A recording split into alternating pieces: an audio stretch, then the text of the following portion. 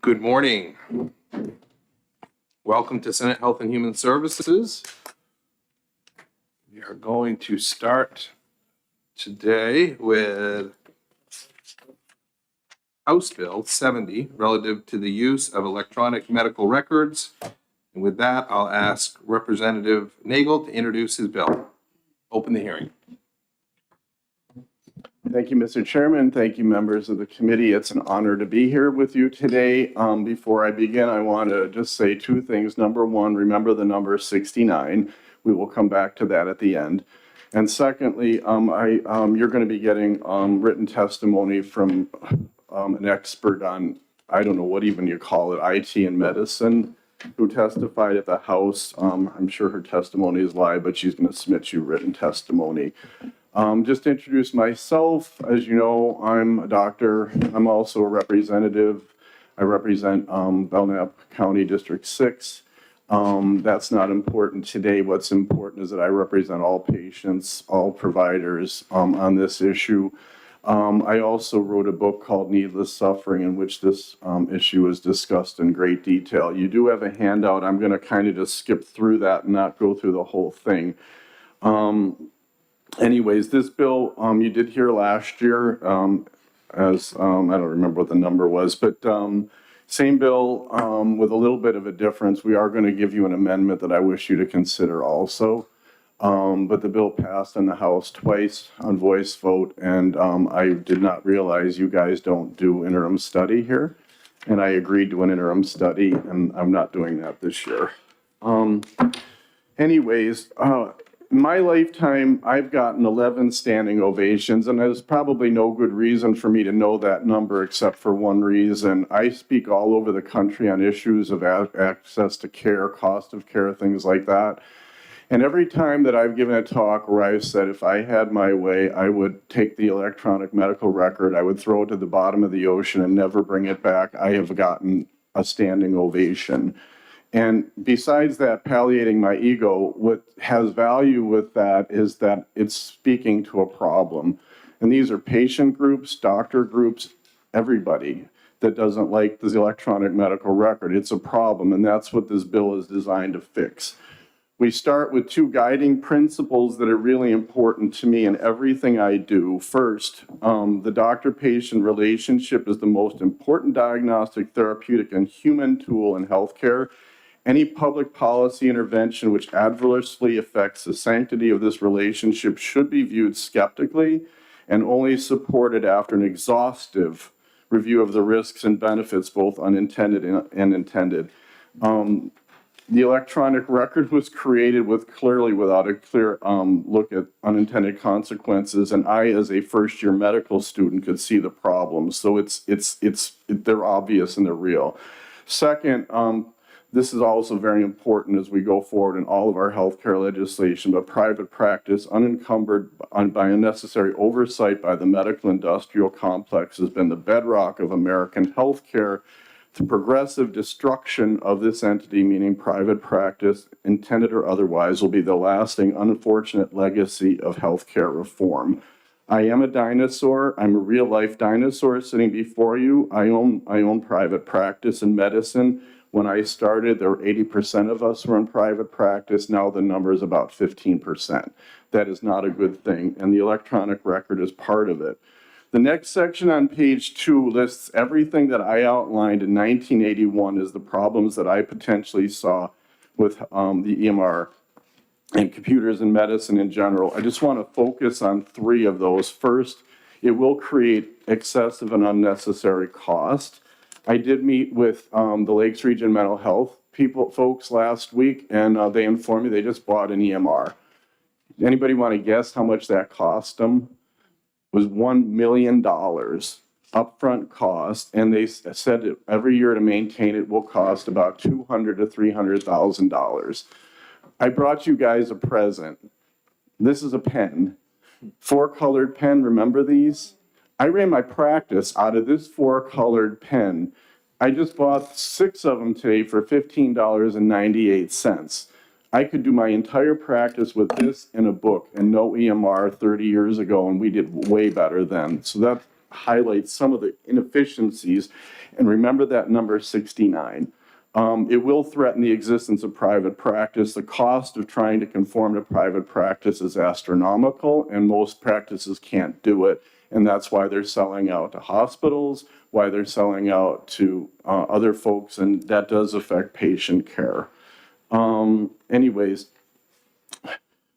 when George Bush first suggested the concept of the EMR, he said that by computerizing healthcare records, we can avoid dangerous medical mistakes, reduce costs, and improve care. That implied that we would actually communicate with each other, and that would be a tool to do that. Unfortunately, that has most definitely not happened. With the creation of meaningful use and later promoting interoperability, which are the CMS terms for this process, all the EMR has become used for is to facilitate maximal billing and to collect data from public health and other officials. It does virtually nothing to promote communication. It has actually created fragmentation between providers so that we don't communicate well with each other. I'm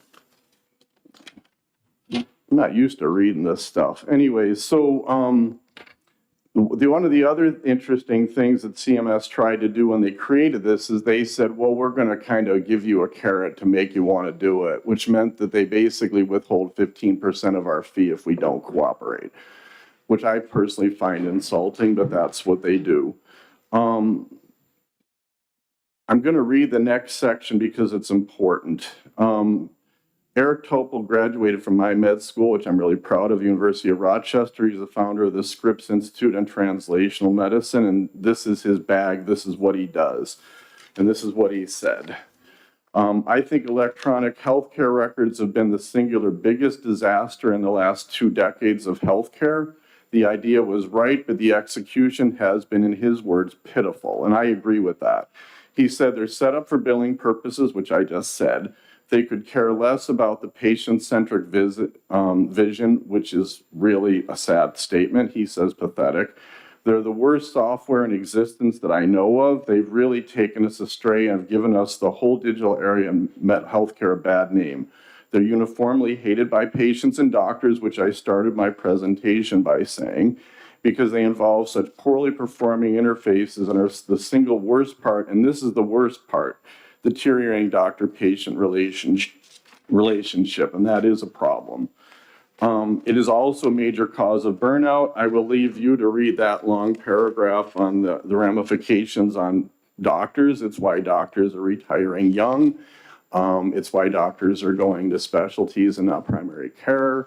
It's why doctors can only spend 10 minutes with patients instead of an hour like I used to. Anyways, what HB 70 is basically a solution to a very real problem. As now the commercial insurers really aren't the guilty ones, it's really more CMS, and I know they will tell you that later, and I agree with them totally. However, healthcare is changing. We're seeing a progressive oligopolization of both insurers and providers. We're watching for-profit entities actually buy out places within this state, which we're watching in real time. And the result of that will be that just because commercial insurers aren't mandating this now, they will in the future. The other little thing that's really important to me is that we're trying through House Bill 241 and House Bill 1712, which have already been passed. We're trying to create access to integrative models of care and provide an opportunity for non-doctor people, non-allopathic doctors to have better access to insurance and things like that in the system. So for example, if you're a chiropractor, you don't need to use an electronic record. If you're an acupuncturist, you don't need to have an electronic record. If we allow them to join the club, which I think we should, remember that $1 million figure I said earlier, they're gonna have to put out money to be able to join the club, which means that they're gonna have to give up the freedom of their private practice. That's what I'm trying to prevent. Also, I want to allow docs to go into private practice without having to absorb ridiculous costs up front so that they can just use a pen like this.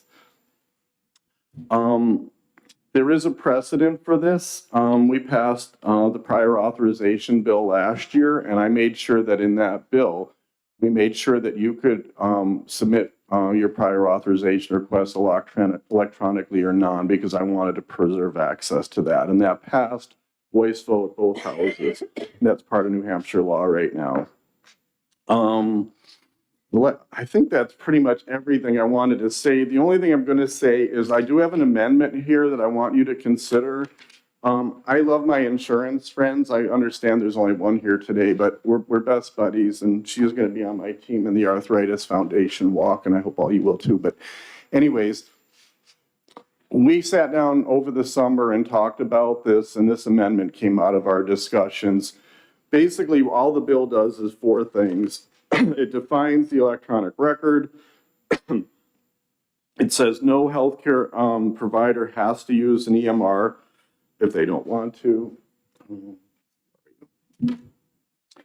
You can't withhold any of the doctor's fees for not submitting with an electronic record. They can't require any format of an EMR.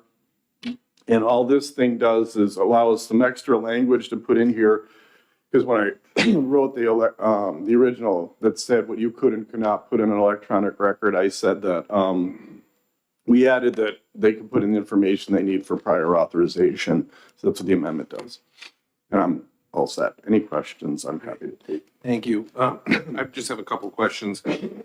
Online, so I think you answered the question that I had initially about the CMS requirements, and because I remember when that happened, but are there private payers that are requiring going to EMR? At this point, not within this state. Okay. And so the suggestion was that this was a solution in terms of a problem. I look at it as an ounce of prevention because I see this coming, and it will come. And then the other question I had, more from my background, where we've used electronic systems for the last 40 years, and line C, line 12, require any specific format of an EMR. I mean, I just knowing how these things are transmitted, I think that would be a requirement of functionality, that you have to transmit this data in this format so we can read it. The reason why I put that in there has totally to do, so what I like about my group's EMR, we've used the same format since I've been there. I've been there 35 years. So, you know, the most important thing you do in a medical document is you think. When I write my notes, I'm thinking, and that's important to me. The document that we use in my group is the same thing I used to use. It's a running narrative of what my thought process is. What a lot of practices do is they use templates. There is no thinking that goes into a template, and I will never, ever use a template. And if somebody tells me I have to, that will be a problem for me. And that's what I was getting at with that one, is you cannot require somebody to use a template. They can use a narrative form if they want, or whatever they want. That was why that was important to me. Okay. And then I guess along those same lines, again, just trying to relate to my personal experience, we have a national set of standards for transmitting data. Does the EMR world and the medical side of things, are there a set of standards that exist to transmit data? I don't know about the transmission part. Are there standards? Not really. Okay. You know, what really bothered me, and you know, when this started evolving a long time ago, it was kind of shocking. Like all of a sudden, you know, the people selling this stuff is, well, if you do it this way, this way, this way, and this way, like, I don't know if you're familiar with bullets, but if you put in so many bullets into your note, you can bill more. And that's kind of stupid, really. So like they were formatting these EMRs merely so that you could put more billets in so you could bill more. I mean, that made like no sense to me at all. And, you know, as somebody that works with people with complex disabilities that spends an hour or more with my patient, it's like, well, if I don't put 7 billets in, you're not going to let me bill for my hour. But if I spend 5 minutes, I can if I put enough bullets in. And they found all these crazy strategies to get around with it. And I mean, when I started in healthcare, it wasn't about making money. It was about doing what was right for people. And I've watched this evolution happen when you can't afford to buy this stuff. So you have to join with somebody else who starts dictating to you that you have to do it this way or you don't have a job. That's the problem. And that's what Eric was getting at when he wrote his blurb. Great. Thank you. Any questions from the committee? Senator Prentice. Thank you, Chair Rochford. Thank you, Representative Dr. Nagel, for taking my probably one question, but it might lead to a second one. And so is it your opinion, based on your experience, that moving to electronic medical records pushes private practitioners into health system, larger health systems? It's part of it. So it's all about cost and complexity. So when I started, it was really easy. You bought an ad in the Yellow Pages for $75. You put a shingle on a door and you just hope somebody'd show up. And if you did a good job, they kept coming. And then they tell their friends and they would keep coming. We didn't have to do any of this other stuff. So all of a sudden, with the prior, it's kind of a vicious cycle. So, all right, now we got to use this. I don't know what our EMR costs, but Dartmouth, I can't remember the tens of millions of dollars it cost them to buy their EMR. And then the first one didn't work. So then you got to get the software to fix it. And all of a sudden, the complexity is out of control, the cost is out of control. And the next thing you know is I can't afford this and it's too overwhelming. So I sell out. Yep. Follow up? Yes. So a statement and then, I have a question here, but Dr. Nagel, I do remember this bill from last year. And one of the areas that you talked more about was some of the specialty providers and how this really was an issue for them, more so than, in my opinion, talking about like a GP or a primary care practitioner. So you mentioned that today, but it seems that has become, that's all swept together at this point as being one. Okay, so but here, second, when you talk about communications, so I'm like a mediocre fan. I'll be, totally transparent, mediocre to high fan of electronic medical records because I have seen from a patient side and then a provider side, and implementing them, say, in emergency medical services, how it links an entire experience. But the thing that it doesn't always link, and this is just what I want your opinion on, is when you talk about communication. We can maybe see everything, and let's set the costs aside, but are we missing the conversations that you used to have? And is that, when you say communication, what you're getting at? The least used app on this thing is my phone. Nobody talks to each other anymore. And that's what the other thing that really bothers me. So like, not to dump on the VA, but to dump on the VA. I get a referral from the VA. I get this 26-page electronic record that tells me nothing. Nothing. It's not communicating a thing, and I can't even half the time find out who sent the patient to me, so who I can talk to afterwards to say, you know what, I found this, you need to know about this. And they don't want a phone call. They want me to send them an email. That is such a dangerous way of communicating. And I mean, there's no substitute for face-to-face communication. When I first started, if I put in a consult at the hospital, I was obligated by hospital bylaws to actually call the person I was asking for the consult for. That doesn't happen anymore. I get a referral from somebody that says, I want a paresthesia in limb. I go, what the heck does that mean?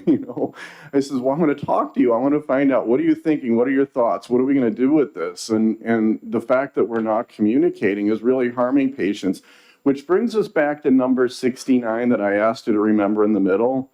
In the beginning, it has nothing to do with the last bill of the day. It has everything to do with where the United States is ranked worldwide as a healthcare system. We are ranked 69th out of 104 countries. That is embarrassing. That is totally embarrassing. And where we fare worst is how we communicate with each other, cost, access, all these things. And this is one of the problems. With that said, and I'm going to quote Eric also, he said that this is a fixable problem. I'm not saying the EMR is bad. It's just in its current format, it's bad. And I was also told that it's a train that's left a station and you're either on it or you're not. Well, I grew up 15 miles from Niagara Falls, and I remember my mom telling me very well that if a train was going over Niagara Falls, would you hop on it or not? I said, no, I'm not going to hop on it. And this is a train that's going over Niagara Falls. And I really think that this and Eric's work are things that we really need to do to raise attention that this is a problem that no healthcare provider likes. So why can't we fix it?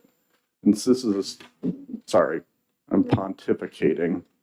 One last thing. Is it your opinion that an electronic medical record and verbal communications can coexist in the best world?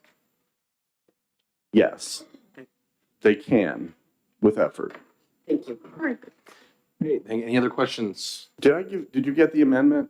We do, yes, Okay. yep, we have it right here. Sorry. Yep, yep. I did want to show you one thing. Little old lady comes in to see me and she brings this into me. And it was plasticized and everything. This isn't hers. I'm not violating HIPAA, but I made this up.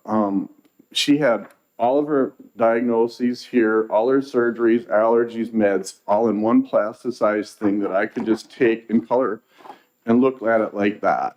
And in 3 seconds, I knew everything I needed to know about this lady for the cost of less than 1 cent.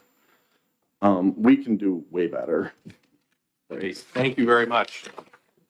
Yeah, I Sabrina- brought you your own pen if you want. I mean, they're really, Oh, great. You can, here. Sophie can take that, yes. Do we have to declare that? Do we have to declare? No, that's under $25.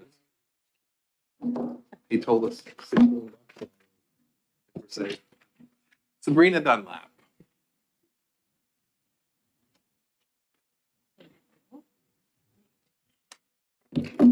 You have pens? Good morning. Morning. Thank you for letting me speak. It's nice to see you all. It feels like it's been a little while. I'm Sabrina Dunlap. I'm Senior Director of Government Relations for Anthem.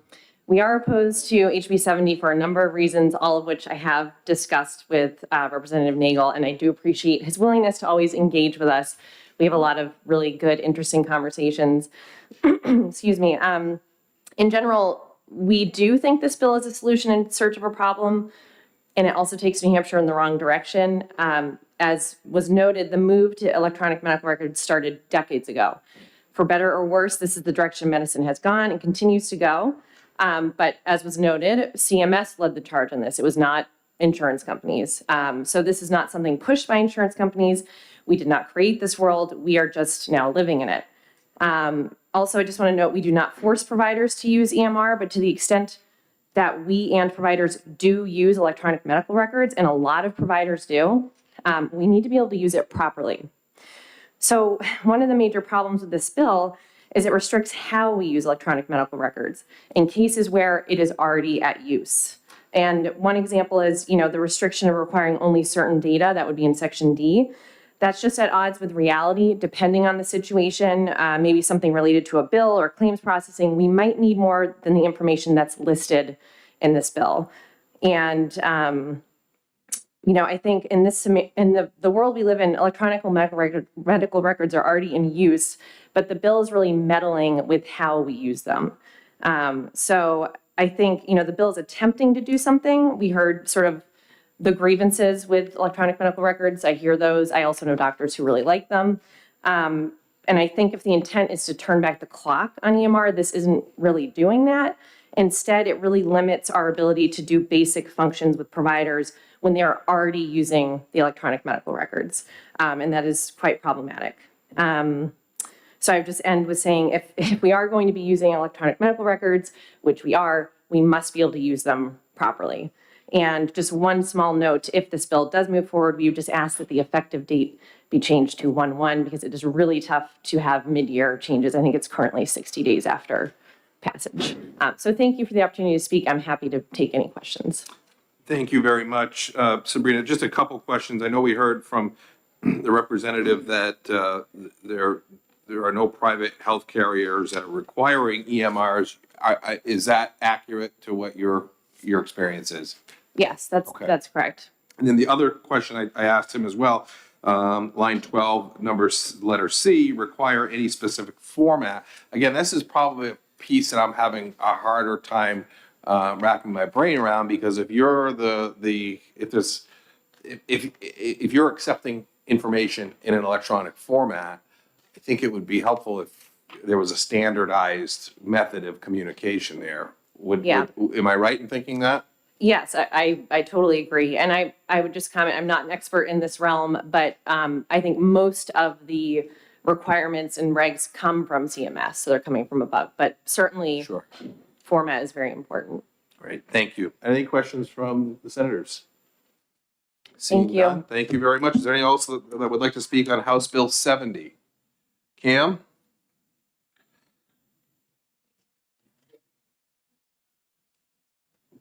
Good morning, Mr. Chairman, members of the committee. For the record, my name is Cam Lapine. I work at Orin Reno. I'm here representing Cigna.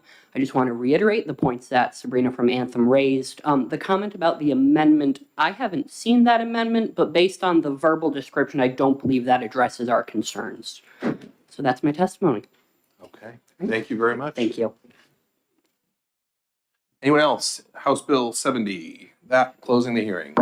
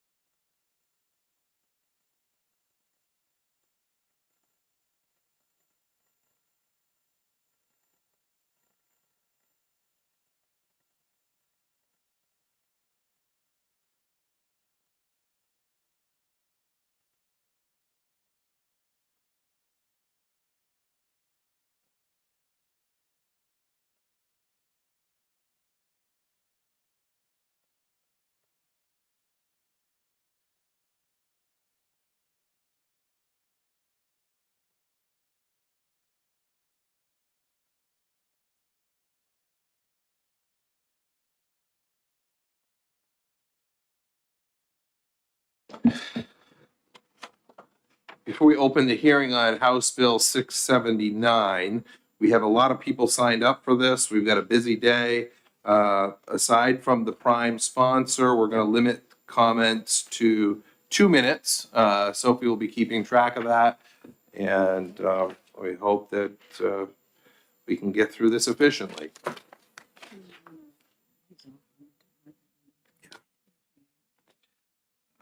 Okay, so with that, we're going to open the hearing on House Bill 679 relative to immunization requirements, and we have Representative Potenza introducing her bill.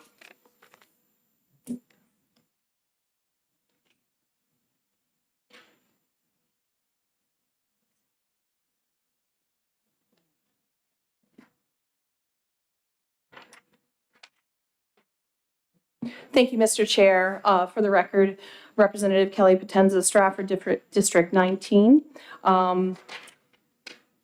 Just organize my thoughts here. So this is a very simple bill, but not so simple in the sense of you've got a lot of people signed up to speak on it.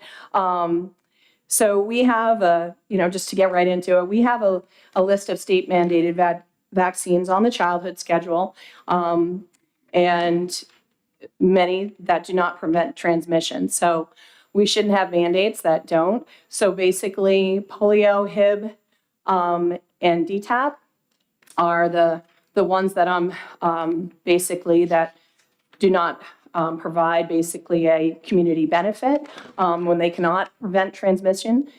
So if there's no community benefit, then should be a personal protective decision, and we don't mandate any other personally protective medication in the state. So the argument against mandating vaccines on the state's childhood schedule revolves around really several key points. The lack of public health justification. The primary justification for vaccine mandates is to prevent the spread of infectious diseases and to protect the broader community. So if a vaccine does not significantly reduce transmission, the public health benefit of mandating it, of course, diminishes. Individual risk-benefit assessment. When a vaccine primarily protects the individual rather than reducing community spread, the decision to vaccinate should be left to parents and guardians based on the child's specific health needs and risk factors. Of course, ethical and bodily autonomy concerns. Mandating a medical intervention, especially for children, raises ethical concerns when the intervention does not provide a direct community benefit. Parents should have the right to make medical decisions for their children when the choice does not significantly impact others. Of course, potential side effects and unknown long-term risks. Even the most well-tested vaccines can have side effects. And if they do not prevent transmission, the argument for mandating them weakens them further. Parents should be able to weigh the potential risks and the benefits without coercion. Erosion of public trust. Mandating vaccines that do not clearly contribute to herd immunity, they can undermine public trust in public health authorities and future vaccine programs. Transparency and voluntary participation always encourage greater long-term trust and compliance. And then, of course, alternative protective measures. If a vaccine doesn't prevent spread, other strategies, treatments, hygiene measures, there's lots that's talked about in these documents that I've given you. Targeted protection for vulnerable populations may be more appropriate than mandates. So I would love to just start with this, because this is where you're going to hear most of the testimony that you're going to hear, and the folks that are against this is talking about this is going to change. This is going to change how parents are going into the doctor's office. There's going to be less vaccinations, going to be less uptick, all of that kind of stuff, which is absolutely not true. And this is the reason why. So mandates from state law, they don't impact access, for one thing. They don't change the way that providers recommend vaccines at all to their patients because they follow the CDC schedule. So every single time that I take my children to Dartmouth-Hitchcock, the recommended schedule is not, there's a mandate basically that says if you want to send your child to school, these are the 9 vaccines that you have to have in New Hampshire. They will tell you that, but they're following a CDC schedule. And the recommended list is way more than the 9 that are, of course, are on the state's mandate list to be able to attend school, which of course we do have exemptions. So I have to say that the transparency and voluntary participation, that encourages that greater long-term trust, of course, with our New Hampshire parents. And I took a picture of, this is in my daughter's pediatrician's office, and I just want to be clear, because this is the most important thing, I believe, when it comes to when we're talking about this subject. Of course, my phone. It's a back to school, and I will send you all of this. It says, back to school checklist, book bag, pencils, notebooks, and vaccinations. New Hampshire state law requires that all middle school students be vaccinated against 9 preventable communicable diseases. Before your child leads back to school, please follow these important steps. Schedule an appointment for vaccinations, all of that kind of stuff. So that right there is actually not true. So let's just talk about polio. Polio is clear. I will get into the other piece of polio at the end real quickly, but IPV, just on the document that I sent you, this is of course from the Polio Global Eradication Initiative. It does not stop transmission of the virus. Clear. Tetanus. Tetanus, a serious disease of the central nervous system. It's also often fatal, caused by the toxin of tetanus bacteria, which usually enter the body through an open wound. Tetanus is not contagious. It occurs in people who have a skin or deep tissue wound or puncture. We don't have the option right now. I had a family that contacted me that only wanted a tetanus shot. You can't get that right now in New Hampshire, which is ridiculous because it's a combined shot. So you have to get 2 others when you get tetanus. And so that's an issue as well. So, which is something that I really believe that we should be looking at, because there are many people, to including adults, that want to get just a simple tetanus shot, and they cannot right now. It's a combined shot. The last thing I would have to say, I'll talk about pertussis, and this was a This is an article here. Conclusion, the effects of the wholesale pertussis vaccine wane after 5 to 10 years. Vaccinated adolescents and adults may serve as reservoirs for silent infection and become potential transmitters to unprotected infants. The wholesale vaccine pertussis is protective only against clinical disease, not against infection. Therefore, even young, recently vaccinated children may serve as reservoirs and potential transmitters of the infection. That's on 528 of this document that I have here. I believe that we can change our schedule here in regards with what's mandated by the state, bringing 9 down to 6. It doesn't change anything because DHHS and everything else is all following the CDC schedule, and we shouldn't be mandating anything that doesn't prevent transmission. And that's all I have to say, really. Are there any questions of the committee? Thank you very much. Let's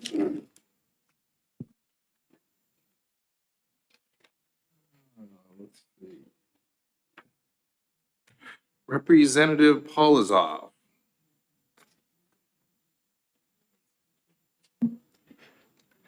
Good morning, Mr. Chair. For the record, Yuri Polozov, representing Merrimack 10, Hooksett and Dunbarton. Let me.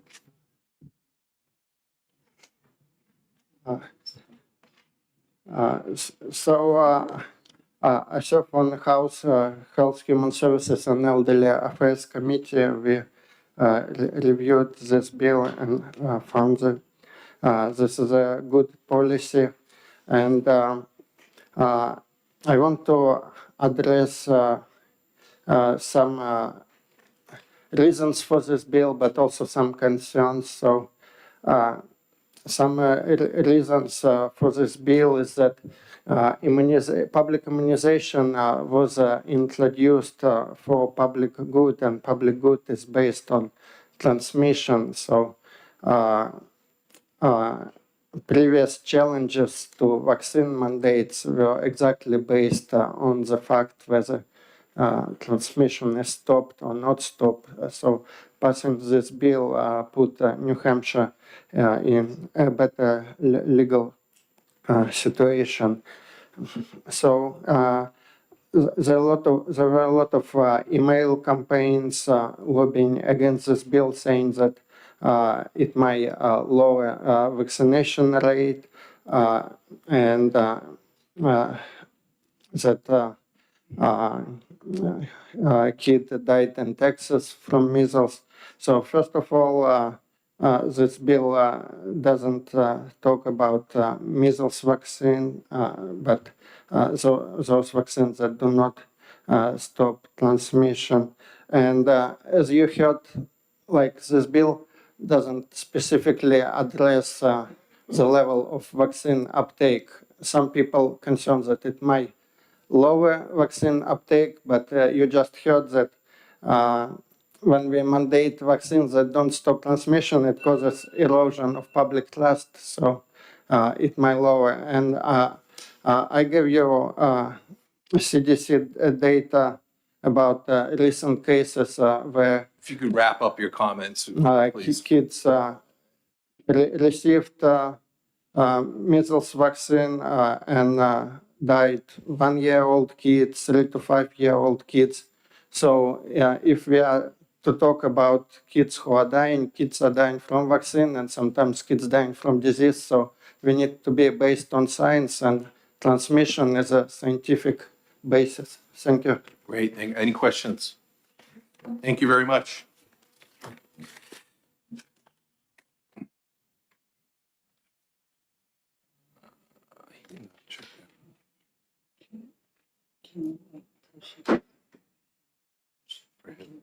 Yeah, but he didn't check out the speaking. All right. The Honorable Jerry Knirk.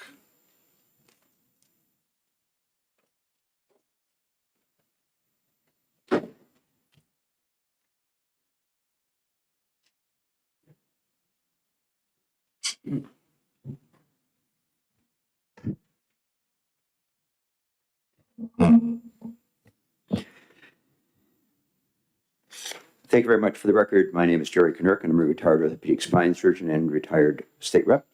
This bill could have a significant negative impact on vaccine-preventable diseases. First, I have a concern with the language "prevent transmission." Does that vague wording mean 100% prevention of transmission or significantly diminished transmission, such that outbreaks would be prevented? Nothing in medicine works 100% of the time. Also, some vaccines work by preventing severe disease rather than stopping transmission. I'd like to focus primarily on the impact of this bill on polio. Most of you in this room have probably never seen a person with polio. Before the polio vaccine came out in 1955, it was a very feared disease and major cause of disability in children, with several epidemics between 1948 and 55. Besides isolated paralysis of an extremity, polio could affect the spinal muscle, leading to severe paralytic scoliosis. The most memorable patient I ever treated was precisely my age. Both born in 1952, I had the luck of getting the polio vaccine before polio. He had the misfortune of getting polio before the vaccine and developed severe paralytic scoliosis. He'd had 7 failed surgical procedures on his spine, and he arrived in my office severely bent forward and off to the side like this and couldn't stand up straight or see things. I often thought of the difference in luck between the two of us, and especially when I worked on a 22-hour case to redo his spine from stem to stern so he could stand up. The important thing to understand about polio is that the infection first occurs in the intestines. It's transmitted by the fecal or oral route. The virus then travels through the bloodstream to the brain and spinal cord, and when the virus replicates in the nervous system, it causes paralysis. The first polio vaccine, 1955, was the inactivated polio vaccine. That was the shot that we got. The oral polio vaccine were liquid drops, and that came out in 1961. Polio rapidly decreased and was eliminated from the U.S. by 1979, wild polio. But here's where things get tricky. The oral polio virus is made by weakening the virus, and it will not cause disease, but give an immune response in the intestine, which will prevent infection and transmission. May I go just a little longer? You can finish up. We've got a busy day. Okay. The IPV, the shot, is the virus has been killed, gives antibodies in the bloodstream, not the intestine, and therefore prevents paralysis, even though it doesn't prevent infection. Downside of OPV is that in 1 of every 2.4 million recipients, the weakened virus causes paralysis. So we had 6 of those per year from 80 to 99, then we stopped using it because of that. So, although polio is no longer in this country, it's important to realize that it's only a plane ride away. While polio exists in other parts of the world, we had a case here in 2022 when a person had been exposed, foreign traveler, to a kid who had had oral polio vaccine and brought it back. It was in the wastewater. Luckily, it did not cause an epidemic. In any case, under this bill, the IPV shot could not be required, even though it's the superior vaccine and the vaccine we use in this country. In summary, to really protect our children adequately, we still need to require the inactivated polio virus, that's the shot, even though it doesn't prevent transmission. So please ITL this bill. The details, much more, are in my written testimony. Well, I would ask you, Dr. Knirk, I know you are under a time crunch, if you want to leave that with us. Oh, I have. You did, okay. You all have a copy. Oh, look at that. Right there. Yes. All right. I always come with prepared. Are there any questions? No, thank you very much. Okay, thank you. Let's see. Larissa Trexler.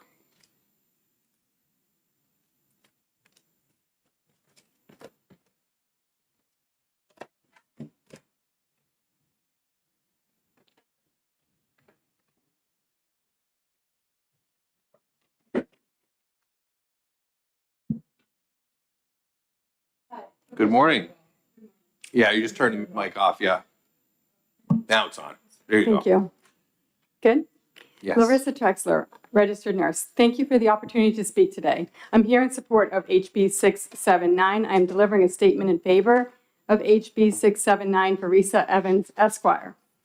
We all cherish our own bodily autonomy, including the right to refuse unwanted medical interventions. Some people see this right as absolute and argue that governments have no business mandating any medical interventions at all. But even people who take a less strict view would agree, as a matter of ethics, that a state shouldn't mandate an intervention like a vaccine unless, at a minimum, the intervention meets 3 conditions. 1, it is safe. 2, it is necessary to stopping the spread of a dangerous disease that poses a threat to public health. And 3, it prevents transmission of the disease. I suggest to you that limiting mandates to vaccines that prevent transmission of disease makes sense not only as a matter of ethics, but also as a matter of law. Indeed, the leading U.S. Supreme Court case on vaccine mandates, Jacobson versus Massachusetts, suggests that the U.S. Constitution prohibits vaccine mandates unless the required vaccine stops transmission of a dangerous disease that poses a threat, a public health threat. Many people are familiar with Jacobson because although the case dates back to 1905, it has been cited by courts hundreds of times in the last 5 years, most often to uphold mandates. However, few are familiar with the limits Jacobson imposes on vaccine mandates. Jacobson upheld a Massachusetts statute that allowed local health boards to enact vaccine mandates if a vaccine was necessary to protect public health. The case arose during a smallpox surge when the Cambridge Board of Health mandated smallpox vaccination on pain of a $5 penalty. And Mr. Jacobson, who was convicted of violating the mandate, our liberty, interest in bodily integrity. The Jacobson opinion acknowledged that a community has the right to protect itself against an epidemic of a disease that threatens the safety of its members, and accordingly, that the rights of the individual in respect of his liberty may at times, under the pressure of great dangers, be subjected to such restraint as the safety of the general public may demand. But Jacobson did not say that the need to balance individual liberty against the common good justifies any Sure, and all so if you're vaccine just reading mandates. off this, you can I'll finish skip it to one. up. We've got a copy of this, so we can read it as well. Thank But you. if you want to just summarize your statements, we'd love to hear it. Okay, justifies any and all vaccine mandates regardless of whether a vaccine actually stops transmission. Thus, I believe the modern Supreme Court case law would require even greater scrutiny of any claimed justifications for mandated interventions and make it harder for courts to uphold mandates for vaccines that don't stop transmission. And that's it. Any questions? I've got a question. Could you just, you bring up some points here that I've looked at, you made it. Can you describe to me the drug approval process in the United States? How a drug gets approved? So I am delivering this testimony for Risa Evans Esquire, Okay. Okay. Very and good. she is available by email. She couldn't get here. All right. Very good. Thank you. Thank you. I'm sure someone else will be able to answer that for me. Laura Condon.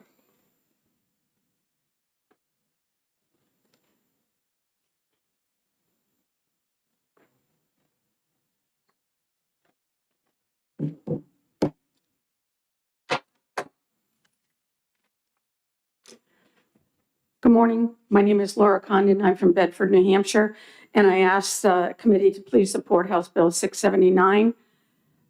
The state must have a public welfare basis for imposing a medical mandate. Preventing the spread of disease is the public benefit on which vaccine mandates are based and imposed on children in daycare and schools. And ensuring that there is indeed a public welfare benefit, a vaccine must actually be shown to prevent the spread of disease. If vaccines do not stop the spread of disease, it is unethical to impose this requirement on children. Likely it is unconstitutional as well, as you've heard. It may be that vaccines are therapeutic and may reduce symptoms, but in that instance, it should be a parent, doctor, clinical decision as how to mitigate symptoms. We don't impose therapeutic treatments for other diseases. We should not impose therapeutic treatment for certain childhood illnesses for children who are not even sick. We know that vaccines carry risk of illness, disability, and death. That is the very reason that the manufacturers and doctors have immunity from liability under the 1986 Federal Childhood Vaccine Injury Act. These are not products that manufacturers are willing to stand behind as safe and effective. The risks are borne by children and their parents. The risks must be considered in imposing mandates. Please do not be misled by anyone who would view the prevention of the spread of disease as vague or arbitrary in an attempt to defeat this child safety bill. There is nothing arbitrary about insisting that if a vaccine is to be mandatory, that it must actually prevent the spread of illness. That is science and safety. COVID has raised the awareness of the public relative to the misrepresentations of what a shot would or would not do. The public was told by experts in public health that if they got these shots, they would not get sick, would not be hospitalized, and would not spread the virus. We all now know that none of that was true. People were bullied to get the shots to protect others. Let us stop the bullying. Let us base mandates on science, safety, and ethics. Public confidence has been shaken with regard to the experts in public health. Passing this bill will help ensure that parents once again trust recommendations from public health authorities. And I ask that you please vote this bill as ought to pass. Happy to take any questions. Thank you. Any questions? No. Seeing none, thank you very much. Thank you. Maggie Carroll? Garul? Rawl. All right. Oh, yeah, I see it now. It wasn't my choice.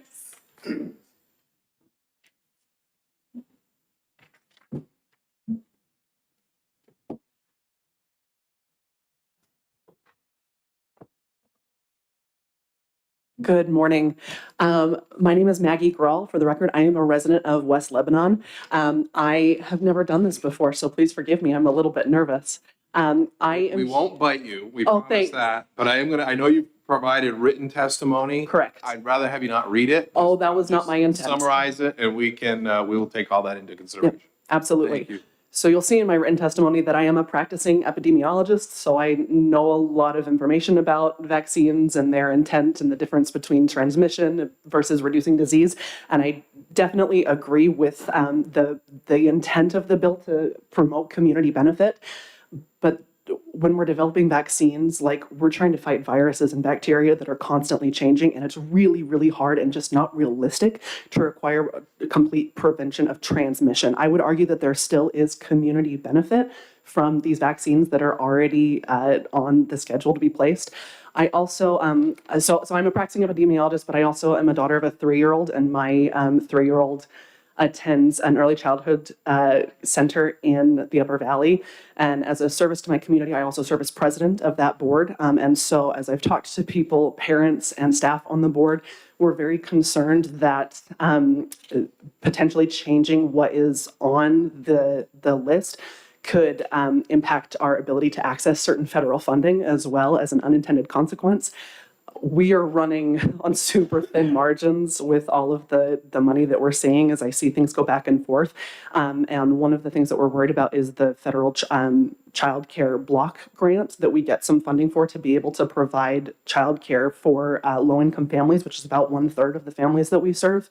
And I worry that when we change what's already in existence, that it could down the line impact what federal funding that we're available for that we don't have any say over.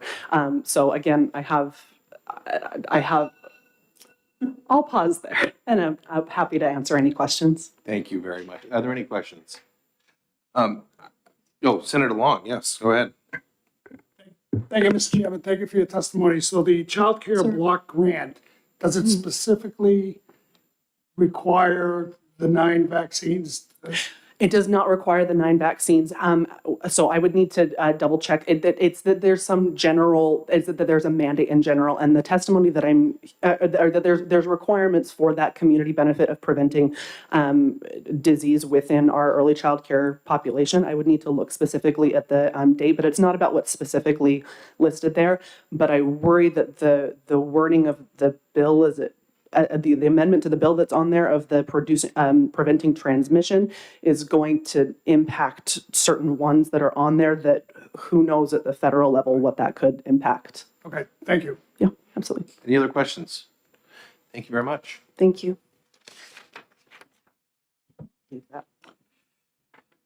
Kathy Stratton.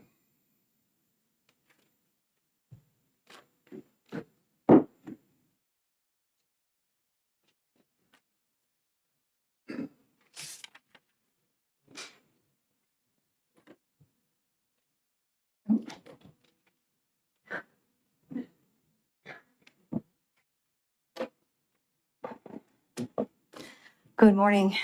Good Thank morning. you for hearing my testimony today.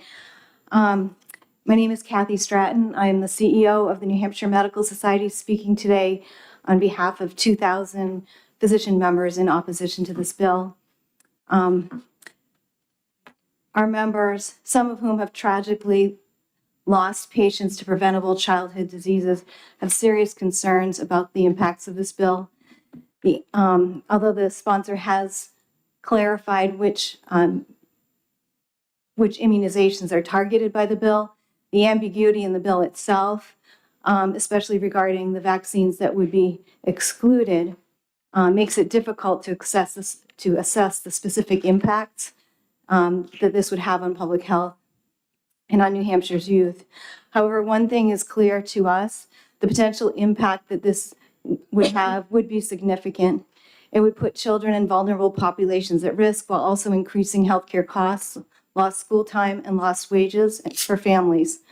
It's important to remember that no vaccine is 100% effective at preventing the transition of disease. However, vaccines are highly effective at preventing illness and reducing the long-term effects and consequences associated with preventable diseases.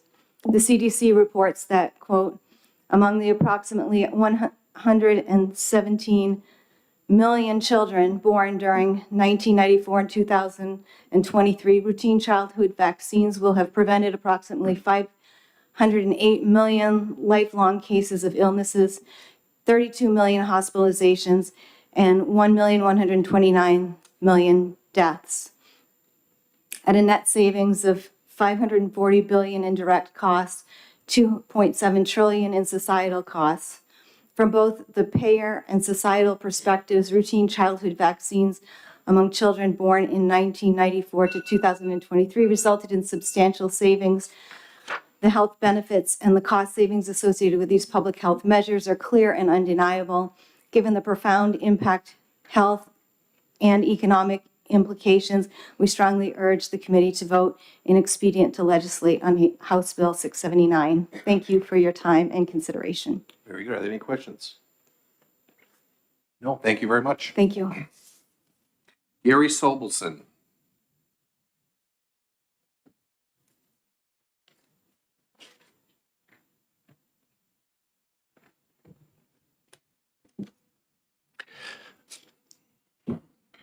Oh, good morning. My name is Dr. Gary Sobelson. I'm a family physician in Concord for the past 41 years and a past president of the New Hampshire Medical Society.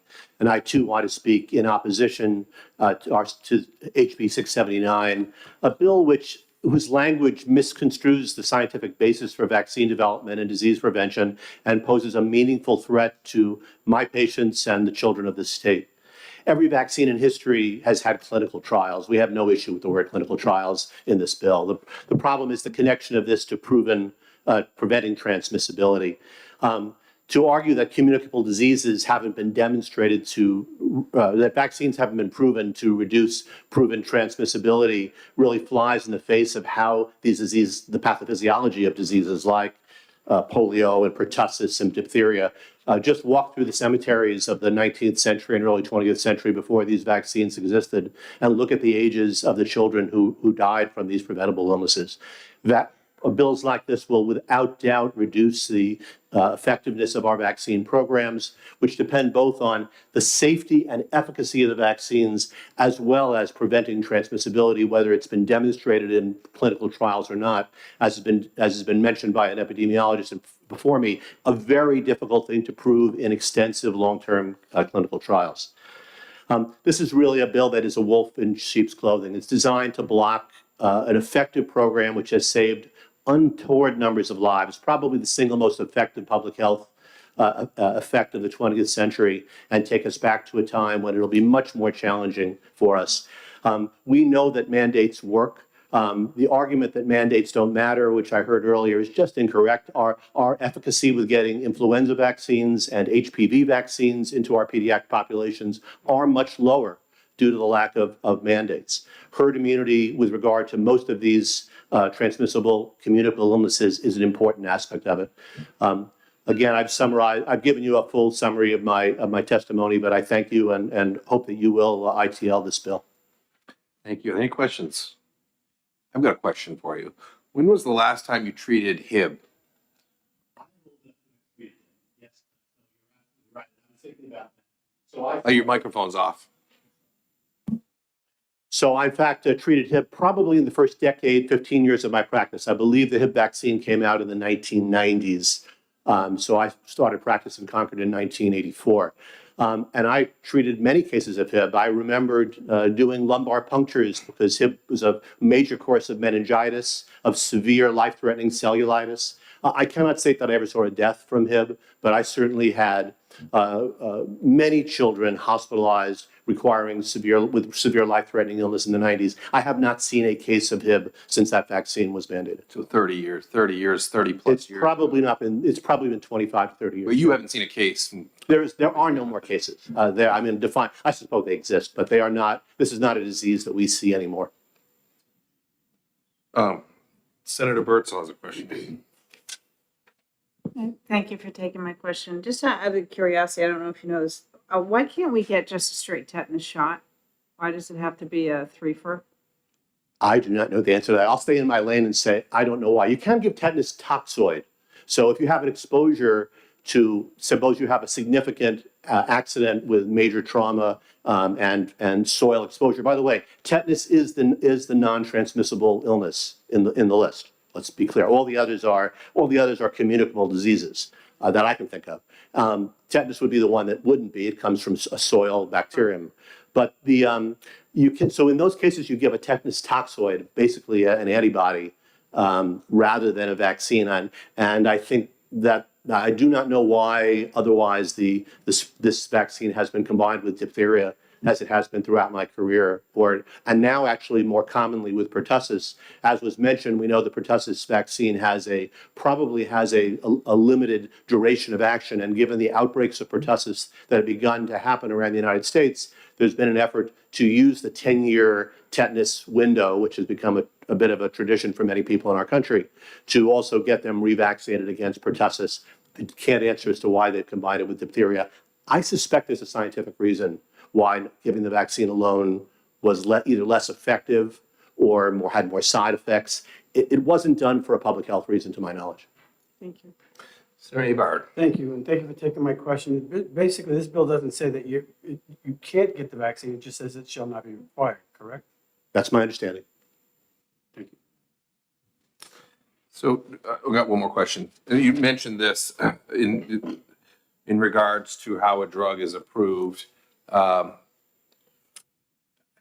What is the standard that has to be met in order to get approval for a drug?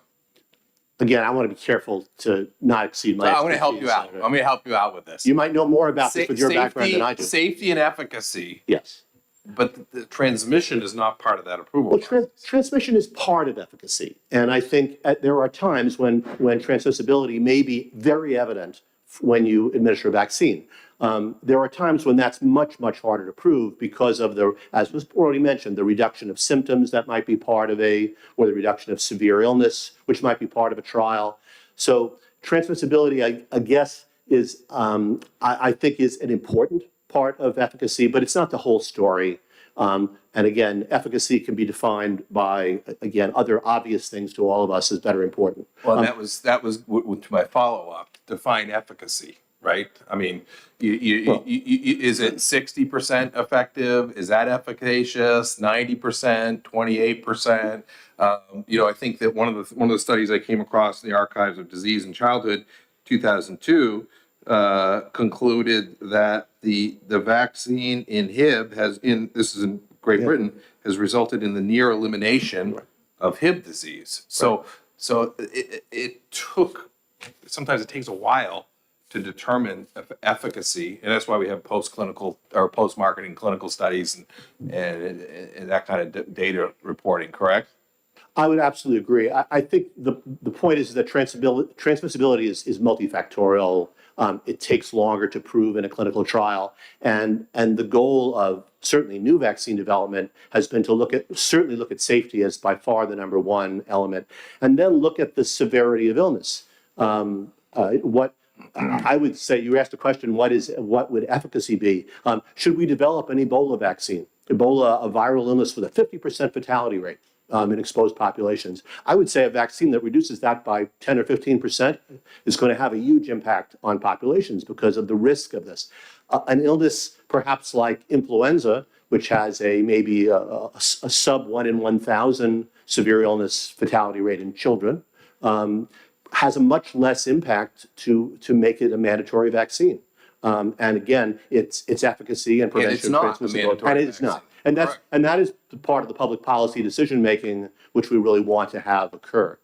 That's why this bill is potentially so dangerous from our viewpoint as physicians, because it opens up a very specific definition into an area where there's a great deal of nuance.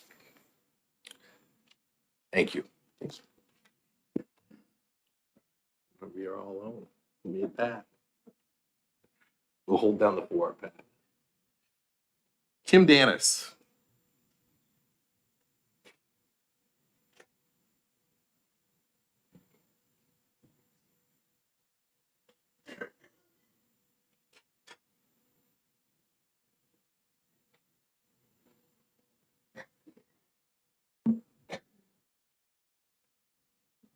Thanks so much. I'm a registered nurse in the community. And just to sort of summarize and emphasize a lot of what Dr. Sobelson just said, the language of this bill is really open to broad interpretation, and it doesn't clearly define which vaccines would be excluded from the requirements of school immunizations, and it doesn't specify what the threshold is of the evidence. So what is the definition that is needed for a vaccine to prevent transmission?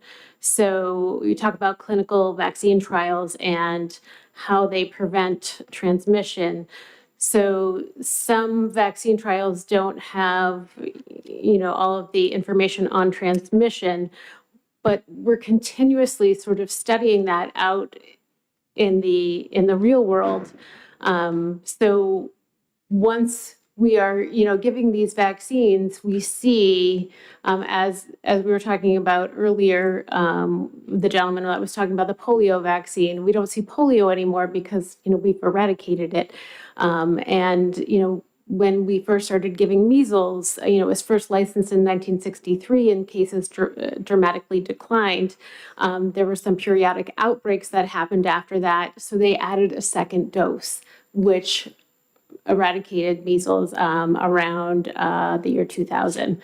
So, we're constantly studying the effects of the vaccines, and if needed, we make adjustments to them. So, I think it's important to remember that, when enough people in the community are immune through vaccination or past infection, it's harder to spread a disease.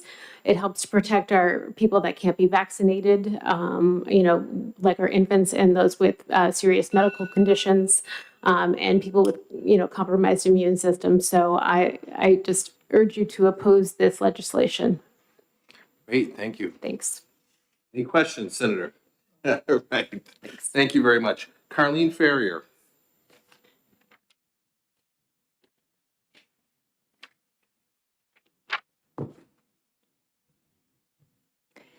Good morning. Good morning. I'm speaking to you on behalf of over 1,250 nurses who are members of the New Hampshire Nurses Association. Our mission is to improve the health of the people of New Hampshire. As a nurse for over 36 years, serving in multiple public health roles, I have witnessed the societal benefit of childhood vaccination in preventing disease and death. Vaccines are one of the greatest public health achievements in the 20th century. Over the course of their lifetimes, U.S. children born between 1994 and 2018 who are vaccinated according to the recommended immunization schedule will prevent 419 million illnesses, 26.8 million hospitalizations, and 93,000 deaths.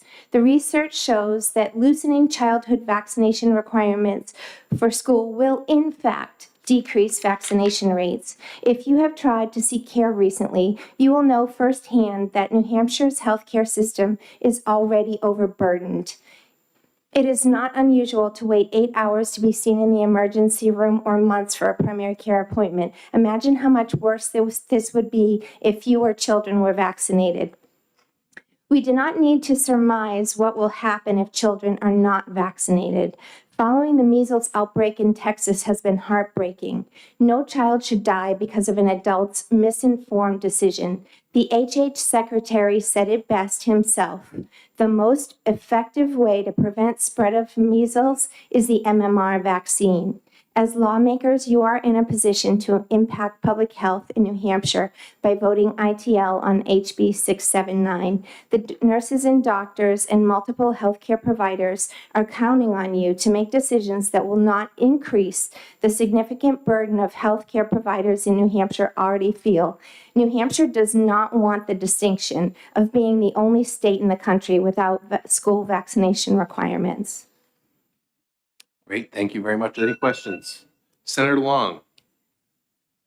Thank you, Mr. Chairman. Thank you for your testimony. Just a question, is there a current avenue with which any parent can get a waiver from any of the 9 mandated? Yes, thank you for the question. In fact, they can seek a medical exemption or a religious exemption. Very good, thank you. Thank you. I also did send testimony electronically to you because I've included articles that are referenced that you can link on if you're interested. Great, thank you very much. Thank you. Kate Fry?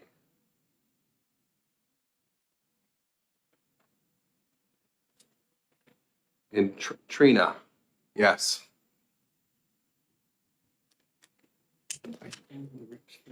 No, they didn't sign to speak. I did. You wanted to hear it, didn't you? Good morning, members of the committee. My name is Kate Fry. I'm the Vice President of Advocacy at New Features, and I'm joined by Trina Engelfinger, the Early Care and Education Policy Coordinator at New Futures. we have written testimony we will leave with you today, but there are 2 points we want to make today regarding public health and childcare funds that we felt it was important for both of us to be at the table today. We oppose House Bill 679, both from a public health point of view and our concern around impact to the child care federal funding. Childhood vaccines protect the broader populations. They serve as firewalls around us by increasing herd immunity and protecting those who can't get vaccinated. As you heard, the existing statute does allow for medical and religious exemptions to enable parents to exempt their children. So these exemptions balance public health protections with a person's medical needs for religious beliefs. But at the same time, we feel very strongly that there does need to be required immunizations for childcare and schools. In particular, 679 would jeopardize New Hampshire's eligibility for federal child care block grants, under which the department must ensure that participants comply with immunization requirements that incorporate the latest recommendations for childhood immunizations by the State Public Health Agency. This committee and many people in the Senate has worked so hard to expand our child care programs. And if this bill were to pass, there would be $30 million of CCDF funds at risk. So for these reasons, we strongly urge the committee to vote inexpedient to legislate on House Bill 679. Thank you very much. And if I could just speak to Senator Long's question Yeah. regarding the specific language of the statute that is. Well, you're out of time, but I'm going to ask you if you could speak to Senator Long's question about the I funding. appreciate it. Thank you so much. So the bill, as you know, limits protections in school and childcare settings to immunizations that have been shown in clinical trials to, quote, prevent transmission of disease. And that standard is just simply too narrow to meet the federal Child Care Development Fund immunization requirements. The CCD fund standard addresses both prevention and control of disease. And I have provided that language in the letter that we will share with you as well. Prevention and control, to me, sounds like that's in line with the standard that a drug has to meet safety and efficacy to be approved by the FDA. So that would align more with that standard, it sounds like to me. I think so, yeah. And just to make sure I got my notes right, we're at risk of losing $30 million of federal funding because this wouldn't align with those standards. And that's per year. So for the biennium, it would be 60 million. Okay, thank you. Any other questions? Senator.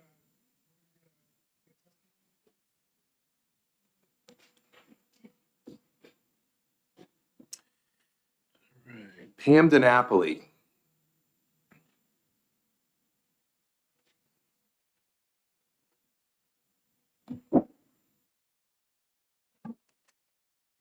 Thank you for taking my testimony. I have submitted written testimony, so I'm just going to summarize. And I want to summarize around the two words mandatory and effectiveness. So I'm a school nurse from Manchester, president of the New Hampshire School Nurses Association, and we oppose this bill. I know how well vaccines work to prevent vaccine-preventable diseases. In terms of the definition of effectiveness, effectiveness of a vaccine is a measure of how well a vaccine works to protect the community as a whole. Evidence shows that if greater than 95% of community is vaccinated, a sufficient percentage of the population will be immune, reducing the likelihood of infection in those of any age who are not immune.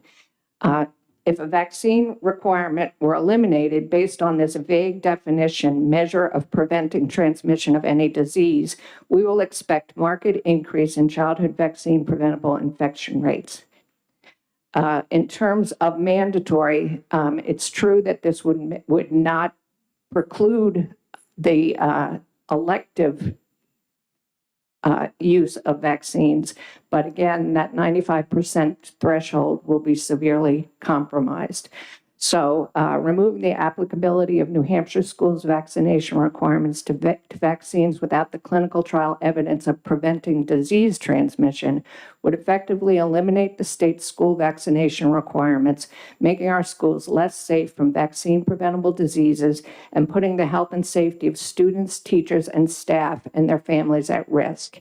We can't forget the vaccine-acquired immunity protects vulnerable persons, especially adults who may have weaning vaccine protections. So we encourage you to consider carefully the ramifications of House Bill 679.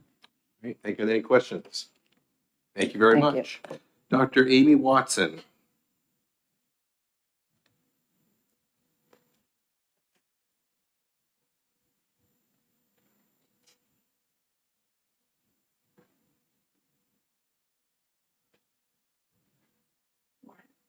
Good morning. Nope. It is now. It is now. Okay, that's much better. Good morning. Thank you for this opportunity. My name is Dr. Amy Watson. I'm a pediatrician. I own and operate a private practice in Concord, and I live in Chichester. I strongly oppose this bill. House Bill 679 is not grounded in sound medical science and would harm children and communities. The language of this bill may sound technical or logical, but it's deeply misguided and dangerously short-sighted. For example, the prime sponsor referenced the whole cell DTaP vaccine. That vaccine has not been in use since 1996. It was replaced with the acellular DTaP vaccine because it had less side effects.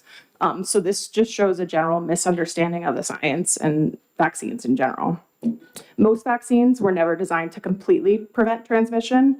If we could do that, I think we would do it, but it's just really not possible with the way that pathophysiology works. Vaccines are developed to reduce suffering, prevent severe illness, hospitalizations, and deaths, and they're incredibly effective at doing that. They also reduce spread, which is a valuable bonus. Even when they don't, they still work, they still matter, they still protect. Just to reiterate, a vaccine doesn't need to 100% stop infections to be life-saving. For example, the Hib vaccine nearly eliminated deadly meningitis and airway infections. It doesn't fully prevent transmission, but it completely changed the face of pediatric medicine. As a younger physician, I've never seen a case of Hib, and I hope that I never do. If this bill becomes law, we would be setting policy based on a flawed premise. Not science, not reality, and certainly not in the best interest of our children. We've seen the cost of this kind of thinking. In 2022, a young adult in New York had paralytic polio, the first case in nearly a decade. And now in 2025, we're seeing a measles outbreak with over 600 cases. 2 children have died, and the numbers are rising. These diseases were nearly gone. Now they're back. Not because vaccines failed, but because we failed to use them. We can't let misinformation shape policy while kids pay the price. This bill opens the door to more illness, more suffering, and more death. I encourage you to oppose House Bill 679. Our children deserve real protection, not unrealistic standards. Thank you. Thank you very for your much. time. Senator Abart has a question for you. Thank you. I appreciate your testimony. Absolutely. You said, was it 1996 there was a vaccine that was replaced because of the side effects? Yeah. Do you remember what the side effects were? Yeah, so the wholesale version of DTaP caused more febrile seizures, and there were also cases of encephalopathy, so swelling of the brain. So it was replaced with an acellular version that was less immunogenic and caused less of those side effects. May I have a follow-up? Yes. Was that a mandated vaccine? In the 90s? I'm not sure of what the schedule was in the 90s. Probably. That would be my guess. And one final one, if I may. So the mandated vaccines that we have now, is there a list of side effects for the parents to be this a potential? Yeah, absolutely. So every vaccine that's administered, it's required that the parents are given a vaccine information statement, which is provided by the CDC. It includes information about the disease itself, the vaccine, side effects, and then reasons to seek out emergency care. Thank you. You're welcome. I want to talk about HIB. You said you've never seen it. I've never seen it. So imagine if, and you're a lot younger than I am, but I imagine if you have seen it, if a case presented this afternoon for you, it would be probably out of your normal scope of business to treat it. Yeah. And I imagine that that's probably the case for many providers in the state, that because they're not seeing it anymore, and it could probably even be misdiagnosed, I would imagine, because it's such a rare disease as of now. The epiglottitis that HIB causes, which is an airway inflammation that causes like acute, they decompensate very quickly. I've seen a few patients who I was really concerned had it, and luckily they didn't, but it was absolutely like very much anxiety provoking because we don't see these illnesses anymore. And so it's kind of essentially outside of our wheelhouse. But polio, you treated polio? No. Luckily. Diphtheria? No. Tetanus? No. Rubeola? No. Rubella? No. Last one, mumps. I had one case of All mumps. right. Well, Yeah. you got it. It was an international traveler, so. All right. Yeah. So wouldn't it be safe, wouldn't it be safe to conjecture that the vaccines are effective in preventing transmission if we're getting these vaccines and we're not seeing transmission of these diseases? Yeah, I would say so. Nothing, again, like it was said earlier, nothing in medicine works 100% of the time. Nothing is perfect. We No, can't because expect you have one that. mumps case. That's right, that one, yeah. Yes. Yeah. No further questions. I don't have any questions. Yeah. Oh, Senator Abart. So sorry. That's okay. Sorry. Yeah. Well, we already concluded that nothing stops you from giving these vaccines because you can advise your patients, hey, listen, I know this isn't mandated, this went through, but I would highly recommend that you could get this. This doesn't prevent you from doing that, correct? Correct.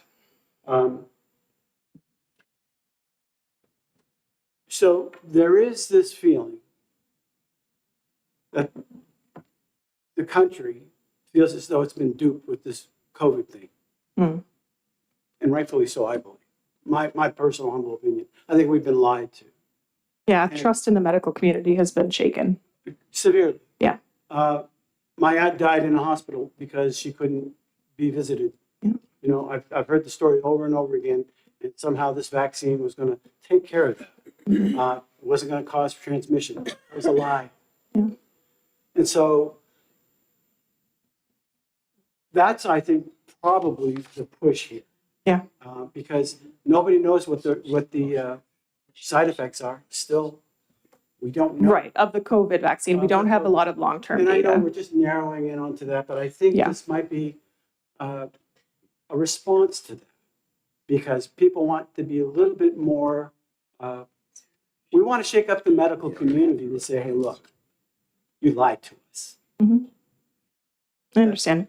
My like just rebuttal to that is that COVID vaccine aside, that shouldn't negate the decades of safety and efficacy data that we have on the rest of the vaccines. And I know that it's hard to separate them, but I think it's important because they are completely separate things. And I do think that the medical community could have done better with the COVID-19 pandemic. Thank you. Welcome. Any other questions? Thank you very much. Thank you. Let you get back to work. Amanda Morrill.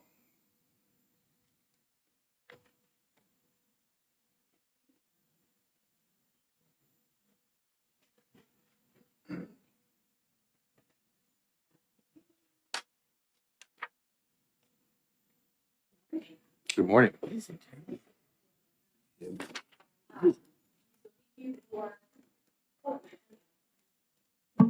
Can you hear me now? Excellent. Good morning. Thank you for the opportunity to speak today. I am Dr. Amanda Morrill, and I'm president of the New Hampshire Pharmacists Association, here to urge you to vote in opposition to House Bill 679. I have handed out testimony, so I'm going to go a little off script just to answer some previous questions. There used to be a solo tetanus vaccine, so you could just get tetanus, but it was discontinued years ago in favor of either combination with diphtheria and or the three combination tetanus, diphtheria, and pertussis. This was to have the opportunity to protect against more infections with less shots. The tetanus alone, I believe, is still available in other countries. It's just not something that's manufactured here in the United States. Vaccines, like other FDA-approved medications, go through a series of phase 1 through 3 clinical trials to ensure both safety and efficacy. Most of these trials use what we call disease-oriented outcomes. This means that we're looking at the level of antibody response to the vaccine. Antibodies help prime the immune system should it be attacked by a virus or bacteria. And we use this to measure and assume that a patient's immune system will be able to fight off a disease and therefore they won't be sick or contagious. The reasons that we have less studies about transmission and more about antibody response is because we can measure antibody response with a randomized controlled trial. This is the gold standard of trial design, and that is why they choose to go that route. I also want to note the wording of this bill is widely open to interpretation and not in line with evidence-based medicine standards. Since the invention of the Haemophilus influenza B vaccine in 1995, there's been a 99% reduction in the incidence of Hib infections. And we had 16,000 cases of polio before the polio vaccine. In 2023, we had none. So again, I have more testimony for you, and I urge you to ITL this bill. Thank you. Thank you very much. Are there any questions? Thank you. Thank you. Julie Kinn.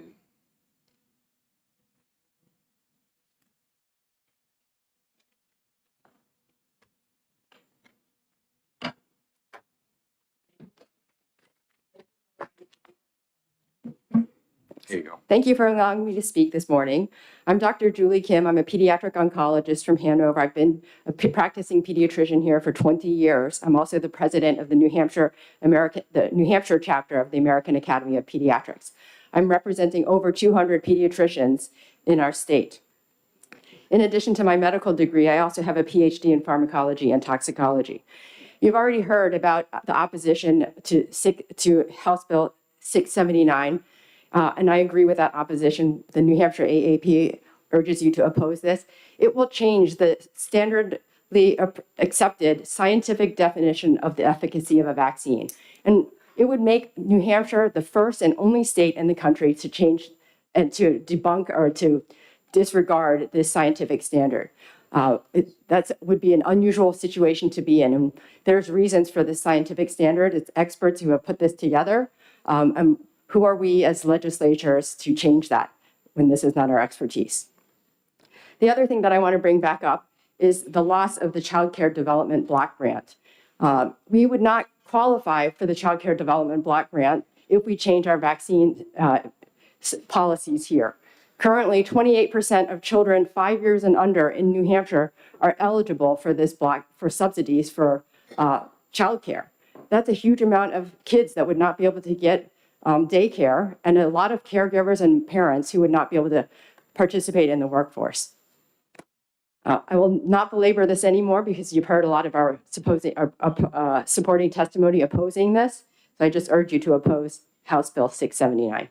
I'm ready to Thank take you. questions. Any questions? Senator Everard. Thank you. And Doctor, I really respect your credentials. But we did have the situation with the COVID situation where we feel as though we were lied to. And so my question is there anything in this bill that would prevent you from saying to the parents, look, this isn't a requirement, but I'm telling you, this is a really good idea to get these vaccines. Is there anything in this bill that would say you can't do that? I think anytime there's a challenge to any immunization definition or the efficacy of an immunization, there's confusion that occurs between parents and caregivers. And yes, we still have this conversation with our parents and caregivers about what we recommend for their child. But introducing additional confusion and actually increasing hesitancy is not good for the child or our public health system in general. Thank you. Any other questions? Senator Long. Thank you, Mr. Chairman. So do you believe if this bill was to pass, you're recommending to parents that they get a certain vaccine would lower the current number of vaccines that are currently To just clarify the question, are you asking if this bill were to pass, would I still recommend that No, you would recommend to your patients, but would you believe that the number of children getting vaccine would be reduced? I think it may, and I think studies have shown that anytime there's a challenge to vaccines, it does decrease vaccine uptake. Okay, thank you. Thank you. Thank you, Mayor. Any other questions? Thanks. All right, thank you very much. Betty Gay.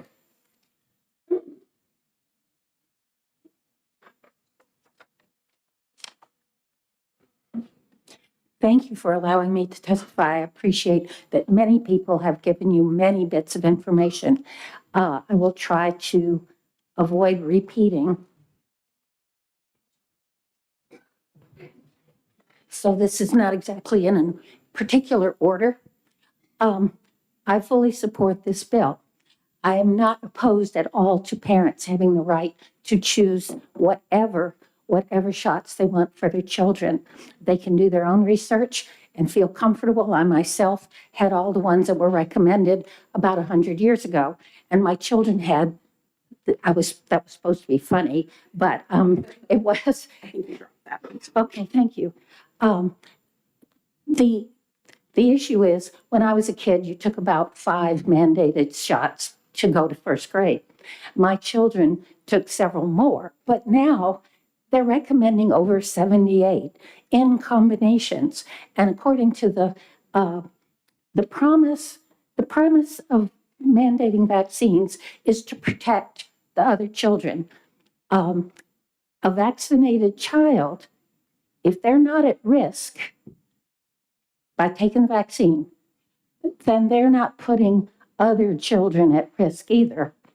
And so therefore, why mandate that every child has it? Because that really is the responsibility of a parent to protect their children.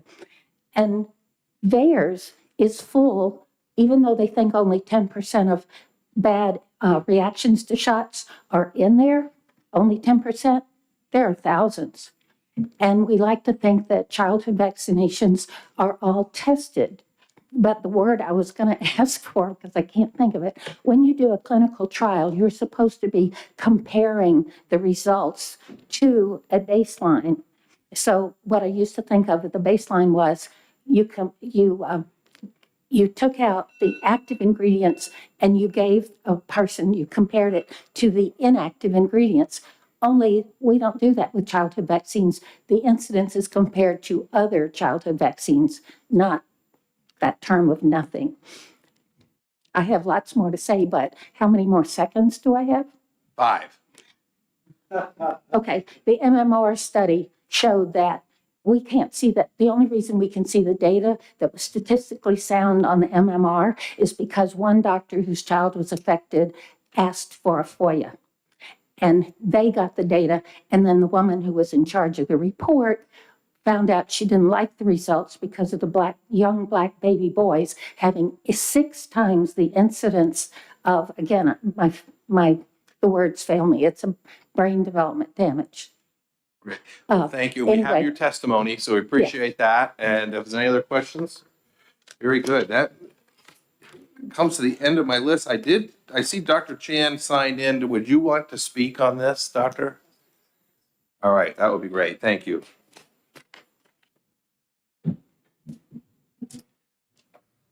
My apologies if we're not formally on the list as testifying. I thought we were signed in. You signed in, but there's another box. You got to make sure all the boxes are checked here in the Senate. My apologies for that. Good. I think it's still morning. Good morning, Mr. Chair, members of the committee.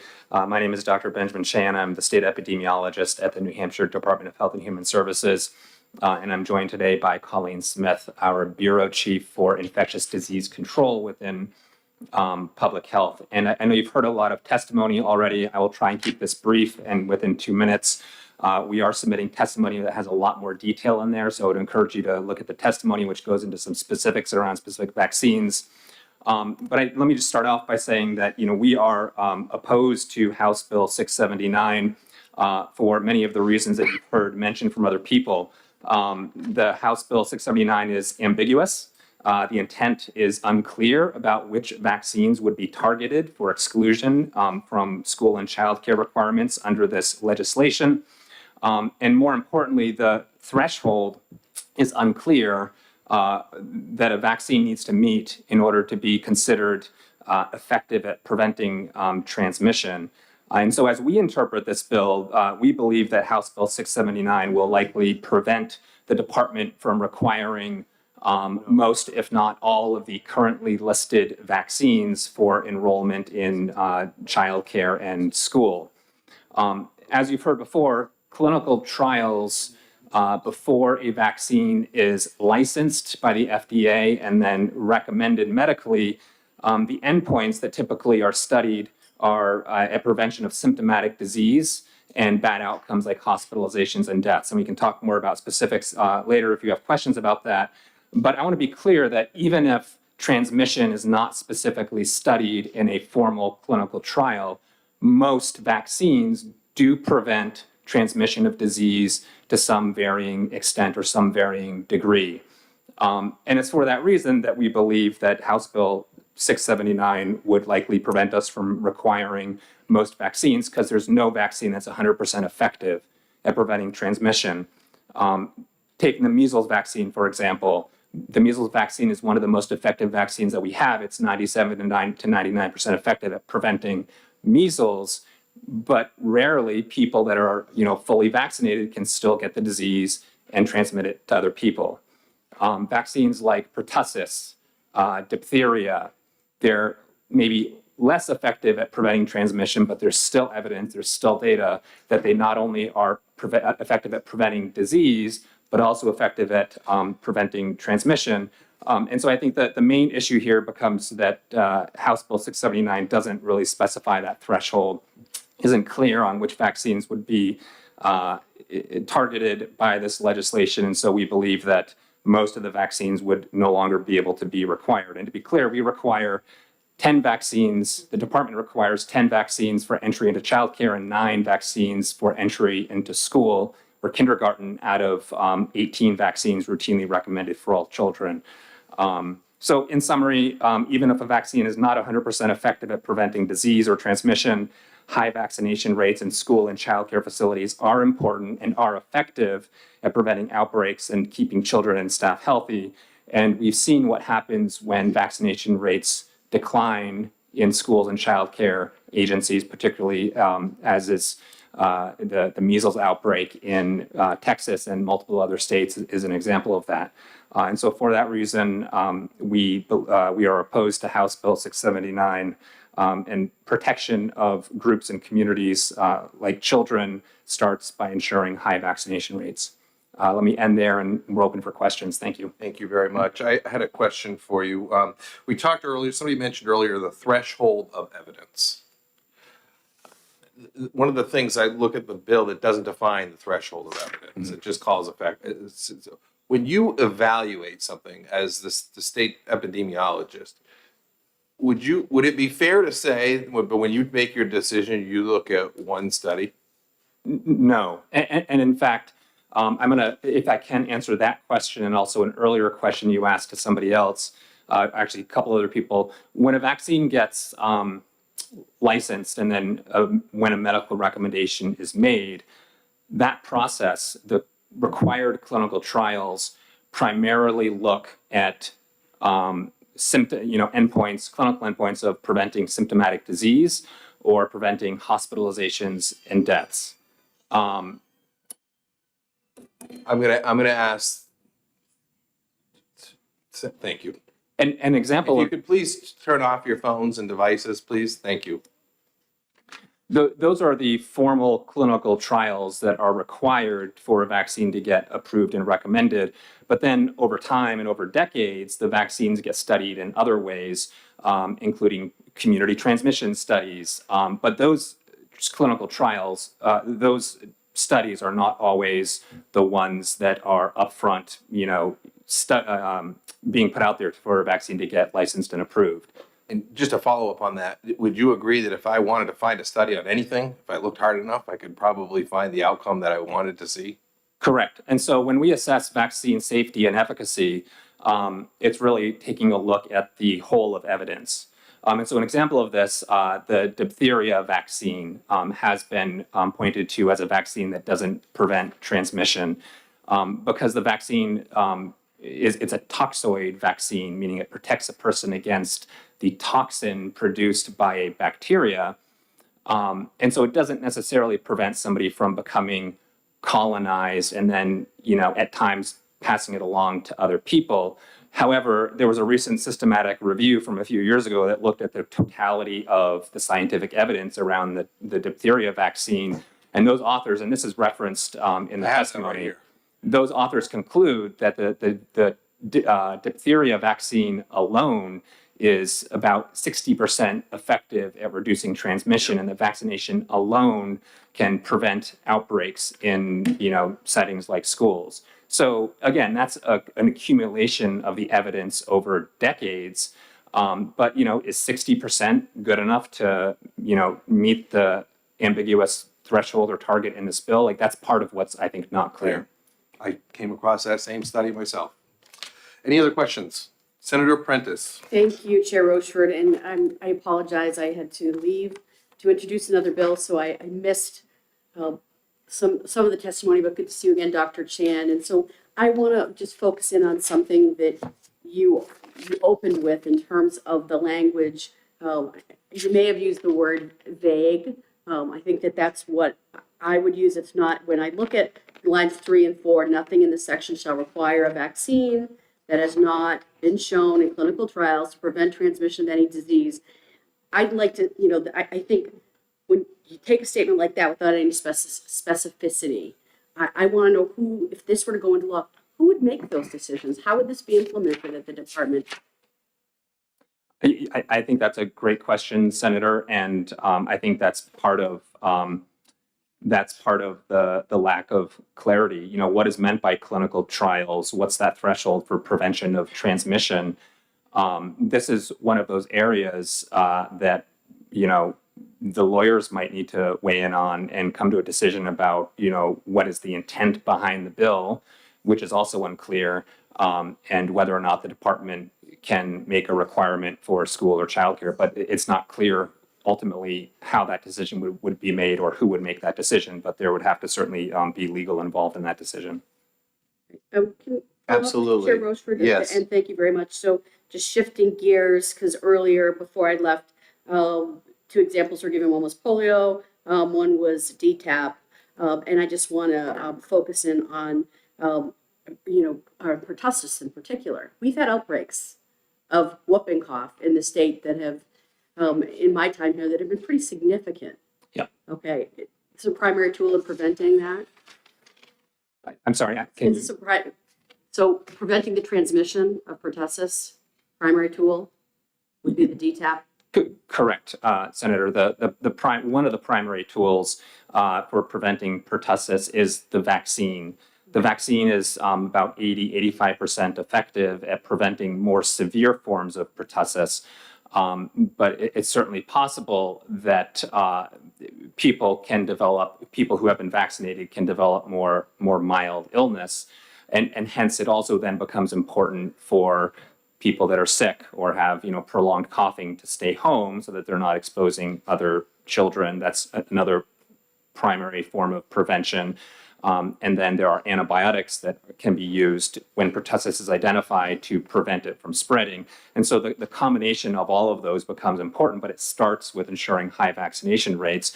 And I know that pertussis is another vaccine that's been pointed to as not preventing transmission. And it's true, it's not 100% effective at preventing transmission, but it does and is effective at preventing some transmission in school and childcare settings by producing immunity and protection and preventing people that have been vaccinated from becoming colonized and then spreading it to other people. One more. One more. Thank you. Last one. Absolutely. So DTaP, so there's the combination of these. And I remember when I worked in an emergency department that this was something often that I did for, gave to somebody, like if they had gotten, say, stitches, they had stepped on a nail. So my question for you is this, and I this started to be talked about earlier, but is there a standalone tetanus shot, or is it always going to be the combination of these? There is not, and I think somebody earlier answered this, there is not a standalone tetanus vaccine. Right now, it's either combined with tetanus and diphtheria or tetanus, diphtheria, and pertussis. And I think part of, again, I'm not an expert as to why that has occurred, but I think part of the reason is because these are vaccines that require some periodic boosting. And so it makes sense from a pharmacology standpoint, perhaps, to, combine the vaccines together that require periodic boosting in order to in order to minimize the number of shots that a child would need. Thank you very much. Oh, I was just going to add to that. There was mentioned earlier there was a hard time getting the tetanus-only vaccine, and that there was a shortage about 6 months ago, but that has been remedied due to a manufacturer in the U.S. no longer making that vaccine. Okay. There you go. Very Thank good. you. Any other questions? Thank you very much. Thank you. Anyone else that would like to speak on House Bill 678? To the right too. All right, we'll get you that.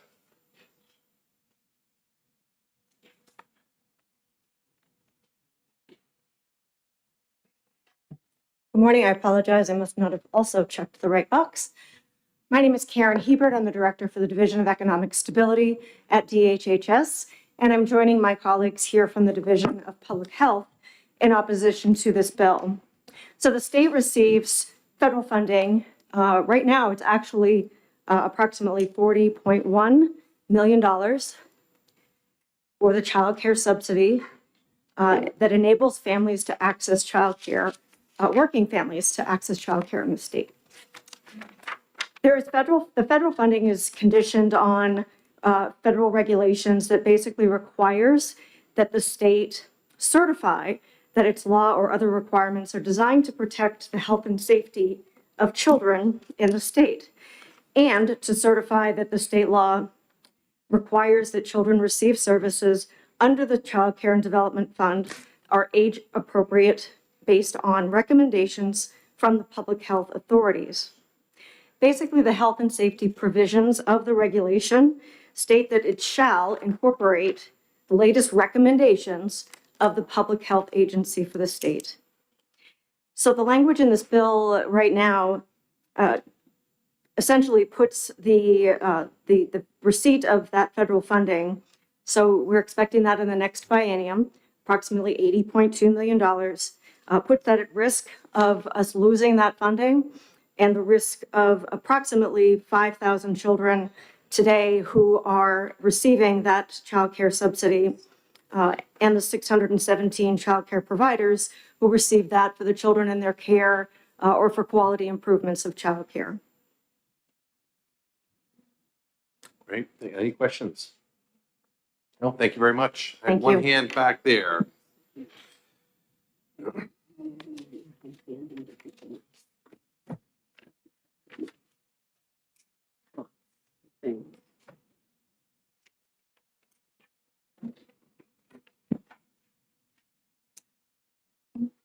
Thank you very much for allowing me to speak. My name is Tori Shaheen. I'm here representing New Hampshire Families for Vaccines. We're an organization dedicated to advancing evidence-based legislation and opposing that which is based on misinformation or a misunderstanding or misrepresentation of existing procedure. I'm also here as a New Hampshire resident and a mother of a kindergartner. So to that end, I'd like to voice my strong opposition to this bill, which places a brand new requirement on vaccines that they must be demonstrated to in clinical trials to prevent transmission. This is not how clinical trials are conducted. Vaccines are designed to keep people from being hospitalized or dying. They are tested for safety and efficacy very rigorously in clinical trials, AKA how good they are at keeping people, including children, out of the hospitals and out of the morgues. It is not possible, to my knowledge, nor practical to incorporate transmission blocking as a clinical endpoint in a trial. I think that would need to be demonstrated before we could ask that it be legislated. So the bill seems to make a requirement of something that isn't done or maybe cannot be done in the first place to create an impossible standard that no vaccine could potentially meet. This, as pointed out previously, would potentially decrease uptake, welcoming back infectious diseases that we have not seen in a long time. So transmission dynamics, however, are appropriately addressed after safety and efficacy is established during open label period, post-licensure, during surveillance, where you would expect to see transmission reduced based on a number of factors attributable to the vaccine. So including but not limited to a lower viral load in a vaccinated person, more rapid clearance of infection, reduced symptom severity and duration. So you're not exclusively coughing all over somebody next to you if you're vaccinated. That is what vaccines do, and that is what they're designed to do and what they do very well. I think it might be a good place to mention efficacy, how a vaccine performs in a controlled trial versus effectiveness, which is how they perform in real world situations. If you could wrap up for us, please. Where we would see the decrease in transmission. And so just to close, I'd like to reaffirm the purpose of vaccines, which are not meant to stop us from getting infected. They are meant to prepare our bodies to fight off these infections quickly, efficiently, without dying, and without requiring medical attention. So thank you very much for letting me speak. Great, thank you. Any questions? With that, I'm going to close the hearing on House Bill 679.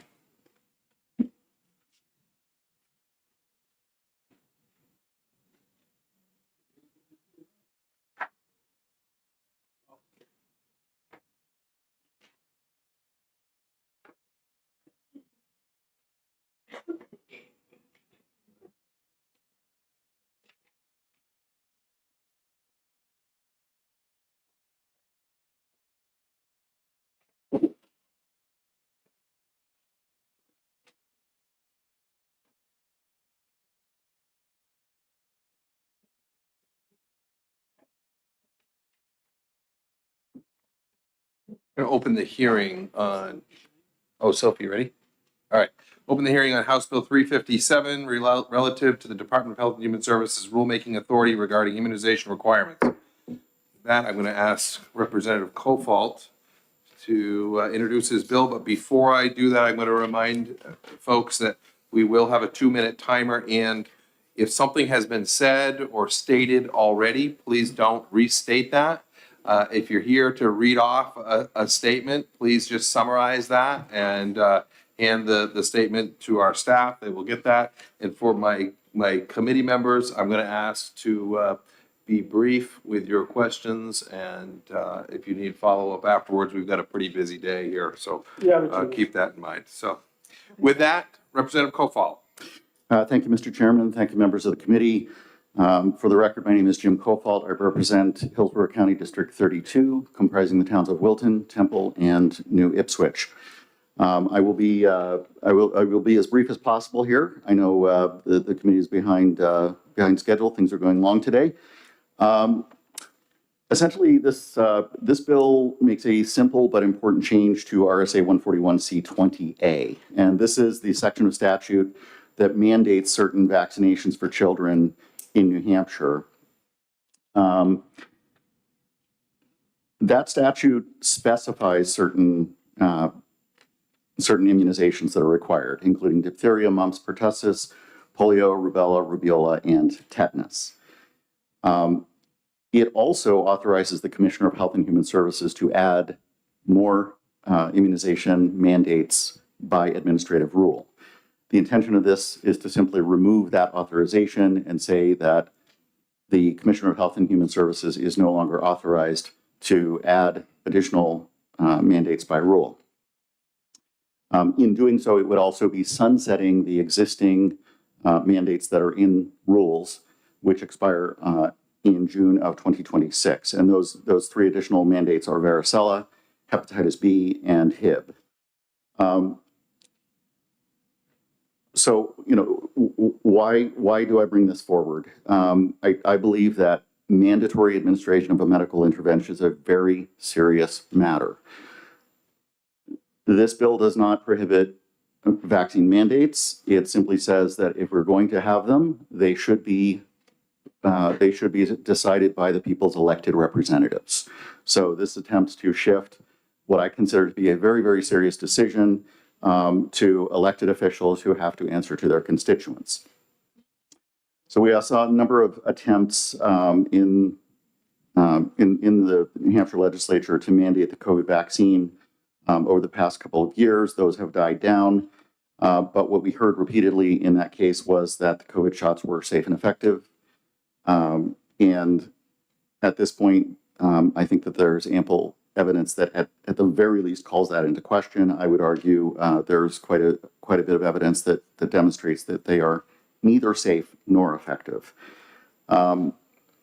Generally speaking, our Department of Health and Human Services has been extremely restrained. They have not added new mandates to the schedule. And I just want to point that out and say that I deeply appreciate that. Having said that, I think that there are some mandates in rules that don't necessarily make sense. So hepatitis B, for example, is an adult lifestyle disease. We heard indications earlier that Hib has essentially been eradicated. Removing these from the immunization requirements does not mean that doctors will not recommend them. It does not mean that parents will not get them. In fact, voluntary vaccination rates, depending on the vaccine and depending on the population you're studying, voluntary vaccination rates tend to run between 70 and the mid-90s% of people who are voluntarily getting these immunizations for their children.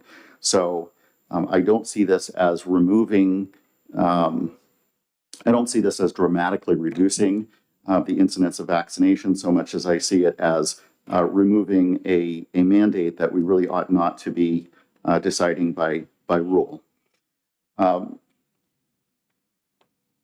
This came up a couple of months ago, and there's a short quote I want to read from Senator Rand Paul, who was talking specifically about the hepatitis B vaccine. He said, "Why do I need to do it as a newborn? Could I come back in 3 months or 6 months?" So really it's about choice. It's about getting rid of mandates. It's about letting people participate, but it's also about the government being honest. What are the risks and what are the benefits? And they haven't been honest on COVID because healthy children do not die from COVID, do not get seriously sick, and there's no proof that this vaccine has any medical benefits for healthy children. So I think he voiced a concern that a lot of people have. We heard testimony on the last bill indicating that if New Hampshire were to remove any specific immunization requirements, we would be the first in the country to do that. I will point out that on Friday of last week, the governor of Idaho signed a bill that removes all state mandates for immunizations in the state of Idaho. So we would certainly not be the first. I think that there is a growing awareness that parents need to have more of a voice in the in these kinds of key medical decisions, and so that's why I filed this bill. Mandatory administration of any medical intervention is a very serious matter. It should only be made by the people's representatives. That ends my testimony, and I'd be happy to take any questions. Are there any federal funds that are in jeopardy if this puts any block grants that this bill may put into jeopardy? So I heard the testimony for the prior bill, and I frankly don't believe that something as broadly defined as certifying that the laws are designed to protect children's health, or indicating that the state policy shall incorporate recommendations. I don't know if that means all recommendations or a majority of recommendations or some recommendations. So I think we hear this about quite a lot of legislation that is going to threaten federal funding. I don't believe that's the case here. I think we're simply trying to streamline things for parents who don't want to have to jump through the hoops of claiming an exemption.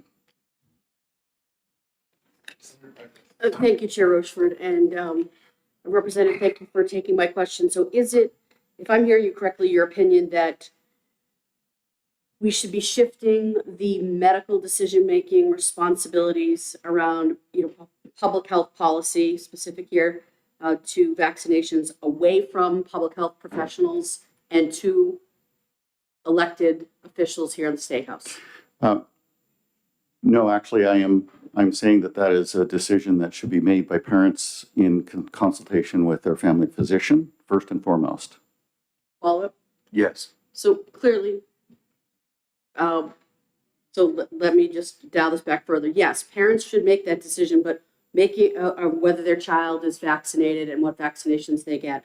But you had talked about elected representatives being responsive to the voters in terms of who makes a decision, say, about what's on the list.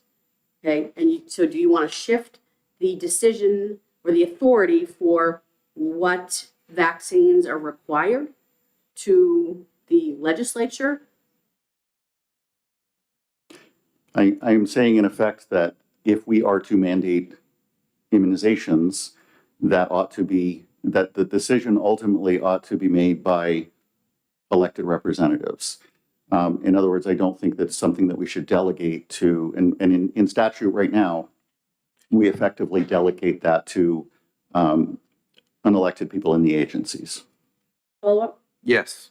Last one. Last one, absolutely. So in your testimony or your opening remarks, you also said that the Department of Health and Human Services has been largely restrained and very cautious in their approach to this. So I'm trying to understand why we would shift the decision-making about what vaccines would, be, required away from the public health professionals to the elected representatives, some of which, and respectfully, like I'm a paramedic, but I don't think that I know everything about, vaccines. I know how to give an intramuscular injection. So I'm, in all fairness, I'm just trying to understand that. So let me just comment that I think even in the medical community, there are differing opinions about the merits and risks of many medical interventions, including vaccines. So what it comes down to is who is making that decision, and is it made in a way that incorporates opinion, testimony, input from multiple parties, and is then sort of distilled or consolidated into a reasonable, considered decision. I do understand, we have a citizen legislature. Many of our legislators are not medical professionals, but we can hear from medical professionals and make those kinds of decisions. Again, I don't see voluntary vaccination rates. Voluntary vaccination rates are pretty high. So I don't see this as a particular threat to the overall rates of vaccination. I simply believe that as a matter of principle, we ought not to be mandating those in the way that we do. Thank you for taking my questions. Thank you very much. Any other questions? Thank you, Representative. Oh, I'm sorry. You did tell me that too. I'm one-track mind here. That's okay. Thank you, Representative, for taking my question. So what if we have an outbreak of something and we need to make a quick turnaround and the House or the legislature is not in session? How would that be addressed? Thank you for the question. So we do have the ability to call an emergency session if it is that big of an emergency. I have often heard the concern that the legislative process is very slow and deliberative, which is a good thing in a lot of ways. The rulemaking process is also generally slow and deliberative, although there is also an emergency provision in that. And I would say that if people are particularly concerned about their health and their family's health, I think that there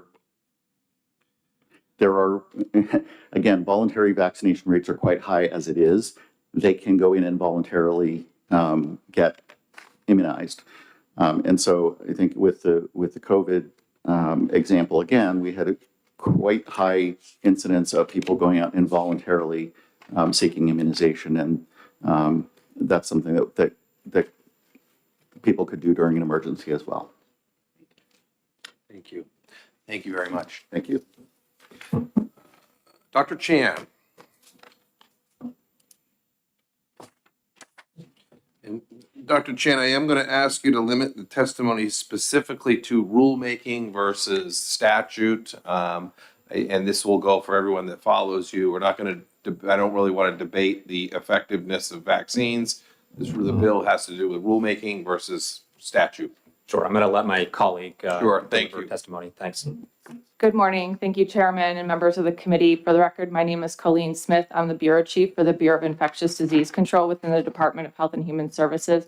I am joined by Dr. Ben Chan. He's our state epidemiologist and also an infectious disease physician.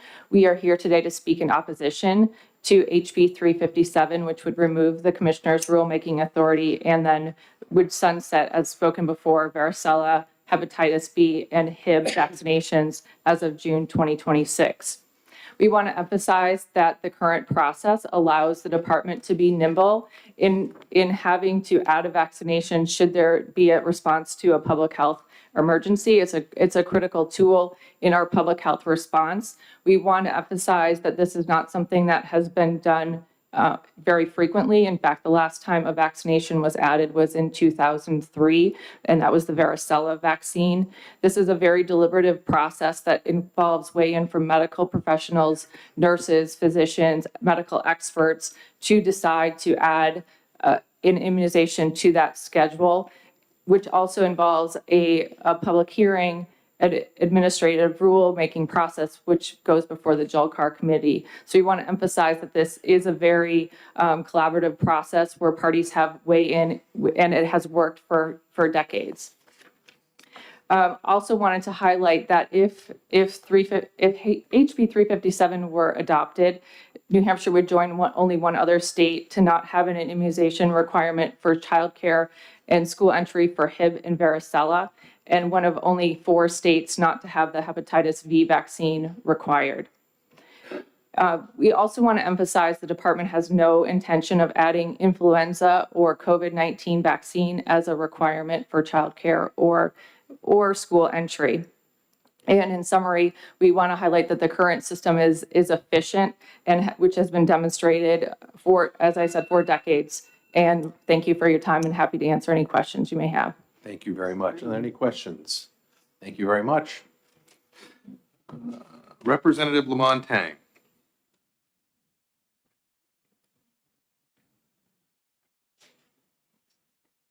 I will remind you, Representative, we've got a 2-minute timer, and if you could just stick to the subject of the bill, which is rulemaking versus statutory authority. I will try. For the record, Representative Jessica LaMontagne from the city of Dover.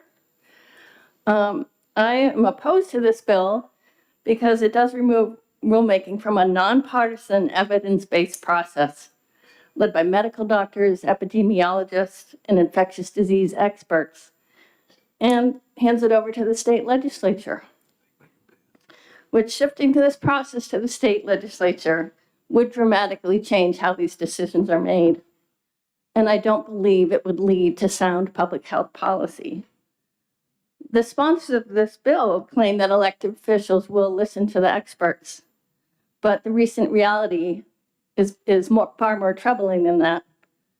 In every case this session in the House, lawmakers pushing these anti-vax bills have disregarded overwhelming expert testimony and public opposition. So I hope this Senate committee does not do the same. If we let politics determine vaccine policy, we risk further erosion of trust in vaccines and lower vaccination rates, creating conditions for outbreaks of disease that we once had under control. That's not just speculation, it's what history and science tells us will happen. Measles would likely be the first outbreak in the state because it's so contagious. Then perhaps polio. Cases of paralytic polio have been already appeared in recent years in unvaccinated communities. And this is a tragedy I know something about personally. My husband's father contracted polio in the 1955 epidemic in Massachusetts. He was a healthy 34-year-old man who came home from work feeling like he had the flu. He went to bed and he never walked again. He had one of the worst cases of polio to survive. The cruel irony is that all of his children were vaccinated the year before, but they hadn't rolled out the Salk vaccine yet for him. He survived, but he lived another 21 years paralyzed from the neck down and an iron lung. And this is something I observed in my childhood because I knew the man. I tell you this personal story because rolling back vaccine policy can have severe consequences, and I hope we do not do that in this state. Thank you very much. Any questions? Thank you very much. Okay, thank you. Representative Polizov. Thank you, Mr. Chair. Representative Yuri Polozov, representing Hooksett and Dunbarton. I support this bill because legislature is better situated for rule-making authority. Department may experience conflict of interest, or at least their focus is too narrow. You heard that focus is often on eliminating some effects of some disease, but focus is not on potential side effects of mandates. You heard this morning a lot about grants and federal money. That's also naturally a focus. And about trust, we saw them recommending COVID vaccines for kids even after we knew severe side Representative, effects. if you could stay on the subject as far as, we're not talking about COVID vaccines, we're talking about whether or not the authority should be in rules or statute as far as vaccine mandates. And as a legislature, we are deeply connected to our communities and observing chronic disease pandemic. My school district is devastated by the price we are paying for increased number of special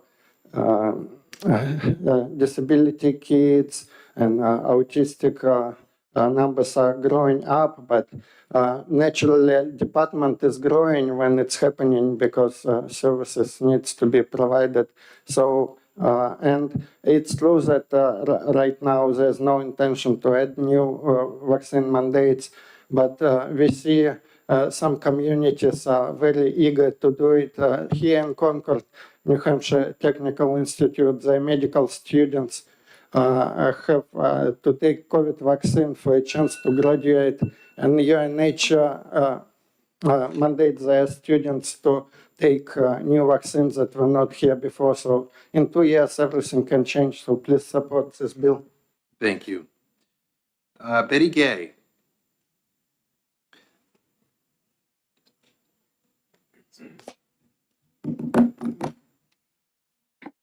On the subject of who should be making the rules for medical rules for families with about immunizations, Dr. Pierre Corey, Dr. Paul Marek, Dr. Merrill Ness were all in the news because they were the people who were at the forefront of treating COVID victims with a new new protocol using very old medications that have been proven safe for decades. In fact, one of them got the Nobel Prize, ivermectin got the Nobel Prize in 2015. To this day, they have been expelled from their professional medical associations.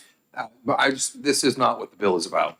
We're not talking about physicians getting expelled from their medical professions. We're talking about rulemaking versus statute. That's why I'm saying that medical professionals take a great risk if they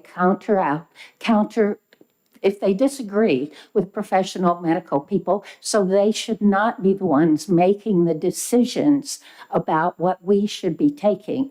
That needs to be up to the citizenry.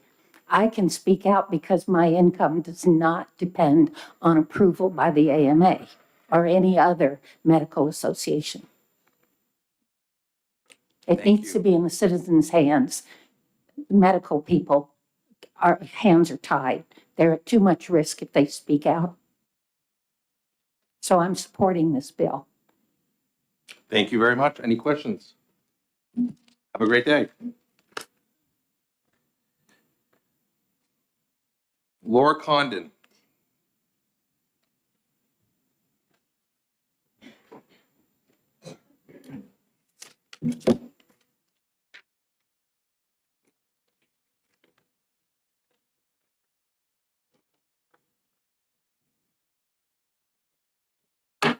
Hate to say it, but good afternoon. My name is Laura Condon. I'm from Bedford, and I'm here to testify in support of House Bill 357. I would like to comment here for the record that Hib is not a vaccine that's required for school entry, so it's really surprising to see that doctors are no longer diagnosing it. What this bill will do is it will allow vaccine requirements imposed on children to be decided by the most expansive, inclusive, and thorough process possible, the New Hampshire legislature. It will allow everyone to weigh in on this public policy issue, including doctors, public health, and it's like you've already heard today, Dr. Chan and his colleagues at DHHS. No one is excluded. It will instill public confidence in public health recommendations. It will reduce vaccine hesitancy. It will preserve the rulemaking for varicella, hepatitis B, and Hib until those rules naturally expire. Then the legislature may review them. It will provide the legislature to take speedy action should a new vaccine mandate be desired. It will remove the current conflict of interest where DHHS exists because they are in the business of purchasing all child vaccines in the state. What this bill won't do, it won't remove any vaccine requirements imposed by statute or rule. It won't remove flexibility. It won't remove expert input. It won't stop parents from vaccinating. It won't make vaccines less available. This bill simply is intended to restore the authority to determine vaccine requirements to the New Hampshire legislature where any public policy of this magnitude belongs. When the legislature gave the commissioner authority to determine this by rule, there were only 7 vaccines listed in statute, and DHHS was not in the vaccine business at that time. Much has changed since then, and the time has come for this inclusive oversight process of the legislature to determine any new vaccine requirements imposed on children. You might be aware that the vaccine requirements currently require not 9, not 10 vaccines. Trust me, if you skip some of those, they won't let you in school or daycare. Daycare requires 26 doses of vaccine starting on the day of birth, including a hepatitis B vaccine that targets an adult lifestyle disease, and school requires 33 vaccines. If I may summarize. Please do.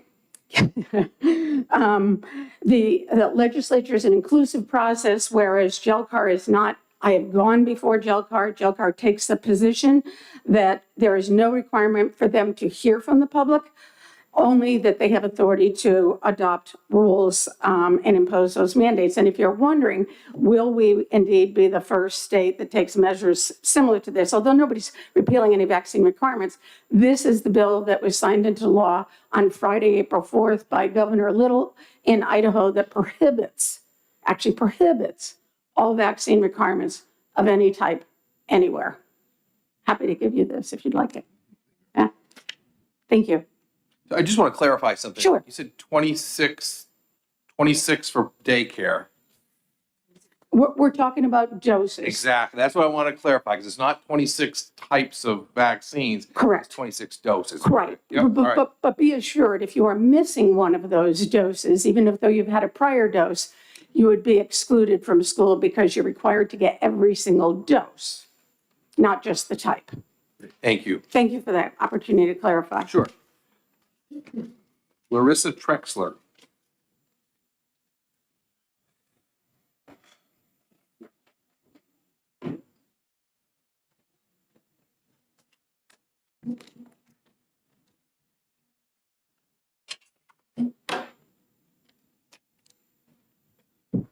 Hello.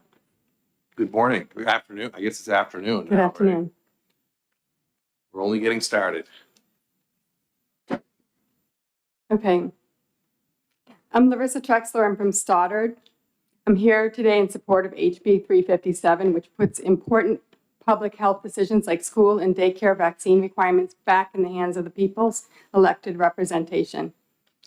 It focuses on the process, who gets to decide, and how those decisions are made. Right now, major policy changes can happen without public debate.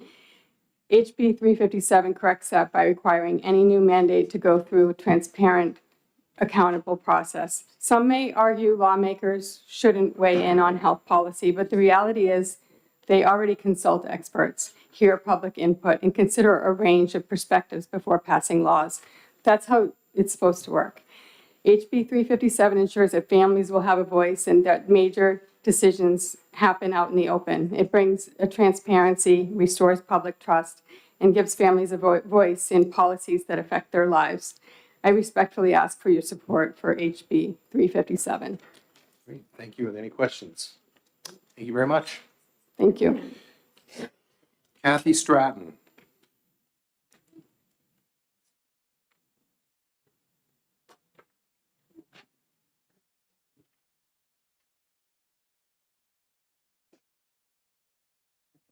Good afternoon. Thank you again for hearing my testimony today. My name is Kathy Stratton. I'm the CEO of the New Hampshire Medical Society, speaking today on behalf of our 2,000 physician members in opposition to this bill. For the purposes of keeping this brief, I'm going to skip over portions of my testimony today that speak to the safety and efficacy of the vaccines and jump right to our concerns about rulemaking. The New Hampshire Medical Society values the historical role and efficacy of the rulemaking authority held by the Department of Health and Human Services and other state agencies. We support the department's role in tracking and addressing emerging public health challenges. The rulemaking process engages members of the public with the state and national experts to establish and sunset public health measures in a timely and inclusive process. This is an evolving need as healthcare threats and scientific research is evolving. The proposed changes in the decision-making process could result in periodic fluctuations in requirements, and this could have an erosive effect in both the confidence of the policies and the efficacy of the public health measures that are protecting children here in New Hampshire. For this reason, we encourage you to vote ITL on House Bill 357, preserving strong healthcare and public health policies. Thank you very much. Any questions? I got one. I'm not sure you could answer it. But if the legislature were in charge of this, who would in the legislature write the rules? Can you repeat the question, please? If the legislature approved this and then the legislator was responsible for writing the rules, out of the 424 of us, who writes the rules? I mean, I think that would have to be a process that would be determined. That would be determined by you as elected officials, I assume. I'm just throwing that out there in the atmosphere in case somebody else has an answer for that. But that's because I said I'm joking. Good. Thank you. Sorry, I don't have a better answer for that question. Dr. Sobelson.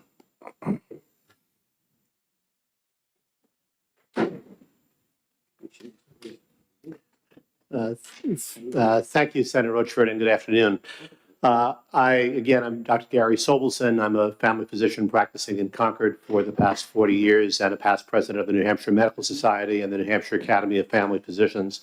I represent the New Hampshire Medical Society today in registering our opposition to HB 357.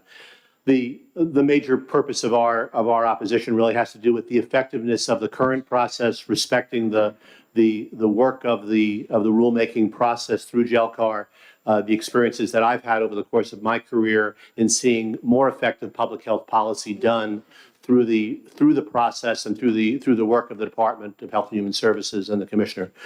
Our concern is changing that over could have very significant ramifications for a great deal of progress in medical health in our state.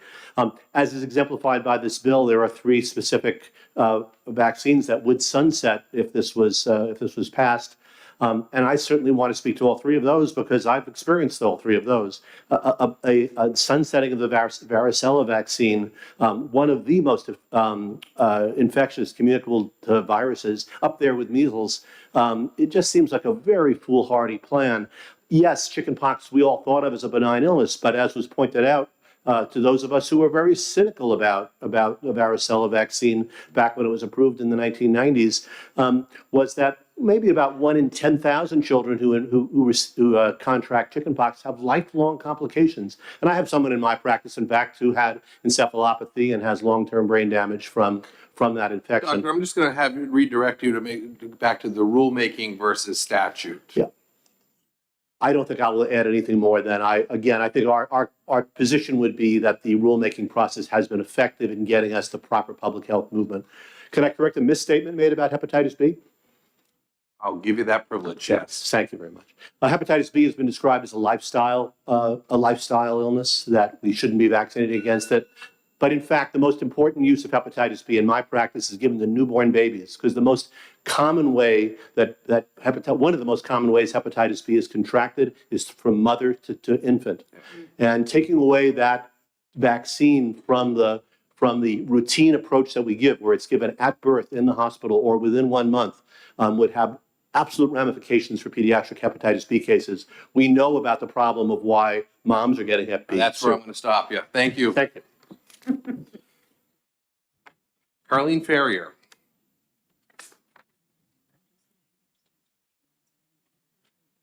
Okay.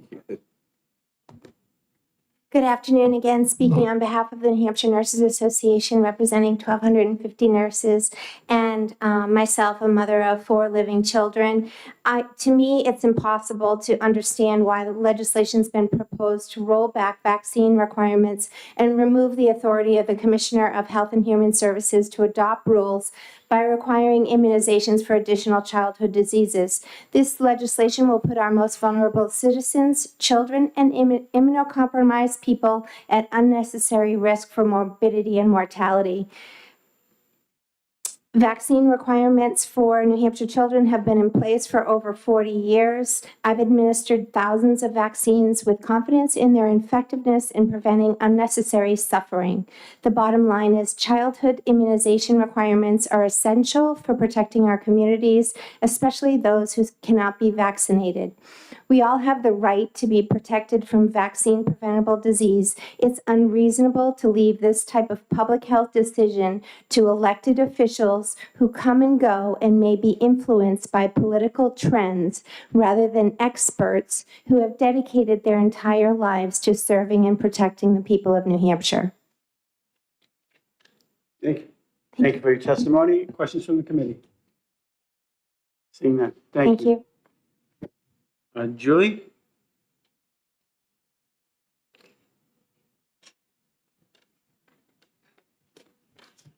I'm assuming you're talking to Dr. Julie Kim. I'm Dr. Julie Kim. Again, I'm representing the New Hampshire chapter of the American Academy of Pediatrics. I'm their president. I would like to remind you guys about the actual diseases that we're talking about. We don't actually think about them anymore because the vaccines have been so effective. I personally have never seen a case of fulminant liver failure in an infant because of the hepatitis B vaccine has been so effective. But I have seen in my own practice a child die from fulminant chickenpox, varicella, which is unfortunate. And recently, we actually had a child admitted to our hospital with Haemophilus influenza meningitis. That's the Hib vaccination. This child presented with brain abscesses. Our pediatric infectious disease person at the time had never seen a case because the Hib vaccine has been so successful that this was a conundrum also for the infectious disease specialist because we had almost eradicated this disease. I just want to remind you that before the vaccination was available, 20,000 children under the age of 5 years were stricken each year, and nearly 1,000 died. That's a 5% death rate from this infection.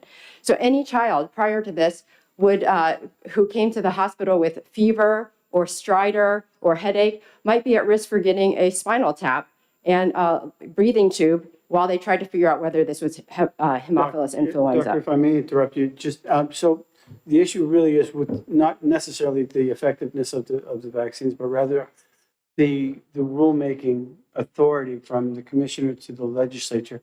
What are your feelings about that?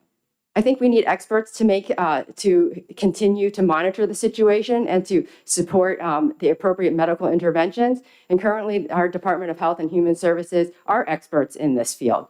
We need to support the use of experts to make these kinds of medical decisions. So, doctor, do you communicate with the commissioner or do you communicate with the legislature? I communicate with both for different reasons. If there is a medical issue at hand, then I will communicate with the Department of Health and Human Services or Centers for Disease Control or whoever the appropriate individual would be. Thank you. Questions from the committee? Senator Long. Thank you, Mr. Chairman. Thank you for your testimony. I was just wondering, to remove, once the administrative rules is expired in 26, but I heard earlier that there was a constant studies on these vaccines. They go constantly. Is there a percentage of where people don't get that? So let's say one of the vaccines was 40% of the people started taking them now instead of the 80 or 70.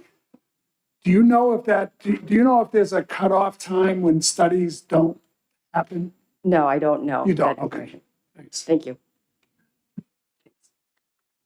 Any other questions? I guess not. Thank you. Amanda Morrill. And up next, we'll have Amy Watson.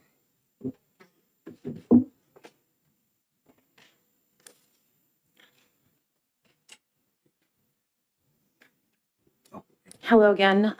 My name is Amanda Morrill, and I'm president of the New Hampshire Pharmacists Association, here to urge you to vote in opposition of House Bill 357. I have written testimony for you, so for the sake of time, I'll let you read that and won't read the whole thing. But removing requirements for immunizations would weaken public health protections. It's going to leave our youngest and most vulnerable patients susceptible to outbreaks of diseases. I have been pharmacist and pharmacy educator for 14 years. So vaccines are certainly near and dear to what I teach my students. And in order to protect the health of the public of health of New Hampshire and prevent chronic disease, the New Hampshire Pharmacists Association does urge you to oppose this bill. Thank you very much. Any questions? Thank you. You made it under your time limit. I tried. Well done. Dr. Watson, thank you. And then after that, we will have Pam DiNapoli. Hello again. Dr. Amy Watson, Chichester resident. I'm a pediatrician in Concord. I will try to keep this as brief as possible. I strongly oppose this bill. The DHHS are in the business of public health, and our state's current system puts vaccine policy in their hands. These people are experts who have trained in epidemiology, infectious disease, and immunization science. They monitor disease trends, follow data, and they help us respond swiftly when there are emerging health threats. Removing their authority limits our ability to adapt, protect, and plan ahead, which gives us a rigid system where the roles are unclear. Who's going to make the decisions? No one knows. And as we know, the legislative process is slow and deliberative, so the ability to respond to emerging health threats will be very difficult. Also, the majority of the legislative body do not have scientific or medical backgrounds, so putting these major public health decisions in their hands is not unsafe and just, quite frankly, not fair to them or to the community. Just today, we've seen multiple examples that show a deep lack of understanding of the science of vaccines. So the whole cell DTaP was referenced. That's been out hasn't been used in 30 years. Hepatitis B was referred to as an adult lifestyle disease, where that is really just a piece of the puzzle, and it shows a lack of understanding of the bigger picture. So currently, our process is swift and deliberative. The decision-making is put into the hands of experts, and removing this authority is going to make us an outlier, not in innovation or leadership, but in removing protections that are kind of standard across the country. So I urge you to think about what we're risking here. These aren't theoretical risks, they're real risks, and we're facing greater exposure because community protection could be weakened. Let's keep our public health system strong and responsive and preserve policies that reflect the best available science. Please oppose House Bill 357. Thank you. Thank you very much. Any questions for Dr. Watson? All right, Pam DiNapoli. After Pam will be Kate Fry and Trina Engelfinger. I'll get it one day. Thank you. My name is Pam DiNapoli. I'm a registered nurse, president of the New Hampshire School Nurses Association, and the association opposes this bill. I would just like to speak to the rulemaking part of this bill. So as a registered nurse, I'm licensed to protect the health of the public. And that is why I believe in this section 141C20 that references the commissioner as the individual who may best instruct healthcare providers and the public in methods of prevention and control of communicable diseases, including proper treatment and methods. So as a registered nurse, I would like to have my practice guided by the experts. And in the same bill, they recommend that vaccines such as varicella, Hib, and hepatitis B sunset in 2026. So this bill demonstrates that the current process works, and left to the legislator, I would question some decisions that would be guiding my practice. So I really oppose this bill, as does the School Nurses Association. Great, thank you. Are there any questions? Thank you very much. So Kate Fry and Trina, and then after that we'll have Kim Danis.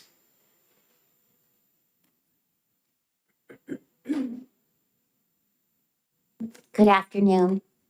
Again, Kate Fry and Trina Engelfinger from New Futures.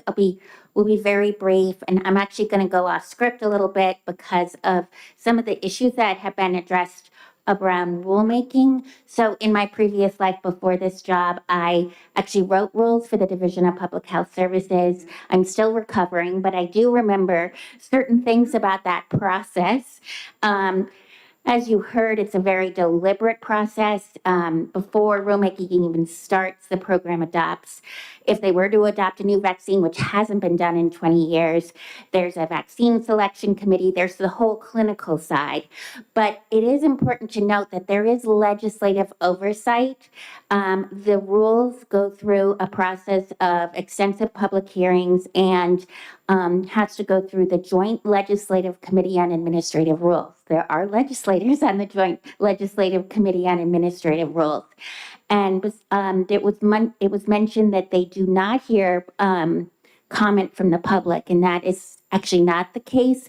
The public can comment at those meetings, and one of the conditions of JLCAR not approving a rule is that it is not in the public interest. So if they are hearing tremendous testimony that a rule is not in the public interest, they can not adopt that rule. So I just did want to point out that there's extensive legislative oversight, and there is a deliberate process. While I respect all of the legislators, I do have questions about how that process would work if all 424 legislators had to vote on that, on those required vaccinations. And to Senator Avard's point, then I have questions about would rulemaking still be required?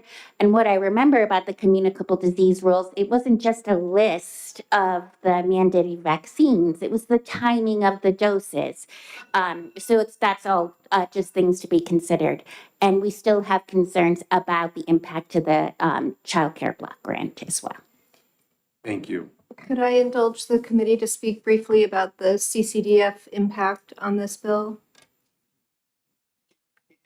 That's not, I mean, I will let you do that. I mean, if it really has to do with the merits of rulemaking versus legislative process.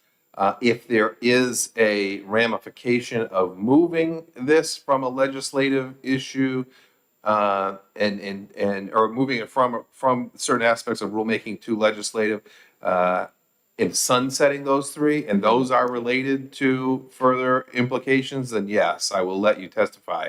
Thank you. Yeah, and in fact, it is exactly that. It's the rule-making aspect that does here again implicate the CCDF funding.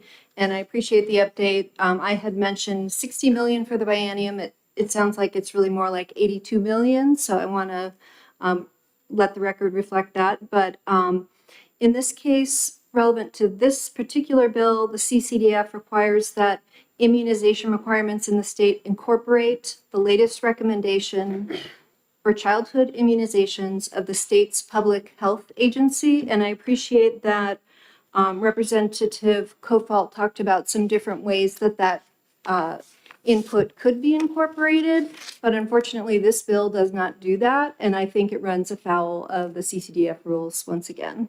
Thank you very much. Thanks. That's all I have for signed up. Is there anyone else that would like to speak on House Bill 357? We've got two more. The same two, yes. Just as an FYI, we are different in the House, where the House, you fill out a pink sheet. In the Senate, I know there's a lot of boxes you have to check. That first box, you check that off for speaking. That's what I'm going off of right now. Thank you. I will be more attentive to that in the All right, future. that's I okay. appreciate. sorry. We'll get it. Thank you very much. Thank you. I appreciate you taking my testimony. Just very quickly, rulemaking essentially enables the Division of Public Health to make its recommendations, which satisfies the federal requirements to receive the child care and development funding of approximately 40.1 million a year. Without it, we will be at risk of losing that funding, which is being used right now for approximately 5,000 children and their families that would not be able to access childcare. Thank you. I got a question. We got a question from Senator Abrams. So, in theory, we have a thing called GELCAR, which basically approves the rules. I'm missing something here. If we're already doing this, am I wrong? So I think that it's still the rulemaking authority that's necessary in order to solidify those recommendations that we rely on for the funding that we receive. Right. So what I'm struggling with is we make the laws. Mhm. You folks develop the rules. The executive branch develops the rules. Then it goes to GELCAR for oversight to make sure those rules comport with the laws that we just passed. So in essence, we're already doing this. The commissioner writes the rules. If the legislature doesn't like what the commissioner put out, then the rules do not get approved, cannot be enforced. So I'm at a loss as to how we got here. So I don't, is it my question? Yes. You read my mind. Is Yeah. there a question there, Senator? Yeah, my question is, are we intruding into the executive branch and is this a separation of powers situation? So it's my understanding that it's the rulemaking authority for the commissioner that enables them to establish the rules that are the basis for the recommendations on the vaccines. So Yes? yes. Yeah, okay, thank you. Thank you. Thank you. No? All right. Saw another hand back there. Yeah. Did you want to speak? Okay, we'll get you next. Yep. I think like a squirrel.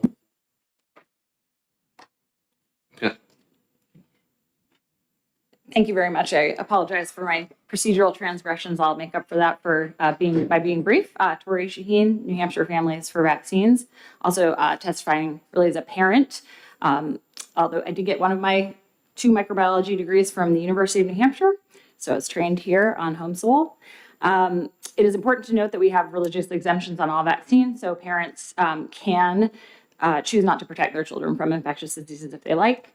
Regarding rulemaking, I would ask that it remain with experts. I think we really need people trained to evaluate the literature on infectious disease, preventions, outcomes, making these decisions and advising our legislators how to make the best decisions that lead to the best outcomes for our children in terms of, not just the binaries of living or dying from infectious disease, but avoiding potentially disabling infections that could be avoided with vaccination. So without this expertise, none of us, we don't know what we don't know. For example, I did hear a lot of the misstatements around hepatitis B today. So just quickly to correct them, hepatitis B is not a lifestyle disease, especially considering roughly half of the cases are. I think that has been corrected. Okay. Yep. Also, it is one of the leading causes of liver cancer worldwide and cirrhosis. So the Hep B vaccine is effectively a vaccine against cancer. It's an extremely infectious virus with a wide distribution throughout the world. Globally, it's as common as hypertension. These are the type of quote, fun facts that really got me into virology in the first place. There are many different ways that the virus can be transmitted, not just through sexual contact or IV drug use. It can be spread by casual contact, through blood or saliva, through violent interactions, tattooing, even something as innocent as a child using the wrong toothbrush at a sleepover. It persists on surfaces for 7 days, including nail clippers, toothbrushes, nail files, earrings, or razors. And I would just ask that these facts bear consideration in making the correct choice to oppose this bill. Thank you very much. Thank you. Representative Potenza, did you want to come?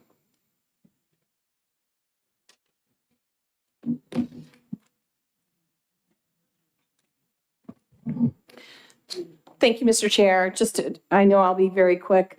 I just wanted to say that the current 6 required vaccines that are in statute in 141C, the legislature is what put those in. So that wasn't done through rulemaking. We've done it. We've done it well. It was in there for decades. This has worked, and we have to actually put the responsibility back where it lies, which is the legislature sets policy and it makes laws. And those laws right now that have the 6 required vaccines in statute in 141C was put in there through the legislature, not through DHHS. And the DHHS, of course, is underneath the executive. And there is a humongous collaborative relationship here. We set the policy and they do the rulemaking. And I commend Senator Avard's questions because that's really what makes sense. You can't have the chicken before the egg, that same type of thing. We have to reset back to the way it should be. And for the folks that say that there's no expertise, we have the 3rd largest legislature in the world, 400 reps. We have 24 senators. There are a lot of people that are very much educated, and we get testimony and we research and we have an unbelievable amount. And of course, having all of DHHS at our beck and call all the time here, testifying and everything else. I don't think that we have a problem with having the expertise. The legislature sets the policy, DHHS does the rulemaking. It's the same thing. I'm in environment and agriculture.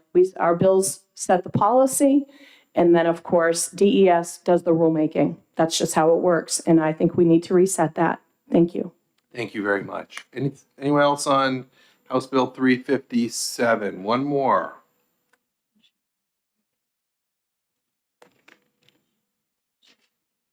You had mentioned my colleague, Kim Danis. She actually had to step out, and so I have her testimony. I just want to highlight one piece from it. She works in an ambulatory care setting at Dartmouth. They rely heavily on the ability of medical experts, public health officials to respond to evolving health threats. By removing DHHS's authority to update vaccine requirements, this shifts critical decisions away from medical expertise to the legislative process, which is not designed to adapt quickly to emerging health threats. Thank you very much. With that, I'm going to close the hearing on House Bill 357.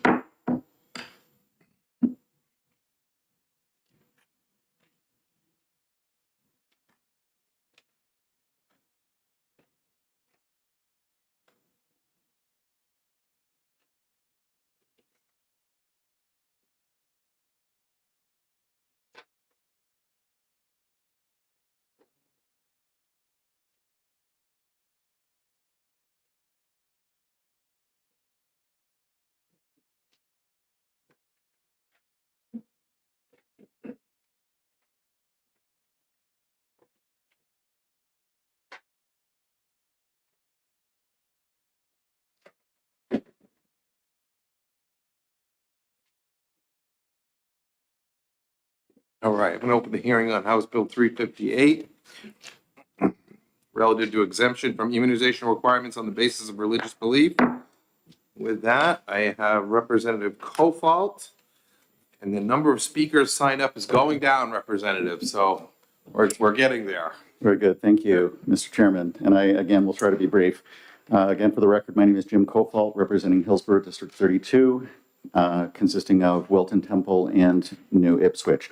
So this bill is aimed at correcting a problem that arose several years ago. We passed a bill that was aimed at simplifying the religious exemption process for parents. At that time, the religious exemption process required that a parent make a written statement and to get that notarized. And so House Bill 1035 was submitted in 2022, and the prime sponsor of that legislation was, at the time, Representative Tim Lang, now Senator Tim Lang. The bill analysis on that legislation stated very simply, this bill removes the requirement that a parent's request for religious exemption to immunizations required for school attendance be notarized. So the understanding, I was on Health and Human Services at the time, we heard that legislation, we passed it. Everyone's understanding was that this bill removes the requirement that a parent's request for religious exemption be notarized. Unfortunately, that bill also contained the word form. And by inserting the word form into statute, we created an unintended consequence, apparently, which is that prompted DHHS to create a form posted on the website, and many schools are now saying that they are requiring that form. There have been two versions, as far as I know, two versions of that form. The first version had a number of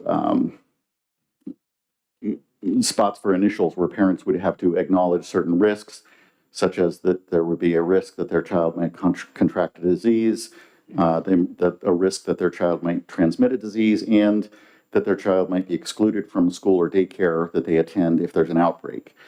So parents had to initial each section of that, and it seemed a little bit overboard. There were some other concerns, and Senator Lang actually brought some of these to light in a conversation he had with the press when this problem was discovered. The new form actually asked parents to disclose which vaccine their child has not received, and he expressed a concern at the time that this would violate our state constitution, specifically the provision that that guarantees the right to live free from governmental intrusion in private or personal information. And he also expressed concern that someone might use the information on the form to bring a charge of neglect against parents. And so those were, as the original bill sponsor, those were some of the concerns that he raised when it was discovered that the word form had prompted DHHS to create this form, and many schools have now adopted it as a de facto requirement. To their credit, DHHS has revised the form, and they've removed the first two of those warnings. It no longer requires that parents initial each one of those warnings, and I think that's a step in the right direction. But the bill before you simply clarifies and asserts the original legislative intent, which was to remove the notarization requirement, period. That's the intent of the bill. Thank you. And maybe you can help me with this, or maybe someone from DHHS can help me. Looking, and you have some background there of the previous bill where this came from. I don't see in this law, 141C20, anything that empowers the department to develop a form. It just says form. It doesn't, a lot of times when we write legislation, the department shall develop a form under 541A and, go through the process. But I think there's some ambiguity there in that, is this a state form? Is it a school form? Is it,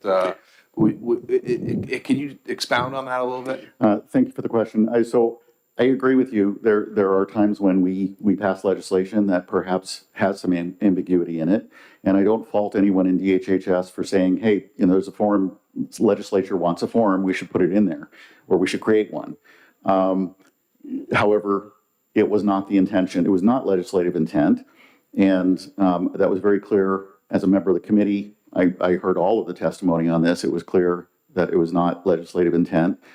The prime sponsor said it was not his intent. The bill summary said it was not there, did not mention any such intent. And so the purpose of this legislation is simply clarification. It's to say, that's not what we meant. It's what we meant is we're removing the notarization requirement, and that's it. Okay. All right. Thank you very much. Any questions for the representative? Thank you very much. Thank you. Dr. Chan.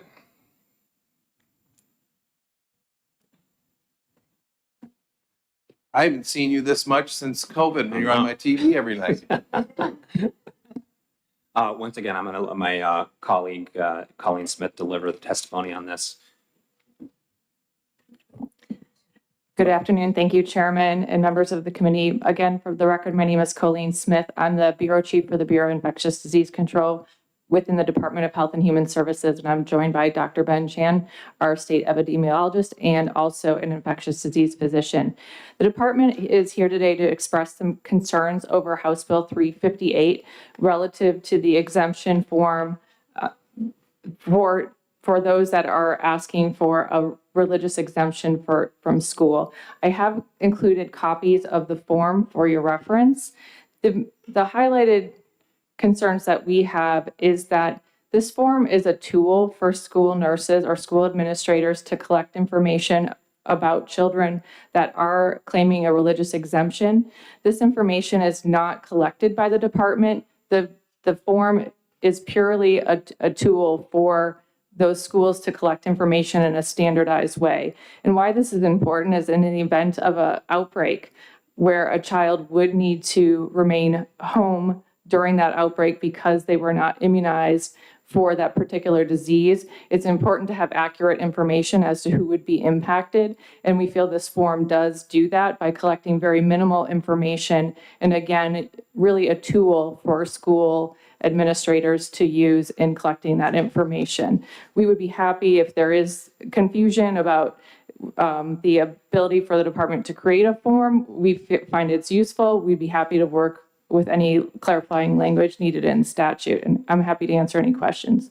And if I could just quickly add that, again, this form is not a requirement on the part of the department. This form was created to be used by schools that like this form to have a consistent way across, different school districts to consistently collect and document the information.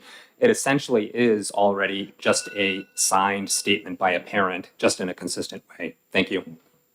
Thank you. And I know I've been talking about staying on the topic of the bill, but I do have a question related to the bill, but it's higher up on line 5. It says a physician licensed under RSA 329 or a physician exempted can certify that a particular disease may be detrimental to health, yada, yada, yada. The question I have is, is physician, we live in a society where people seek care from a variety of caregivers, whether it be a physician assistant, a nurse practitioner. Should we be more inclusive of other providers that are providing care in a variety of medical settings? Should we be looking into that and maybe make that a little more inclusive in this current law?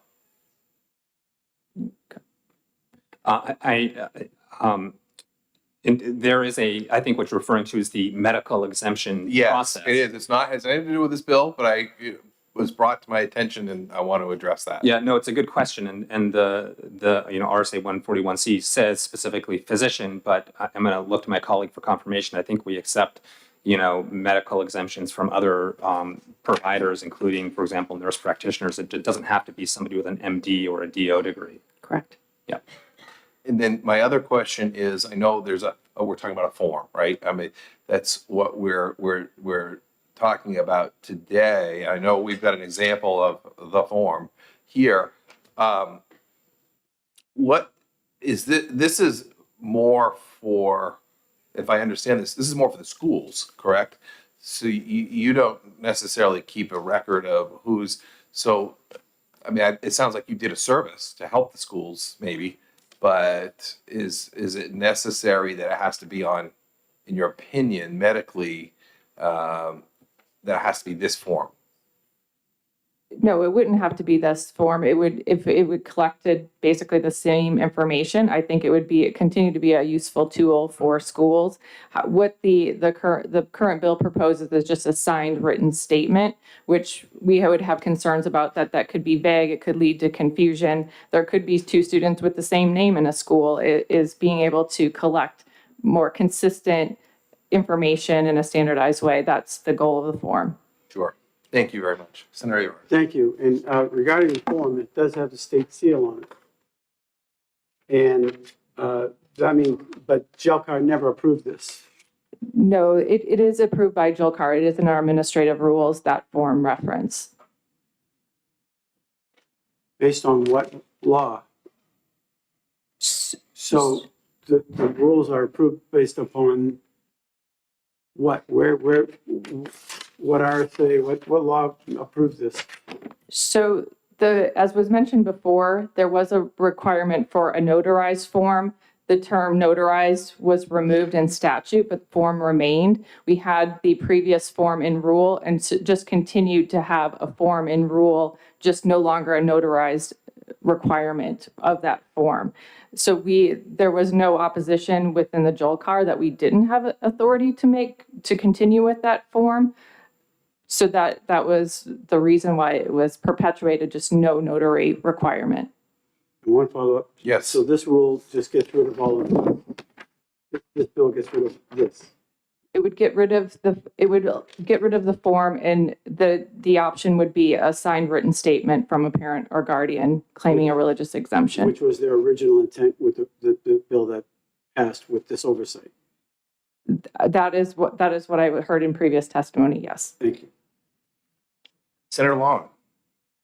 Thank you, Mr. Chairman. I just want to clarify on line 12, a statement that the child has not been immunized because of religious belief. But it doesn't state what vaccine they did not get or ones that they did get. So if I was a parent that the child got 2 and not 3, when I go to the school and I just say, yeah, my child has not been immunized because of religious belief, and I sign it, I'm not really being truthful because he got 3 immunizations, right? So does that complicate this process, knowing what immunizations people got? So that's a very good question. It could complicate if in an event of an outbreak and public health was working with the school administration to identify which children had been fully immunized and which children have not, that child might be excluded because there would be or there need to be further follow-up to understand whether or not that child would need to be excluded due to an outbreak, for instance, measles in a school. And that's part of the reason the form had initially asked about which vaccines a child might be exempt from. But I want to also point out that is optional on the form, so that doesn't have to be filled out, but that was the purpose of having the vaccines listed there. Thank you. Any other questions? Thank you very much. Thank you. Dr. Kim.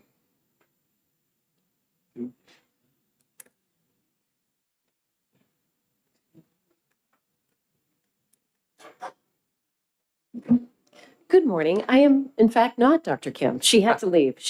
But I am Angela Boyle from the DuPont Group, and we do represent the New Hampshire chapter of the Academy of Pediatrics. So just real quickly, I'll just let you know that that chapter does oppose this bill.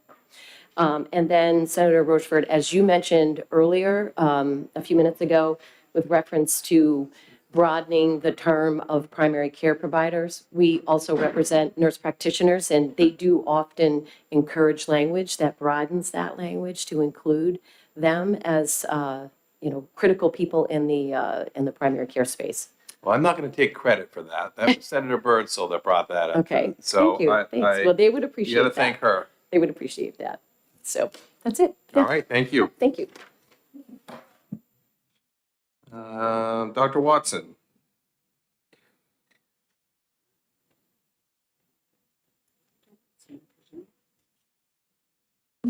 Welcome back. You look Hi, familiar. thanks for listening to me for a third time. Deja vu. So as you can imagine, I oppose this bill, which eliminates the immunization exemption form and replaces it with a one-line sign statement. And again, it's already been stated that this is going to eliminate helpful information for schools about which vaccines have been declined, which students have declined them, and the acknowledgements from parents that their child might be excluded from school during outbreaks. And this isn't punitive, it's a public health measure. Excluding these children from school who are unvaccinated during an outbreak is to protect them and others. It's not just about community health, it's about protecting that child specifically.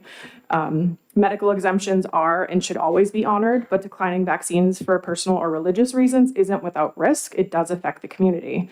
In New Hampshire, we value personal freedom, but this comes with responsibility.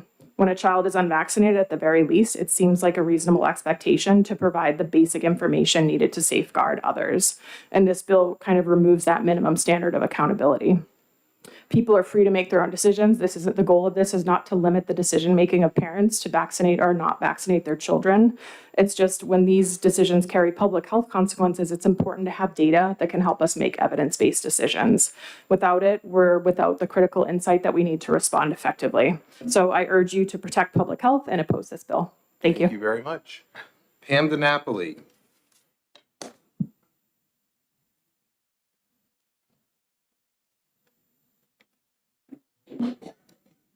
Thank you. I might have mentioned I'm a school nurse in Manchester. And I just think from the association's viewpoint, we think this is unnecessary and irrelevant. It doesn't violate any patient rights and it doesn't infringe on any parental control. It's only really relevant to school nurses because this is our work. You can imagine in a district as large as Manchester, if we didn't have a form that was standardized that we could rely on so that we could understand the vaccination coverages in our schools, it would be very inefficient and unreliable. I just wanted to follow up on the points that the form is not required. It was sent to us as a recommended form. Most schools have adopted it because it is so convenient. The process is that at the beginning of the school year, parents get a series of forms. They're used to getting forms. They're used to signing forms.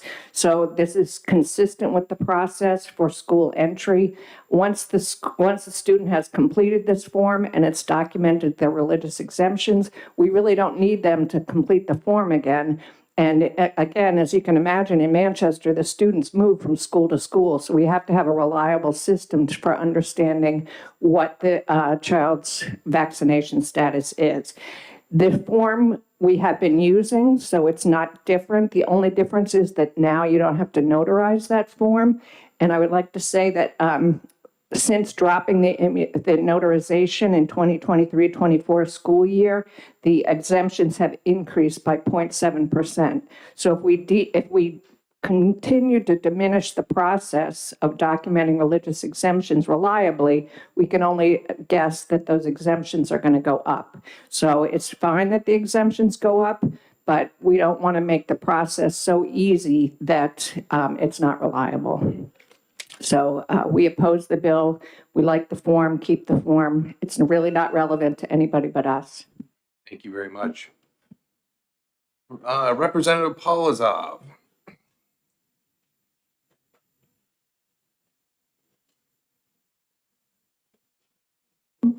Mr. Chair, Representative Polozov representing Hooksett and Dunbarton, but first, I'm a father to my 3 beautiful kids. This form is relatively short, but the first time I saw and read it, it felt scary and confusing. And as you heard, it's not the intent of original statute.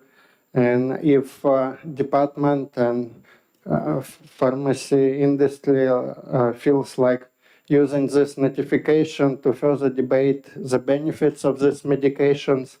Let's put the information for both sides. Let's put the information about side effects and about religious benefits of not being vaccinated. Otherwise, we leave parents bullied with no informed consent, and there are already big problems in pediatrician offices when they tell, like, you should vaccinate, otherwise your kid will die, but they don't say that kids can die after vaccine. So please support this bill. Thank you.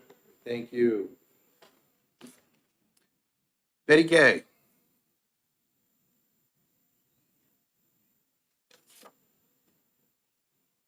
No takers on that one. No, not here. The last person I've signed up is Laura Condon. Is anyone else, or was there anyone else like to speak after Ms. Condon? All right, you'll be our last speaker. Thank you. Thank you. My name is Laura Condon. I'm from Bedford, New Hampshire, and I'm here today in support of this bill. This pretty simple bill that would relieve an administrative burden, and it deserves your support.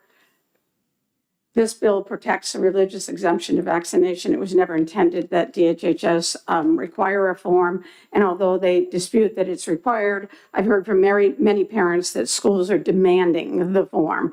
So in reality, it becomes a requirement in general practice. Any form that a parent creates or any written statement would fulfill the law. And I appreciate, Chairman, that you raised the point with regard to the medical exemption here, because I do note in statute there is no form required for a doctor to assert a medical exemption. So they can put that in whatever format they desire. So no form required for that, which one might think there would be. I understand that nurses have to fulfill certain requirements to the state as far as the percentage of children vaccinated. They can take whatever information they get, they plug it into their system, their spreadsheet, and share that those numbers, those percentages data with the state. This form never leaves the nurse's office. No one should ever see it, nobody else in the school. It should not go to DHHS. That would, violate the state constitutional right to privacy. It simply was to assert the parent's religious belief. And it's very different from a permission slip that doesn't have those privacy protections. So I think that this is a good bill, corrects an error, and I hope you will support it. Great. Thank you very much. Thank you. If there's no one else that would like to speak on House Bill 358, I'm going to close the hearing. We're going to take a short recess of 30 minutes to give our senators and staff some time to take a break. Be back at 1:30.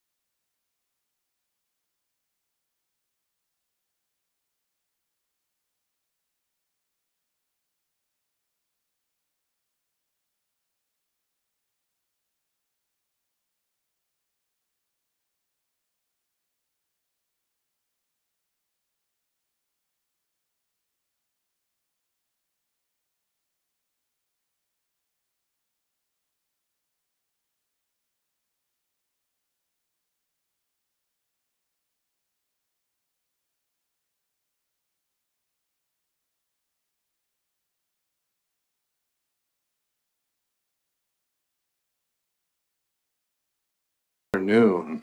I think we're on 597. Yes.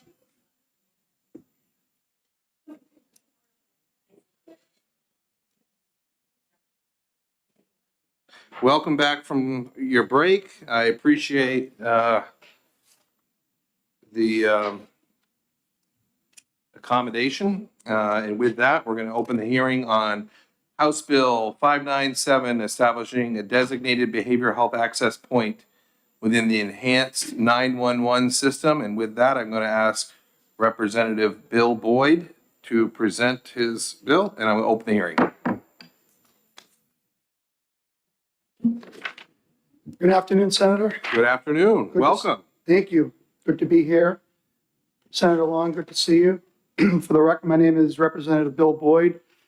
I currently am one of 8 representing Hillsborough County, District 12, the great town of Merrimack, and I'm here to present to you House Bill 597, as you alluded to, which establishes a behavioral health access point within the enhanced 911 system.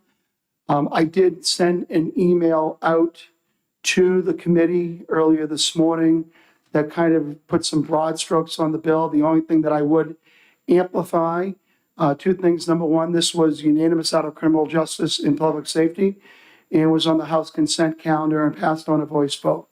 And it has bipartisan support on the bill as well. And it was a pleasure to work with my former police chief, the current director of the 911 system, Mark Doyle, on this particular bill. So the Director Doyle is not here today. Assistant Director Tim Scott is here today, who will be able to get more granular to answer any more detailed questions, but I'm certainly more than happy to answer any questions that you have. And thank you very much for the opportunity to present the bill. All right, very good. Are there any questions for Representative Boyd? You're off the hook. Thank you very much. Good to see you, Senator Abart. Yes. With that, I'm going to call Tim Scott.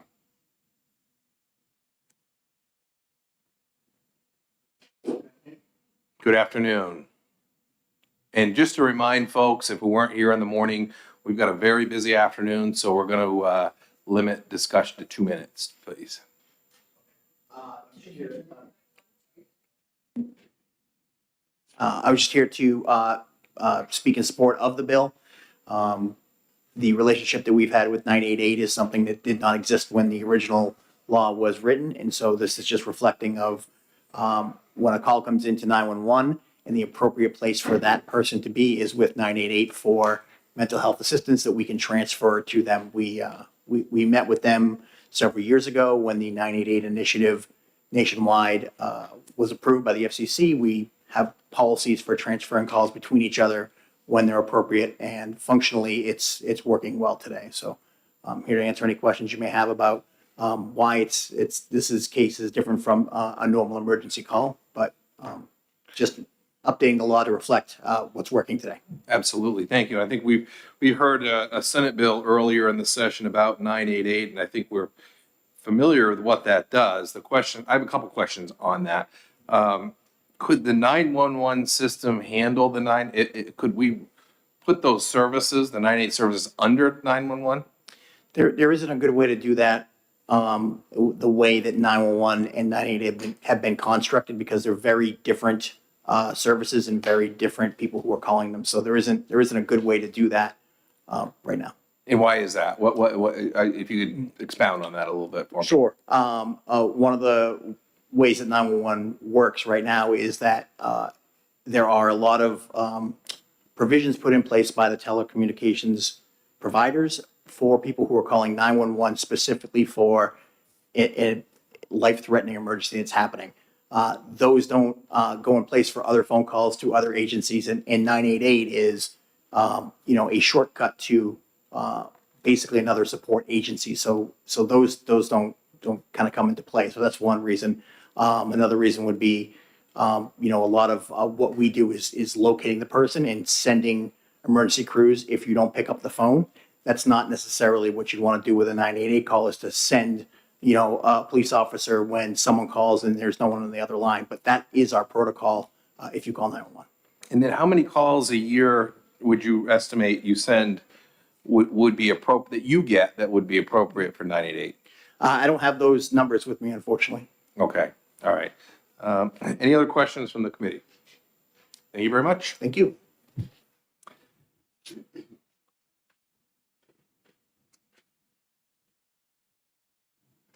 Holly Stevens.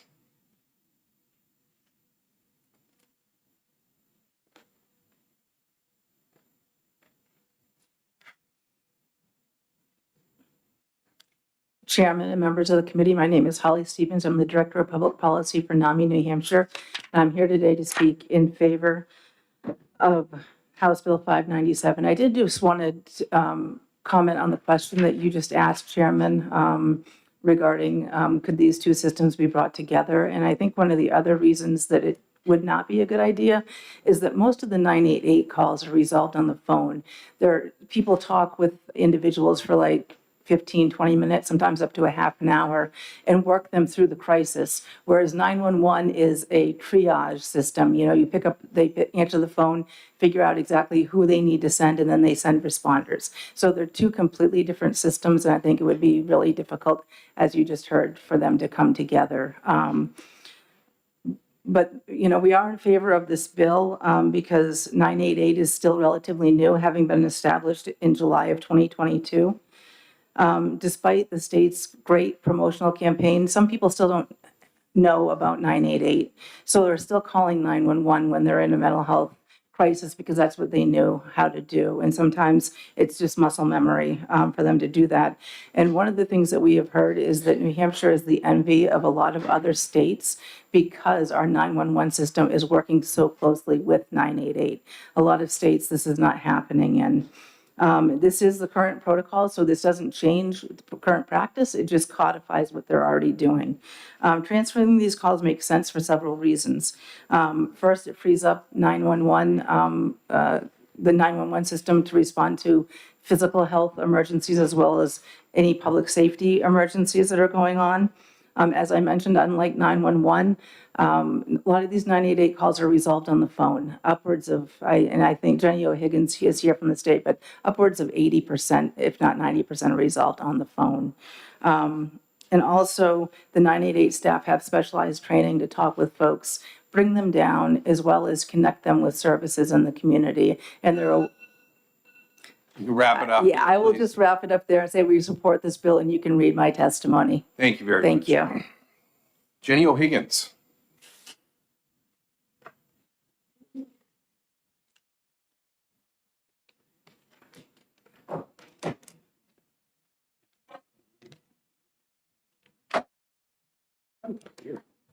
Good afternoon.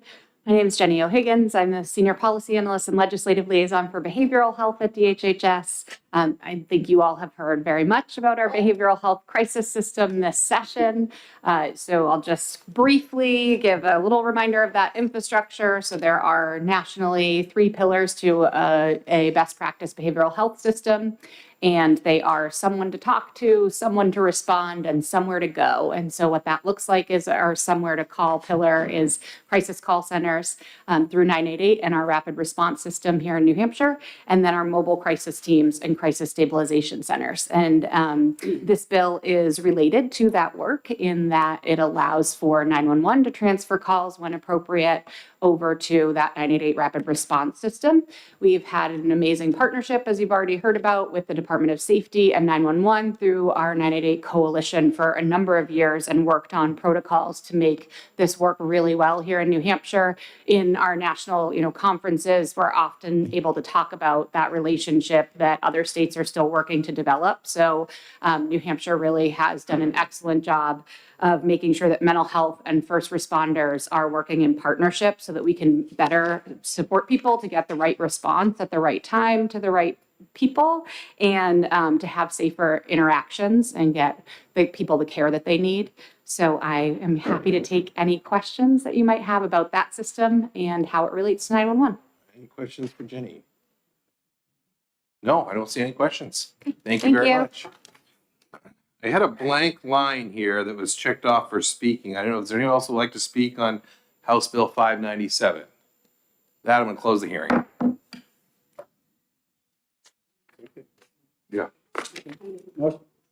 Motion to move into exec. We got a motion to move into exec. Second. All those in favor say aye. Aye. Opposed? Move out to pass by 97. Second? We have a motion by Senator Avard and a second by Senator Long. Any further discussion? All those in favor say aye. Aye. Opposed? Consent. A motion for consent. Senator Prentice seconds that. All those in favor say aye. Aye. Opposed? Can I take it out? And then Senator Avard will take it out. Motion to move out of exec. Second. All those in favor say aye. Aye. Opposed? No opposition. All right.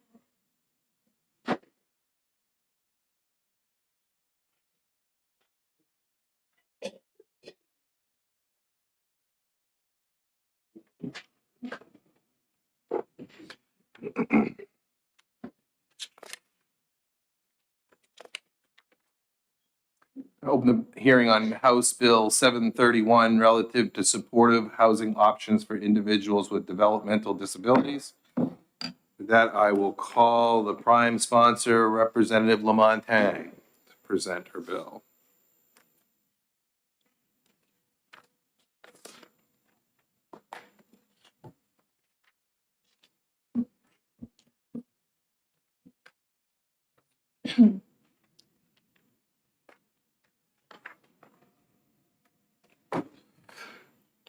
All right, Representative, welcome.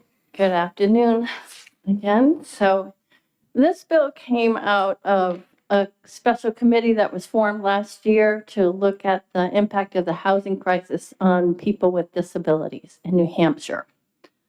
And we had tremendous turnout of stakeholders for that committee. And this bill was really the first short-term solution that we could come up with that would fix just one situation. We still have a lot of work to do in this committee because there's a tremendous need for more housing for people with disabilities in the state. So one thing that the aim of the bill was to help clarify exemption from licensure for a certain type of facility. Because the cost of licensure could add a lot to the cost, which is already a very daunting thing to try to create new housing for people with disabilities. And I'm most familiar with the concept of a facility just being certified as opposed to licensed. Because my stepdaughter lives in a what's called a home care providership. So she lives in a house with one other person with a disability, and they have 2 home care providers. And in that situation, the whole house isn't licensed, but it is certified by DHHS. The agency that oversees the home care provider is a licensed agency. She also has a case manager that comes in. So I understand that part, where a large facility, say like a group home, is licensed, okay? But one thing, because there are so many people with intellectual disabilities that are still living with their parents, basically, they're adults now, and they don't have another place to go. There are groups in the state, mostly led by parents, that are trying to come up with new models of housing that will provide permanent long-term solutions for their children. One of those models would be like an all-inclusive community in which the entity that provides the housing and the room and board also provides all their other services. Okay, that's one model. Another model is say you have a new apartment building, a new project that's providing workforce housing and other forms of affordable housing, but say 25% of those apartments are going to be set aside for people with intellectual disabilities that may live by themselves in an apartment or maybe with 2 or 3 other people.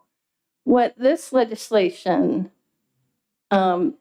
says is that those apartments will be certified by Health and Human Services, but the whole building does not need to be licensed as a home for people with intellectual disabilities. And the intent of the bill, and hopefully the benefit, is that that will save a lot of money for the developer that's working with these groups to create the housing from going through the expense, really kind of unnecessary expense and paperwork to license the whole building as a facility for people with disabilities. So that's the main gist of the bill. But the first model that I talked about, the one in which it's sort of an all-inclusive model, that one would not be, would still be required to be licensed under this legislation. And the main difference is in that model, the residents don't really have a choice of who's providing those services. And that's why the language is included in there that in the model that we're exempting from licensure, the entity may offer some additional services besides the housing, but the resident is not required to take that. You know, they may receive services from other organizations. And that does sort of provide further eyes on an independent third-party perspective. And much like the situation in which my stepdaughter lives now, but that's just one house. And this would give an option for other apartments in a larger building, still another community. So, do you have any questions about that? Any questions from the committee? Senator Long. Thank you, Mr. Chairman. So the licensure and certification, are there any differences in safety aspect of the building, like fire codes or? No, the building would still, first have to meet all the safety requirements of any apartment building that we have. But in addition, the apartment itself would be certified by DHHS for specific safety requirements in that apartment. We do have people here from Department of Health and Services that may be able to clarify that more specifically, but it's my understanding that the whole certification process they include a lot of aspects of safety for the residents for sure. All right, Senator Abard. Yes, and so this amendment's included in the language? That is the amended version, yes. Okay. Yeah. And so there's no changes in codes, it's all safety that. Right, and there are many more specific rules about certification inspections, licensure inspections that are not included in statute, obviously, yeah. Thank you. So I had just a quick question. We've got 1, 2, 3, 4 people that signed in today on this. Only 3 are speaking, but online we had 11 in support and 54 oppose. I'm trying to figure out why anyone would oppose this. I don't know, and I received an email just the night before last expressing concerns about that this would jeopardize safety of the residents. This just came up. We had a long process getting to this point, so I was a bit taken aback. I do not believe that this bill jeopardizes safety, but I think probably an email went out to encourage people to oppose the bill that are connected with the disability community. We already went through this process a lot, and it passed on consent and with full support of the House committee. Just going to make a statement, it passed 18-0 out of committee, so. Yeah, I saw that. yeah. But there are people that could express their opinion, but we work closely with the Bureau of Licensure and Certification at DHHS in crafting this legislation. And we did roll it back. Initially, we were hoping that the first model, the all-inclusive model of a community, would also be exempted from licensure. And the department said, no, we can't do that. If you're going to have a one-size-fits-all, or, then you need to be licensed. All right. Thank you very much. Okay. Oh, did you have a question, Senator? You mentioned that you had a study committee. You stated there was a study committee. That was formed last term, yes. And there was, the disability community was represented. I just don't. Oh, yeah. The makeup of it. Okay. Well, it was 3 members of the House, and let me think, actually, 4.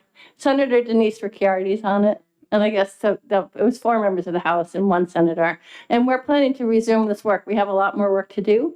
But we had many people from the disability community and organizations that have attended all 6 of the meetings we had. So this was just the first bill to come out. Right. Okay. All right. Okay, thank you. All right, very good. Thank you. Doreen Shockley. Oh, no, I'm sorry. Representative Kathy Staub.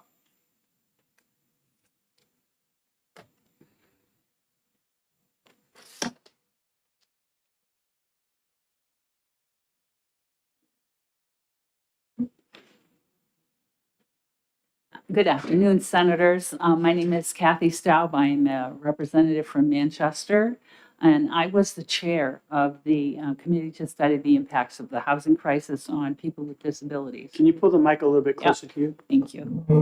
All right. Just bend it down a little. Okay. Yeah, there you go. Perfect. All right.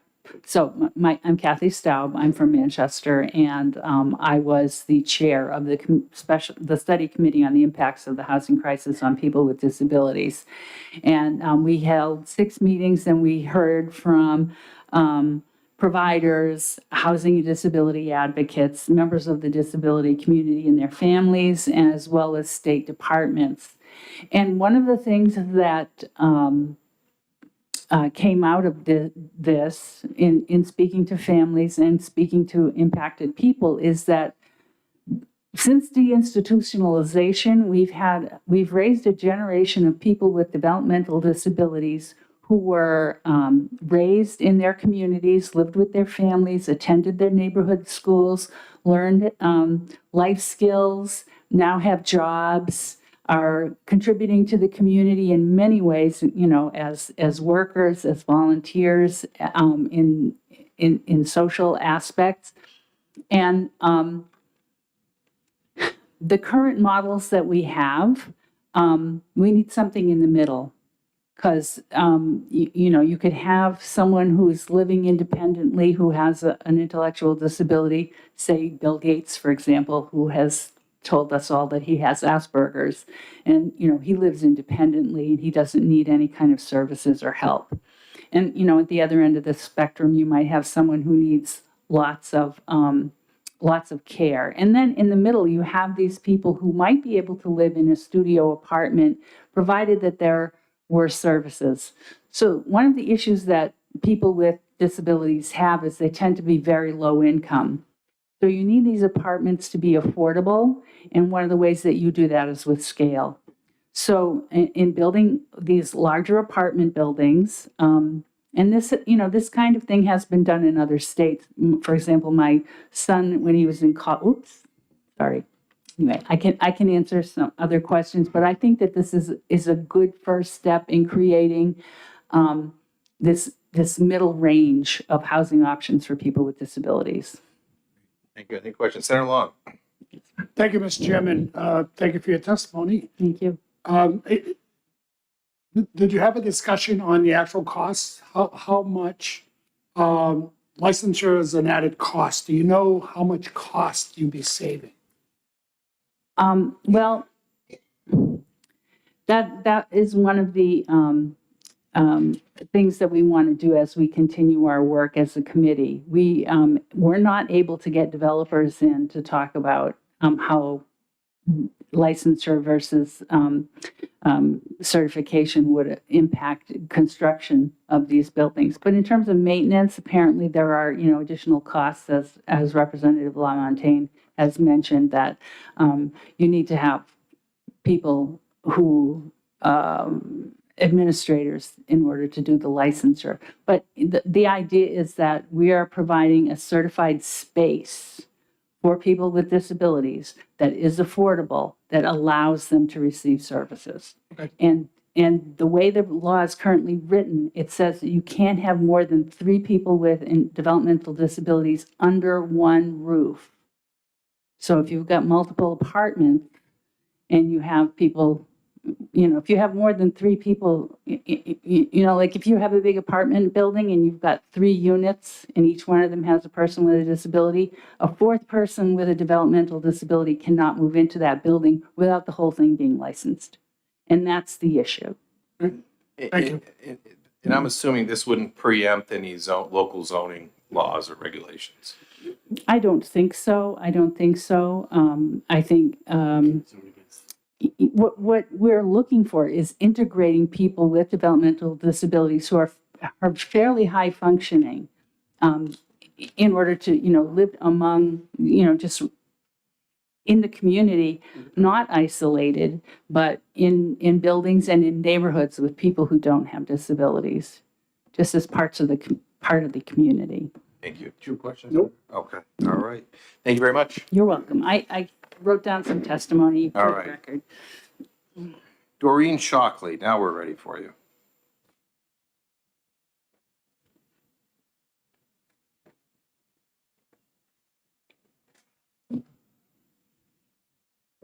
This is Anya. Okay. Good afternoon, Senators. My name is Doreen Shockley. I am the manager of the Bureau of Licensing and Certification at the Department of Health and Human Services. Thank you for allowing me to speak, and I will keep it brief. I'm here today in support of Bill 731 and have worked very closely with the sponsors along with the committee. I met with the committee over the course of the last year. Pleased to say that the committee is, unlike other committees I've worked with in the past, has another year to continue to do more work for individuals with disabilities. The intention of this bill, as been stated by the sponsors, is to make housing more available for individuals that are highly functioning with disabilities. These are not individuals that are in need of excessive clinical services. These are individuals that are working in the community, individuals that may or may not need support services. First, the bill would amend RSA 151:2, Roman 2A, by adding a license exemption for buildings that provide residences to both independent individuals and individuals receiving services. This is important for the state of New Hampshire because there are already structures that fall within this definition, like apartment structures, where there are developers who want to develop more of these structures to allow more housing for integrated individuals. This would do that. Second, and in the current law, they would need to be licensed, which means my team would be going into your homes in an apartment building because the building needs to be regulated. This would allow us to certify them only, and the team would go in only under the certification rules. Second, the bill would amend RSA 151:2, Roman 2A, by adding a license exemption to any entity that provides housing to 3 or more individuals receiving services, provided that the entity does not provide or arrange for personal assistance. I want everyone to understand that the State Fire Marshal's Office has also been involved in this discussion over the course of the last 18 months. It was because of the community reaching out to the Department of Health and Human Services over 2 years ago that we're here. It's been a long road. I would hope that you would support the bill. I'm happy to take any questions. Are there any questions? Senator Long. If I can. Thank you, Mr. Chairman. So currently, there's a building with 8 units. Currently, it's only allowed 3 people with with Dee Dee to live there, correct? If there was So, a fourth one, it would be, all 8 units would have to be licensed. Is that so correct? I want to, I appreciate your question, and this is a very complicated situation, because there's several parts of the law. So currently, the current law, RSA 151, currently requires licensure for residential care facilities offering services beyond room and board to 2 or more individuals who have some sort of disability. Those types of facilities offer residences and home-like arrangements. They offer residents social or health services, including supervision, medical monitoring, assistance in daily living, monitoring and supervision of medications.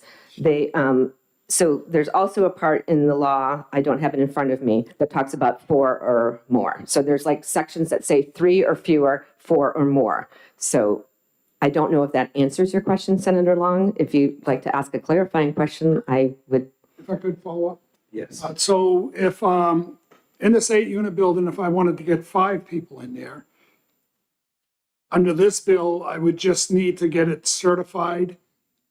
And the certification is per unit, where the license is per building.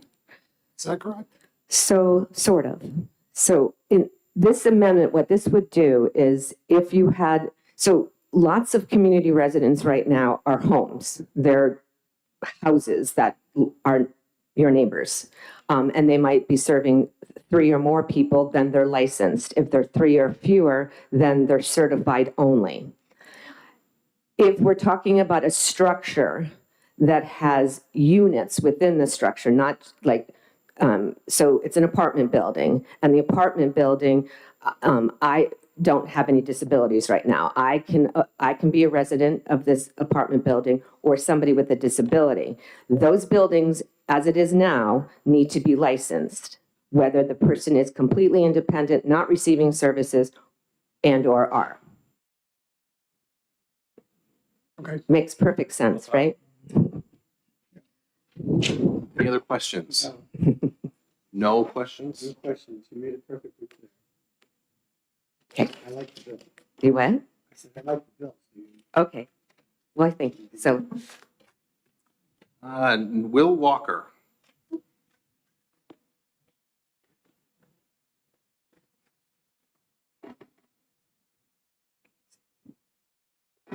Good afternoon, and thank you for the time. Senator Avard, I'm a constituent, and it's nice to see you here. Thank you. Good to be seen. I've just handed the clerk 2 documents that I composed last year.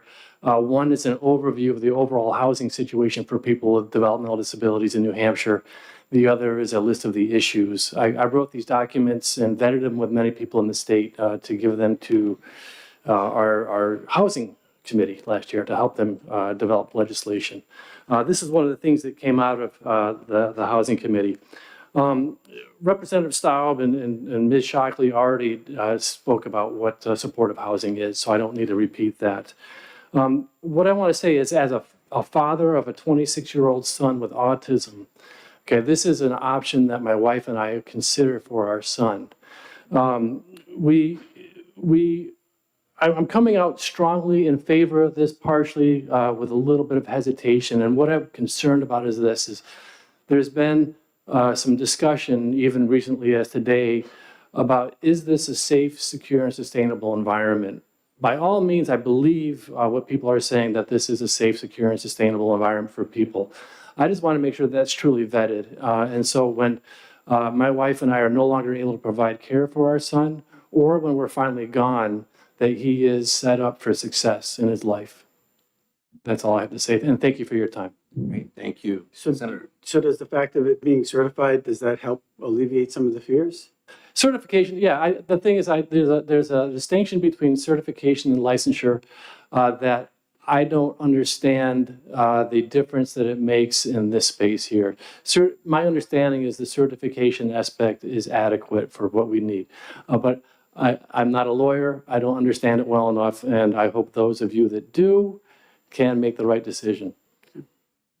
All right, very good. Thank Thank you very you. much. Is there anyone else that'd like to speak on House Bill 731?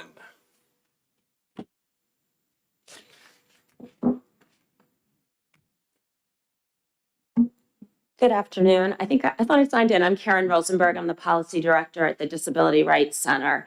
And I reluctantly am here to testify in opposition to this bill and to urge the committee to re-refer it for further study.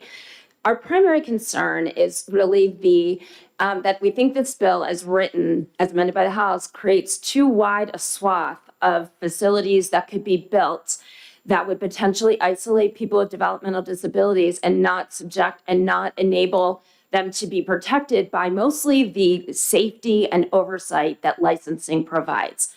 When this was heard on the House side, we heard from people who wanted to develop facilities who were concerned about the onerous design and build requirements for some of the licensed facilities via incorporation of a national building standard for healthcare facilities. But in our own rules and in the statute, those requirements may be waived, particularly when you're looking at the department is charged with looking at the nature of the facility, as well as ensuring the safety of people when they're waiving those kinds of building requirements. There was testimony about needing like an elevator that would accommodate a hospital gurney. Clearly not something we would need for something like this. The way that this is drafted, there's nothing that says there would be a 25% set aside and everyone in the building would, other than the 25% of units set aside, would be independently living. There's not anything that says that that it couldn't be a really large facility or that it needs to be in a community with lots of people all around them, or that it couldn't be in a remote facility, a remote location. I had the unfortunate requirement of investigating a death that occurred at a licensed facility, and it was around 2014. And I'll tell you, it was really harrowing. And I think as a result of that investigation, Lakeview Neuro Rehabilitation Center was shut down after licensing came out and cited them for all of the violations. The school, the Department of Education cited them because they also had a school program. And the governor at the time ordered an outside consultant to look at how we do licensing, and I think there were improvements made. But after the parents are no longer here, we really want to make sure that any institution we set up is subject to oversight, and larger facilities are places where people could be vulnerable. So thank you for your consideration. Thank you very much. Anyone else that would like to speak on House Bill 731?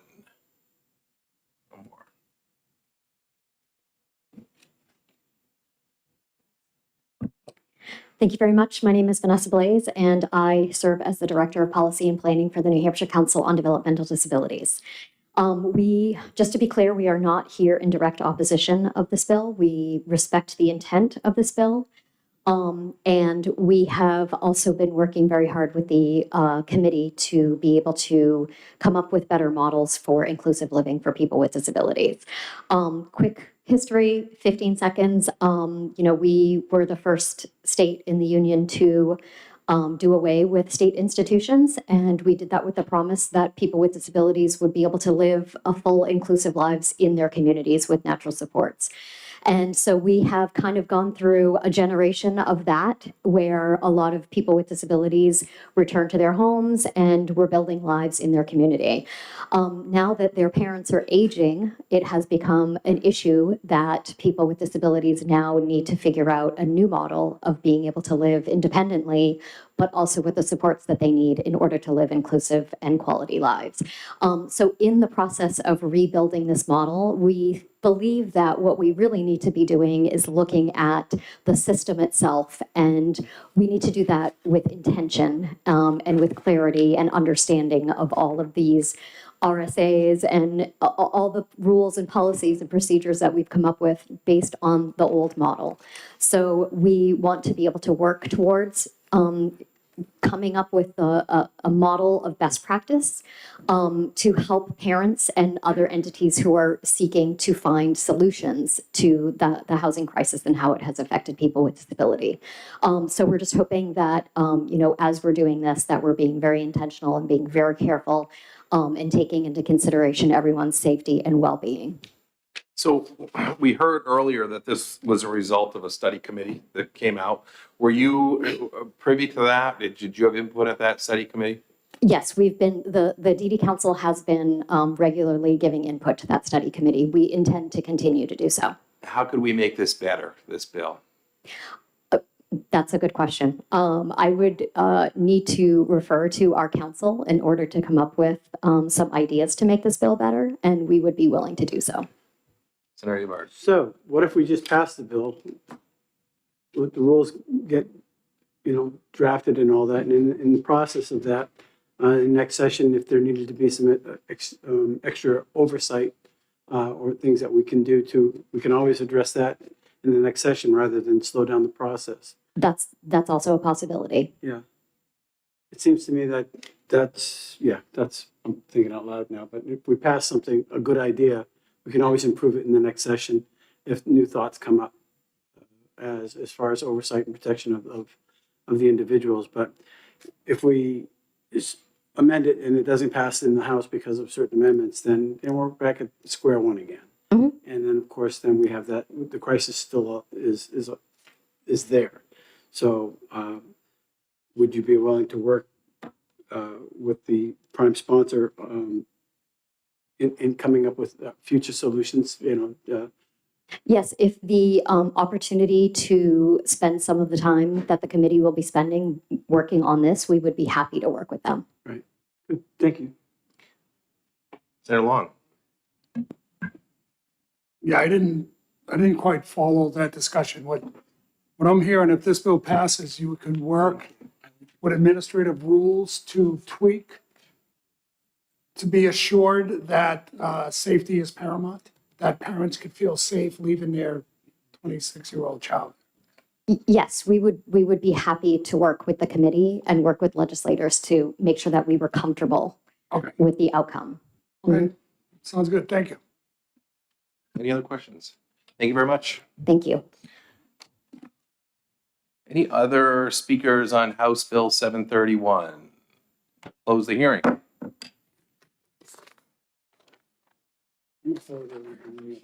right. Okay.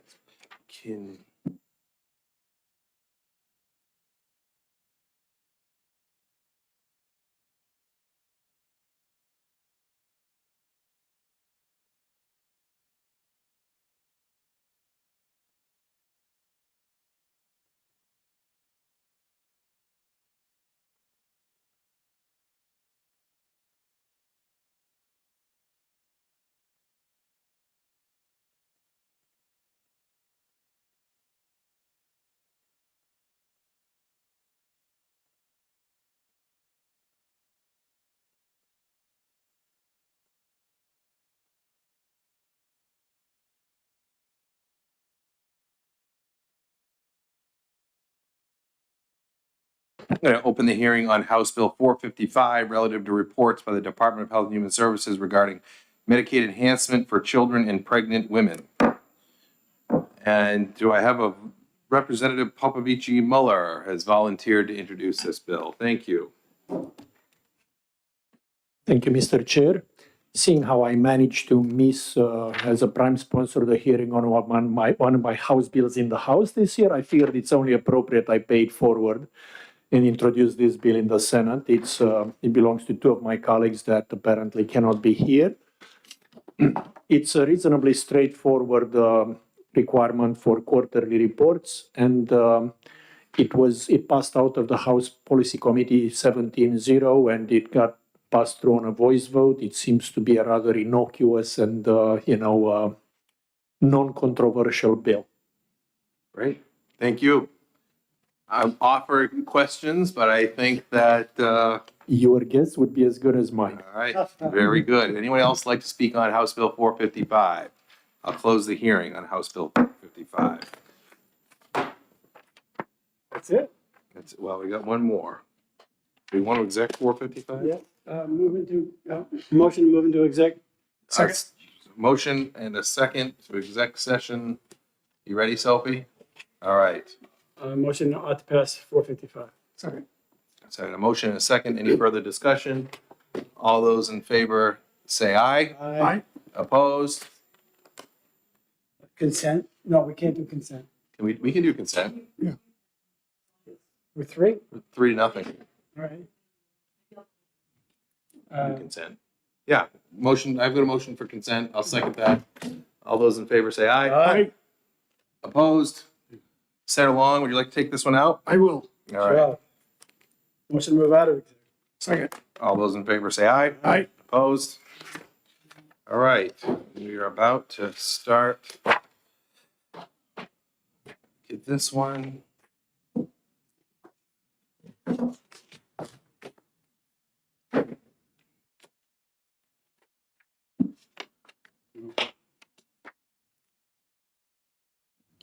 I'm not a good fan of this one. Nope.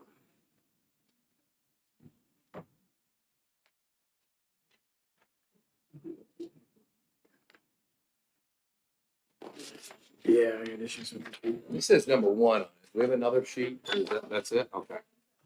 All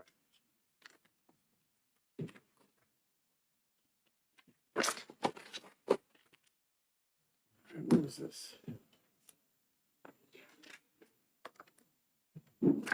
What is this?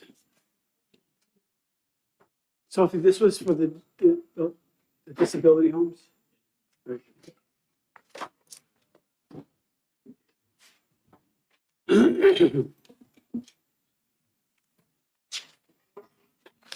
This is, All right, I'm going to open the hearing on House Bill 94 relative to coverage of circumcision under the state Medicaid plan. With that, I'm going to call Representative Sodi to introduce his bill.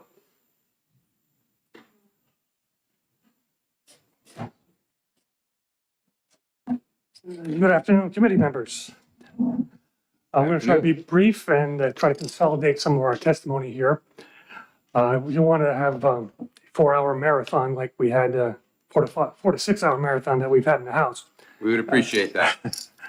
So by being brief, I would also suggest questions because I think the Q&A is a lot more useful and functional. So House Bill 94 seeks to stop Medicaid funding of infant circumcision.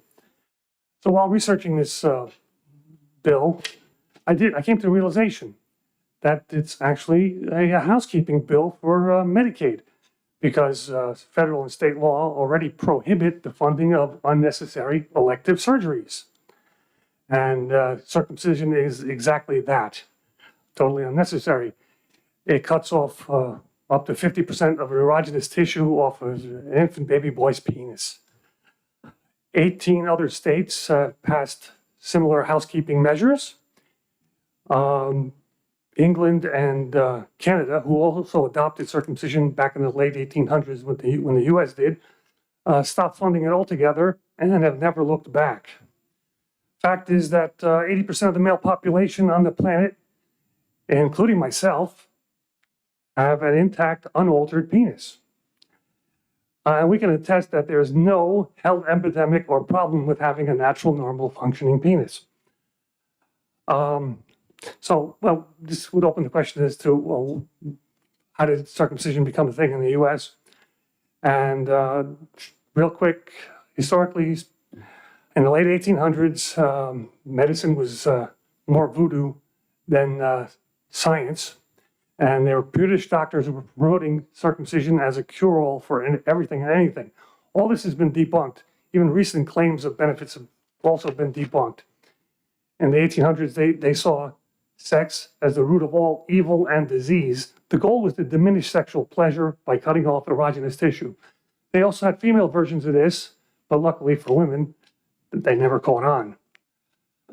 Finally, the cost savings here, we're looking at $200,000 to $300,000, and that includes repairs of botched circumcision. This is a moving target, though. There's things that are left out. Botched circumcision sometimes aren't discovered until 10, 15, 20 years later down the road. So again, these funds could be used for much more useful things. And I'll now turn it over to my wife, who's also an expert on this, and she'll also be happy to answer questions. Honorable committee members, I'm the prime sponsor's wife. I'm originally from Hungary, where, like in most parts of the world, infant circumcision is the exception, not the norm. I was baffled to learn after the birth of our first son that circumcision is offered to parents for their healthy sons in hospitals. Parents I spoke to told me they did not put much thought into this decision. They just assumed that if a doctor offers it and insurance pays for it, it must be a wise preventative measure. After all, their husbands were also circumcised. They knew nothing about the functions of the foreskin and that it is an asset, not a liability. In this way, medical coverage serves as an incentive to steer parents towards circumcision. Some moms were surprised to find a raw, bloody wound in their son's diapers after the procedure that they had to carefully care for a week or so to prevent infection. They didn't expect to see so much tissue removed and didn't know that their baby may not want to nurse after the painful ordeal. Neither were they prepared to have to see a urologist later for complications from the surgery, with improper wound healing, adhesions, skin bridges, or a narrowing of the urethra. They didn't know that their son could need additional surgeries to correct these issues. There are numerous additional costs that Medicaid has to cover, including extended hospital stay, all stemming from a completely unnecessary surgery. Some men only realize they have an issue stemming from their circumcision that's affecting their sex lives much later. On rare occasions, the infant ends up in the NICU for an expensive stay. Loss of part or the entire penis and death have occurred. Infections from circumcision necessitating treatment is about as common as the UTIs it's supposed to prevent, which, by the way, are much less frequent in boys than in girls. Both react well to antibiotics, so there is no need for painful and costly surgery. HPV now has a vaccine to prevent both for girls and boys. Circumcision is not effective in prevention of STDs. The US has STD rates many times higher than Europe, and both lag behind low circumcision, low STD nations like Japan. Safe sex and condoms are a much better preventative measure and should be adhered to regardless of circumcision status. With the exception of the United States, those few countries that adopted mass circumcision have already abandoned the practice. Medicaid budget shortfalls demand that only medically valid procedures be funded, and funding for cultural and cosmetic niceties be cut. Redirecting those funds to necessary services could bolster care for underserved populations like maternal health or chronic disease management, where outcomes are demonstrably improved. In a system strained by limited resources, covering a procedure that's largely cosmetic or prophylactic with weak evidence of cost effectiveness is hard to justify. Ending coverage wouldn't ban circumcision. Those who perform it as a religious rite during a ceremony are not getting insurance reimbursement anyway. It would simply shift the cost to families who choose it, aligning with personal responsibility and freeing up resources for more pressing needs. It's a reasonable cut to make, and I urge you to support HB 94. Thank you. Great, thank you. Are there any questions from the senators? Seeing none, thank you very much. Thank you. Senator Rosenwald. This is an anti-Semitic bill.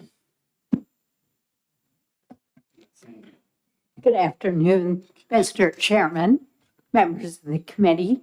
It's a pleasure to be here. For the record, I'm Cindy Rosenwald. I have the honor to represent Senate District 13, which is the parts of Nashua that Senator Avard doesn't have. And it's good to see you back. I'm here in opposition today to this bill, and I do so as a representative of the Jewish caucus in the Senate. It's, to me, a clearly anti-Semitic bill.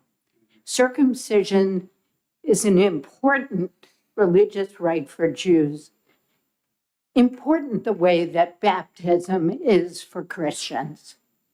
Circumcision is referred to in Genesis 17 as a literal representation of the covenant between God and Abraham. I'm very happy that the Senate has taken a strong stand against anti-Semitism, starting a couple of years ago. But it's not enough to just talk the talk. You've got to walk the walk as well. So I ask the committee, I implore the committee to ITL this anti-Semitic bill. Thank you. I'm happy to answer questions. I don't know anything about the medical side. I don't know a lot about the religious side either, but I'm happy to take questions. Senator, I've got a question for you. Yep. I know that you're on Senate Finance and you're very critical of the budget, and you know the state of New Hampshire owes you that because you do a very good job. Looking at the fiscal note on this, would keeping this service in play affect the financial stability, the financial situation of the state of New Hampshire? I don't believe so. The savings are minimal. And in the context of a $16 billion two-year budget, I think they're de minimis. Thank you. Senator Abard. Well, to me, it was when I read this, that was the first thing I thought of, that this is targeting a group of individuals that require this as part of their lifestyle. And it's the Jewish people. And that was my first thought when I heard this. And you basically echoed that. I didn't know how you were going to testify on this. But you see it the same way, I take it, that this really would target Jewish individuals, even some Christians who practice that as well. Yeah. I believe it does. It certainly targets an important religious right for Jews. Thank you. Any other questions? Thank you very much. Thank you very much. Senator Altshuler.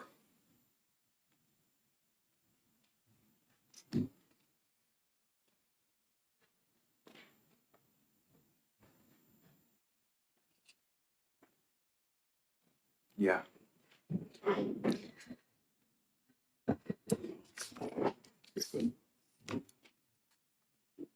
Good afternoon. Good afternoon, committee. For the record, my name is Deborah Altshuler. I am proud to represent the Seacoast District 24. Religious freedom is a core constitutional right, and I'm here to testify in opposition to House Bill 94. Circumcision is a fundamental Jewish religious practice that dates back thousands of years. For Jewish families, this isn't an optical cosmetic procedure, but a sacred covenant and religious obligation. When Medicaid coverage for circumcision is removed, it creates a two-tiered system.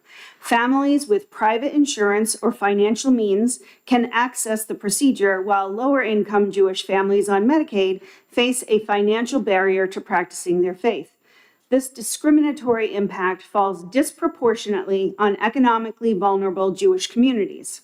It should not have to be said, but given the documented exponential rise in anti-Semitism, bills like HB 94 need to be viewed with a critical eye and with full historical context. It is a fact that bans or restrictions on circumcision have been used throughout history as tools of anti-Semitic persecution, from ancient Rome to Nazi Germany. At this particular time, when documented anti-Semitism has risen, does the New Hampshire legislature really want to dive headfirst, trying to justify why HB 94 is somehow different? What kind of legislative gymnastics will we have to do to rationalize this veiled association that others, the Jewish community? While not explicitly targeting Jews in its language, removing coverage creates an undue burden specifically on religious practices central to Judaism, even if that wasn't the intent. Removing Medicaid coverage doesn't just impede religious practice, but also potentially denies preventative health benefits to vulnerable populations. Denying Medicaid coverage means denying low-income families access to potential health benefits, creating a health disparity that aligns with economic and potentially religious lines. The American Academy of Pediatrics has stated that the health benefits outweigh the risks and acknowledged that families should make this decision based on religious, cultural, and medical factors. I sincerely hope the committee will find House Bill 94 inexpedient to legislate. I thank you for your time. Included in my testimony is a fact sheet of information derived from the Centers for Disease Control, the American Academy of Pediatrics, and the World Health Organization, who acknowledge several potential health benefits associated with male circumcision. And additionally, on the back is the screenshot of the American Academy of Pediatrics website, healthychildren.org, and their statement on circumcision, which was last updated on, I'm sorry, it got cut off a little on the bottom, but you can see it was February 12th of 2024. Thank you. Great, thank you, Senator. Any questions for Senator Altshuler? Thank you. All set? No, you're all set. Thank you very much. Representative Nagel.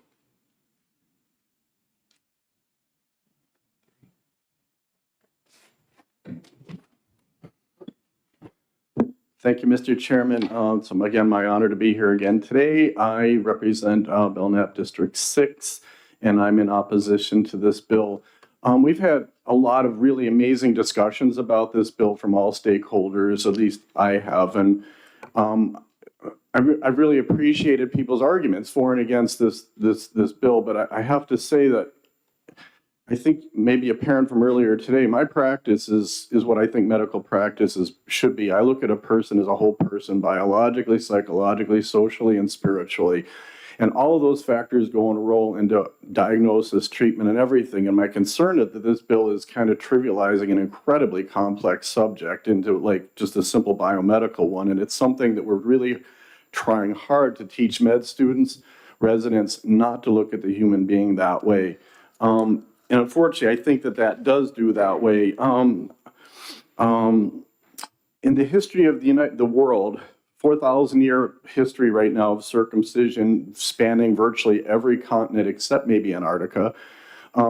Every culture has done circumcision for a variety of different reasons. They're very different. We heard that it's very common in the Jewish faith, or part of the Jewish faith. It's also part of the Muslim faith, and it's part of a lot of other faiths as well. I would estimate billions of people, men, have had circumcision in that time frame, and the risk factors to it are extremely limited. I didn't interview 3 obstetric practices to find out how they go about doing this, what their outcomes are, things like that. Not one of those practices that I interviewed had a catastrophic outcome, as been alluded to earlier today. Cost has been raised. You know what the Medicaid reimbursement is for circumcision? It's like $50. $50 to do, a pretty significant medical procedure. And the opportunity cost alone that they give up to do that is significant. When I asked the docs, well, if you're not making any money doing it, why are you doing it? And they said, well, our patients ask for it, we want it, we respect the rights of the parents to make choices for their child. And that's why they do it at a financial loss to them. That also brings up another interesting thing, because somebody raised the issue of dollars and cents here. So when they studied Florida, which is the first state to pass a ban on Medicaid funding for such a procedure, they actually found that their costs rose. And the reason's pretty basic. Cost-benefit, risk-benefit ratios favor doing this in the newborn. And yes, I may be the only person in the room that's actually done a circumcision, but the risk-benefit, cost-benefit is definitely better when you do it in a newborn. The minute that child leaves the hospital, the cost rises. And that's what they found in Florida, is that they were doing this a lot later in 2, 3, 4-year-olds and later, when it's not such a simple procedure anymore. It does require anesthesia, which has its own risks, and so on and so forth. Contrary to what was said earlier, there's been several studies now that have demonstrated there's a clear reduction in risk of sexually transmitted diseases and other infections by doing this. So there is definitely a medical benefit. I think that's probably The other little minor detail is 70% of us in the United States, males, not women, are circumcised. So it's a very common procedure, and the satisfaction rate among men who've had it done is 90%. There was a study, meta-analysis, if you know what that means. It means they just looked at 2,605 studies that looked at sexual function in people with or without circumcision. They actually found that there was no difference.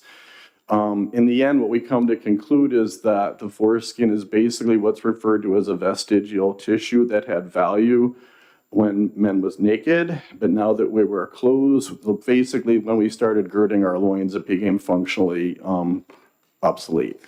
And then just to conclude, for complex reasons, circumcision remains an important part of the American healthcare paradigm. Until there is a major paradigm shift in how we look at this, I would join with the AFP, American Academy of Family Practice, that recommends that third-party insurers still cover this procedure, and I would ask that you oppose this measure. And I'm set for any questions. For Representative Nagel. Thank you. No, thank you very much. Representative Paul Birch.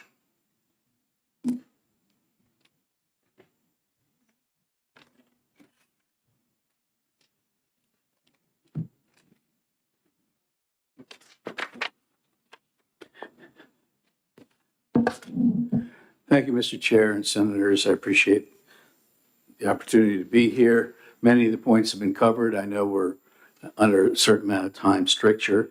I'm passing around, or having passed around, a packet of material which more or less also includes my comments made in the House and the study that Dr. Nagel spoke of, I believe, is being given to you in full. It's probably easiest at this point just to address a few specific things. First of all, it's not just the American Academy of Pediatrics that finds circumcision beneficial but not mandatory, but also the American College of Obstetricians and Gynecologists. So if you want the two major medical groups that deal with this part of medicine, both of them have issued a joint policy statement that says for newborn male circumcision, the health benefits outweigh any risks. Such benefits include prevention of UTIs, penile cancer, transmission of some sexual diseases, such as HPV and HIV. So if you want to reduce HPV, which is a serious medical condition affecting women and men, support circumcision. Complications are infrequent, usually quite minor. Serious complications are quite rare. We heard reference to the fact that Medicaid covering beneficial but not mandatory practices. I've given you a list just for New Hampshire of some beneficial but not mandatory practices that Medicaid covers. Dental care, vision care, chiropractic services, hearing aids, physical therapy, podiatry. You could go down the list. You've got a longer list in your materials.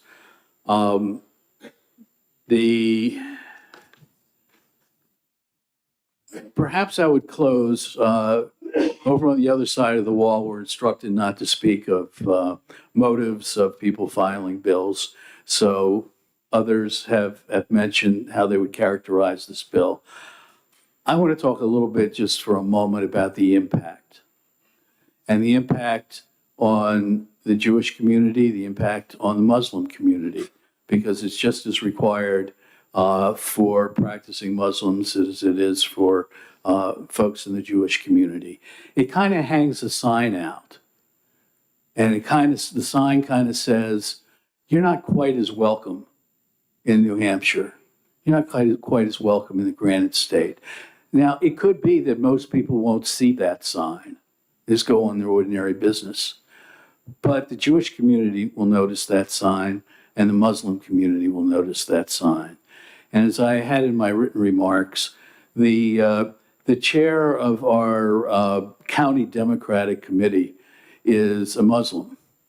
And I never talked to him about any bills. I don't talk to him that much, but when we do, it's organizational stuff. This bill he called me on personally and said, I am almost in tears about this bill. Would you please, Paul, do something about it if you can? And I can honor his request by simply repeating it to you folks. So if there are questions, I'm happy to answer them. Otherwise, I do thank you for your time on a busy day. Thank you very much. Are there any questions? Senator Long. Thank you, Mr. Chairman. Thank you, Representative. We heard earlier that 70% of men in the United States are circumcised. Do we have a New Hampshire number? Or are we in that 70%, or are we lower or higher? Does anybody? I haven't come across that statistic because I didn't look it up. So I really don't have much of a comment on it. Obviously, it's within certain communities that I've mentioned, it's quite predominant. But we all know it's across the board, you know, in society in general, that men are circumcised, whether they're Jewish, Muslim, Christian, atheist, or any place else on the religious spectrum. Great, thank you. Any other questions? No, seeing none. Thank you very much. Thank you. Barry Buella?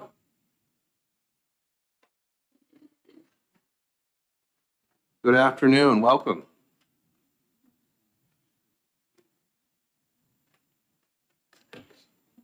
Good afternoon, ladies and gentlemen. Thank you for allowing me to present my viewpoint here.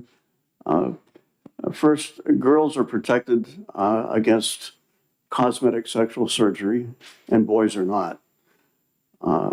Until that protection is extended to boys, and the least we can do is stop paying for it. I believe that the religious argument is false for the following reasons. In the United States, we believe in the separation of church and state, and the government has no business in subsidizing religious ceremonies such as circumcision any more than it should subsidize wine for communion.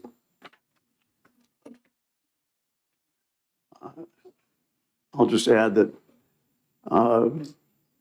my mother on her deathbed apologized to me for being misled to think that circumcision was a beneficial thing. I'm an 86-year-old male, and I've regretted it all my life. If I had not been circumcised and I wished to do so as an adult, I certainly would have been free to do it. But I think everyone should have that choice. That's all I have to say if you have no questions. Thank you for your testimony. Questions from the committee? Seeing none. Thank you. Thank you very much. Anthony? Yes, sir.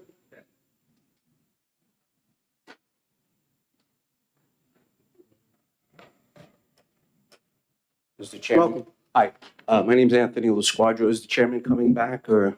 Yeah, I'm acting chair now. Okay. I've been working on this issue for over a decade, and honestly, I've never heard so much disinformation and opposition in my life than I have sitting here right now. I think the religious argument is a red herring because Medicaid never paid for religious circumcision before. In fact, if a circumcision is done in a hospital, it doesn't even count based on my knowledge of the Jewish faith. It would have to be redone. And rabbis have never been paid by Medicaid. So I really find that confusing. I have some documents here. 17 states have dropped coverage for this. And in those states, there's been no issues, no trauma to the religious community or to anyone else.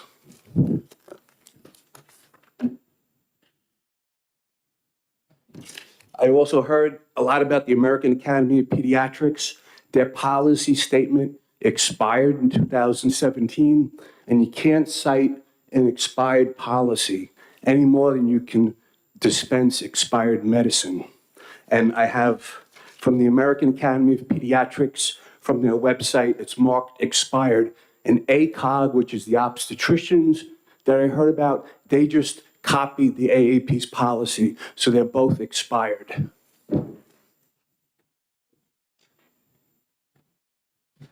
I heard something about Florida, Florida dropped coverage and all of a sudden they had problems.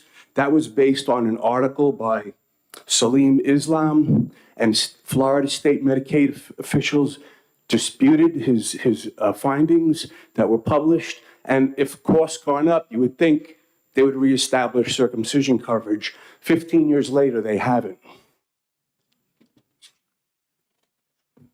I have a cost utility analysis in the packet that I handed out by Dr. Robert Van Howe in the Journal of Medical Decision Making, and he says, if neonatal circumcision is not a good health policy and support for it as a medical procedure cannot be justified financially or medically. The Canadian Pediatric Society has come out against it, and Canada Health does not pay for it, and they have no problems, neither in their religious community or in their hospitals or with their patients. There's an article in the packet I gave you under the Societies of Pediatric Urology where they showed an 11.5% post-circumcision complication rate in children. So you have to take that factor in, and New Hampshire is paying hundreds of thousands of dollars in extra costs that they don't have to do for a medically unnecessary surgery. Because what we're doing is removing healthy tissue from healthy children, and it makes no sense. No country in the world covers infant circumcision in their public health system. And the ones that did got away from it decades ago. So New Hampshire is still paying for it. 17 states have dropped it. New Hampshire should become the 18th state. That concludes my... Thank you for your testimony. Questions from the committee? Seeing none, thank you, Anthony. Peter Adler.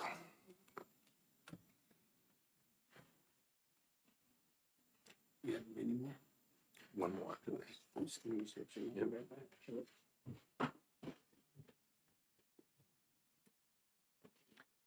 Mr. Chairman, members of the committee, good afternoon to you, and thank you for giving me this opportunity to speak. I'm a Dartmouth graduate and a lawyer, and have taught at Vermont Law School. I'm an expert on this subject. I've written 10 law review articles about circumcision and the law, and one about Medicaid in particular. I speak on my own behalf today, but also on behalf of the many physicians, attorneys, and concerned citizens who signed a joint letter supporting HB 94, which I've just handed out. We can help you decide this matter. In my view, it's simple. There are 4 reasons we urge your support and make New Hampshire the 18th state to stop funding unnecessary circumcisions. First, it's not medically necessary. Secondly, it's not cost effective. Third, it harms all boys and men. And fourth, it violates their rights. And the arguments against are groundless. So my article in 2011 showed that it is unlawful for physicians to use Medicaid to pay for circumcision. Federal and state law are clear. Medicaid only covers services that are medically necessary. Under New Hampshire Rule HEW 530-01E, Exhibit 1 to your handout, a service must treat a diagnosed condition or defect and must not be for the convenience of the family or cosmetic in nature. No National Medical Association recommends circumcision. It's performed on healthy infants and sometimes healthy older boys without a diagnosis and for non-medical reasons. That makes it elective and cosmetic. Yet, providers are falsely certifying to you, the federal government, and to New Hampshire that these procedures are medically necessary, and they're using false diagnoses to get paid because the boys are healthy. That is not just wrong, but in my opinion, it's Medicaid fraud. Now, New Hampshire has a legal duty to set up a review board to investigate these false and fraudulent claims and to deny them. Second, circumcision is not cost effective. Federal New Hampshire law require that they be. Under HEW 530-01E3, again, Exhibit 1 to the handout, a service is not medically necessary and therefore not covered if it is more costly than other services which would produce equivalent results. Circumcision fails that test. Most boys never need it. In Denmark, only 1.7% of boys are circumcised for medical reasons, and in some countries, the rate is close to 0.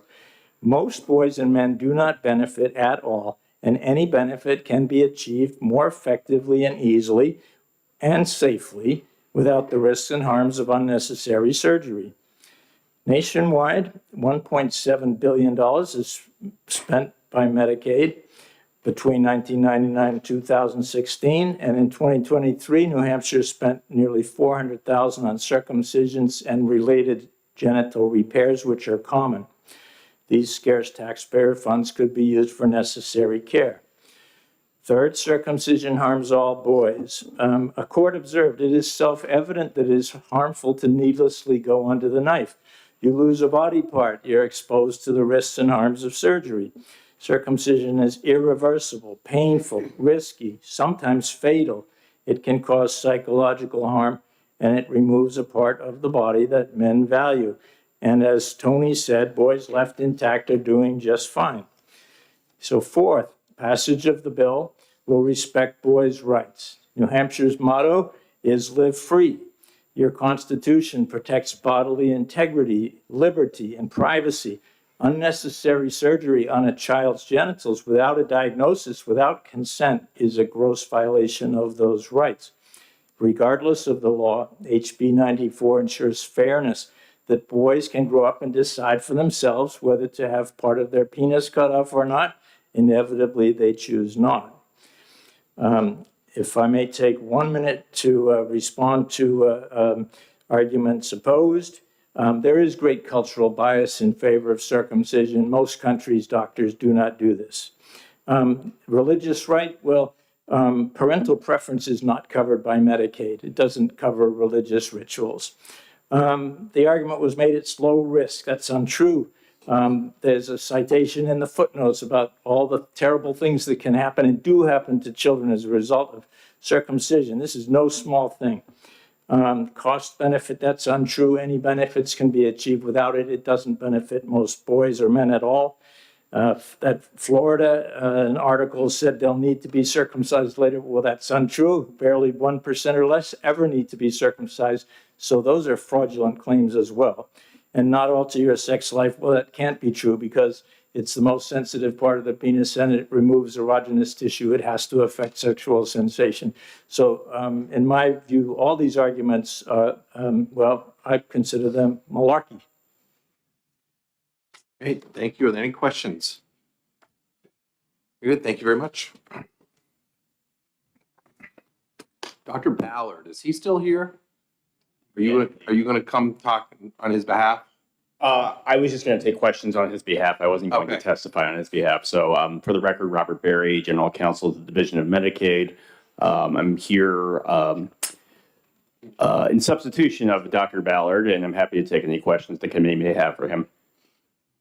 Any questions for Mr. Berry? Well done. Well done. What a great testimony. Anyone else that would like to talk on House Bill 94? Representative Popovici Muller. Thank you very much, Mr. Chair. I'll try to be very brief because I'm aware of how late it is and you've already heard a lot of testimony on this.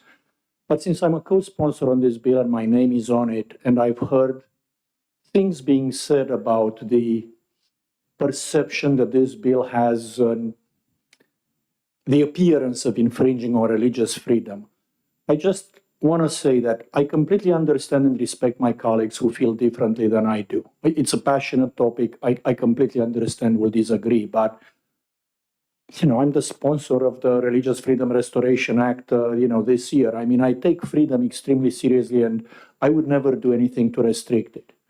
But we don't protect religious freedom or any other kind of freedom by paying for people to exercise that freedom. We protect that freedom by not getting in the way of people exercising that freedom. there is nothing in this bill that would prevent anybody from performing that religious ritual for their kids if they so do decide. I mean, absolutely, I would never ever try to restrict the right of that parent because at the end of the day, they decide what's right for their kids. But we are asking other taxpayers to pay through Medicaid for what is a procedure by the entire argument not medically required, just required for religious reasons. Very bluntly, if the only reason why people want to do this is because of that, having to pay with public funds for a religious procedure, do we really want to open those doors and start saying, hey, we have to pay for other religious things like, going to a religious school, or maybe we should pay the salary of the pastors and so on. I don't think that it's appropriate to open the door. And again, I understand that people read things into that, but just quoting earlier testimony from my colleague, Dr. Nagel, who I respect a lot, the doctors are getting paid $50 to do this. Are we now saying that a family of religious beliefs does not have $50 to pay for something that's so important to identity, which is not medically required and therefore couldn't be paid by Medicaid? That's all I wanted to bring up, because I understand that we won't see eye to eye, but I think it's so much the wrong way to look at this. This is about the public money going into a procedure that is not medically needed. That's all there is to it. And this is why my name is on this, and I'm trying to, make sure that we spend taxpayer money wisely. Thank you. Thank you. I see somebody else that wanted to speak. The Honorable Gary Merchant.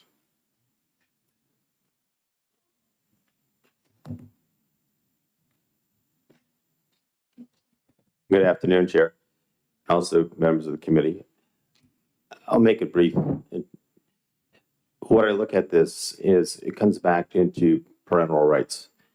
And what I'm trying to get to is that if you take away the payment from Medicaid, those parents struggle financially. They don't have the resources. That's why they're on Medicaid. So all of a sudden, when you take that option away, you take the right away. So if you really want to focus on parental rights and allow the parents to have the right to choose, which I think is really important, then eliminating that barrier economically is important to preserve that right. Otherwise, we don't have the right across the board for all parents. That's my comment, by the way, for the record. My name is Gary Merchant, past state rep. I'm representing myself and myself only, so thank you. Thank you. I see another hand there. Yes, please.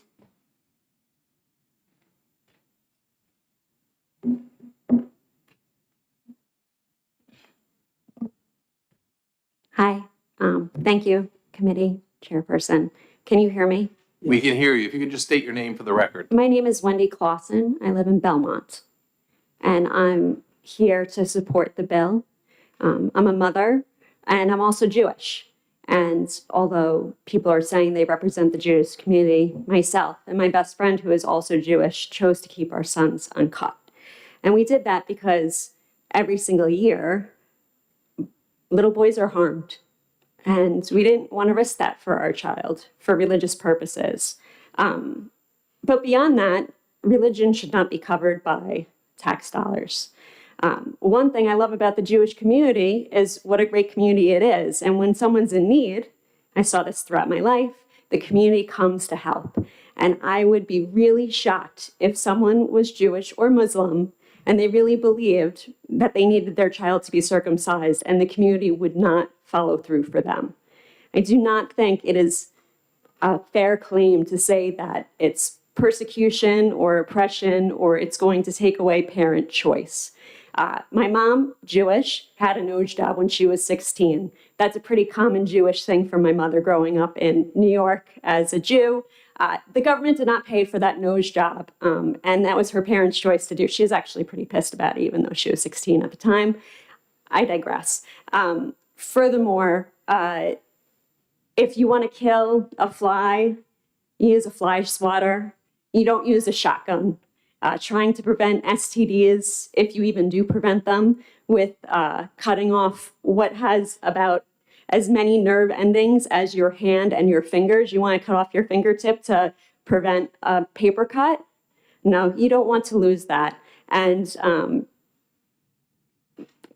I think that there's been a lot of information being shared here, but to remove a vital part of a vital organ, the most intimate part, I don't have a penis, I don't know. But from what I hear, men really like their penises. And I think it's not the government's job to pay for that kind of decision. It's a private decision. The parents can raise the funds. I've been hearing it's pretty cheap, so it shouldn't matter. Then the parents can take care of that. I lost my paper for everything else, but You're doing just fine. I appreciate you listening today and thinking about the estimated 20 to 100 boys who die from circumcision as infants every year. The 20 is supported by hospital records. You can go higher, that's in this country. That's not including the boys who suffer from uncomfortable erections, penises that are curved upward or downward because the skin is too tight, discomfort with orgasm, sepsis, like they said, NIC ICU, the procedures you need going into adulthood. This is a cruel procedure. We're not here to talk about just ending it, though. That's not this bill. We're just talking about not funding it with tax dollars, and especially harming so many boys in this state for the few who want it for religious purposes. Just pushes it over the line for me. There's very few, as a Jewish person in this state, I've met very, very few Jewish people. We're not overwhelming the population. And there's so many parents who just, they go with the doctors. And we've heard many doctors, the doctor today who said, it's great, it's good, it's a healthy thing. But citing outdated materials from the obstetrician, the lawyer guy talked about it much better than me. I'm going to stop now while I'm still ahead. Thank you. Well, thank any you. I questions? appreciate you sharing your testimony. I know it's not always easy, and you did a great job, and we thank you. Are there any questions for Ms. Clausen? Oh, thank you very much. Is there anyone else who'd like to speak on House Bill 94? With that, I'm going to close the hearing. Do you want to move into exec? You okay? Second? Okay. All right, so I got a motion and a second for executive session. I move ITL. All those in favor say aye. Aye. Any opposed? I move ITL. Second? There's a motion and a second for ITL 94. 94. Motion, Senator Avard, second by Senator Long. Do you want to speak to your motion? Yeah, I think it's more than just religious. I do believe that it will target individuals, but I also believe that Christians also are involved with this. But I think we're changing something that is very, very serious, especially in this day. There is a lot of anti-Semitism going on, and this could definitely be perceived as such. And I watch movies. And I was watching a World War II movie not too long ago, and the German officer said, "Drop your trowels. Drop your trowels," so he can identify what a person was, so he could execute that individual. That was actually what they did. And you move from one or two generations with a bill like this, you'll eventually be able to do that again. And when they say never again, I mean that, never again. And this is something that's been practiced for multiple generations, and it hasn't, in my humble opinion, done great harm to our country. And Jesus was circumcised, and I'm a Christian, and I follow him. And whether it's religious or non-religious, I do believe there's also political ramifications outside the religious ramifications as well. Giving the individuals choice also protects certain classes of individuals, and I'm afraid if we start being able to identify individuals this way, because a rogue government can do that. it's not just religious. It's not just health. There's also political and spiritual ramifications to this. And just to wipe it out, just, I think it's the wrong way to do it. So that's why I'm opposing this bill. Senator, anything to add? Yeah, briefly. With all that, I concur. Also parental rights. This bill in essence says if you have money, have circumcisions. If you don't have money, then you don't have. You got to come up with the money. I just want to add, too, that we do use public money for religious items. We have an EFA program that allows kids to go to religious schools. Medicaid dollars pay for people to go to religiously affiliated hospitals. So I think that argument doesn't fly with me. I think that, and the other thing is why this, why now? I mean, to your point, why this, why now? So I would support your ITL motion. Thank you. Is there anything else? I'll call the motion. I'll call the vote. All those in favor say aye. Aye. Opposed? Consent? We got a motion for consent. We had a second. All those in favor say aye. Aye. Opposed? Senator Avard will take it out. And do I have a motion to come out of executive So moved. session? Do I have a second? All those in favor say aye. Aye. So we're back in regular session. We will come back next Wednesday. Let me close the adjourn for the day. We're adjourned. We're adjourned.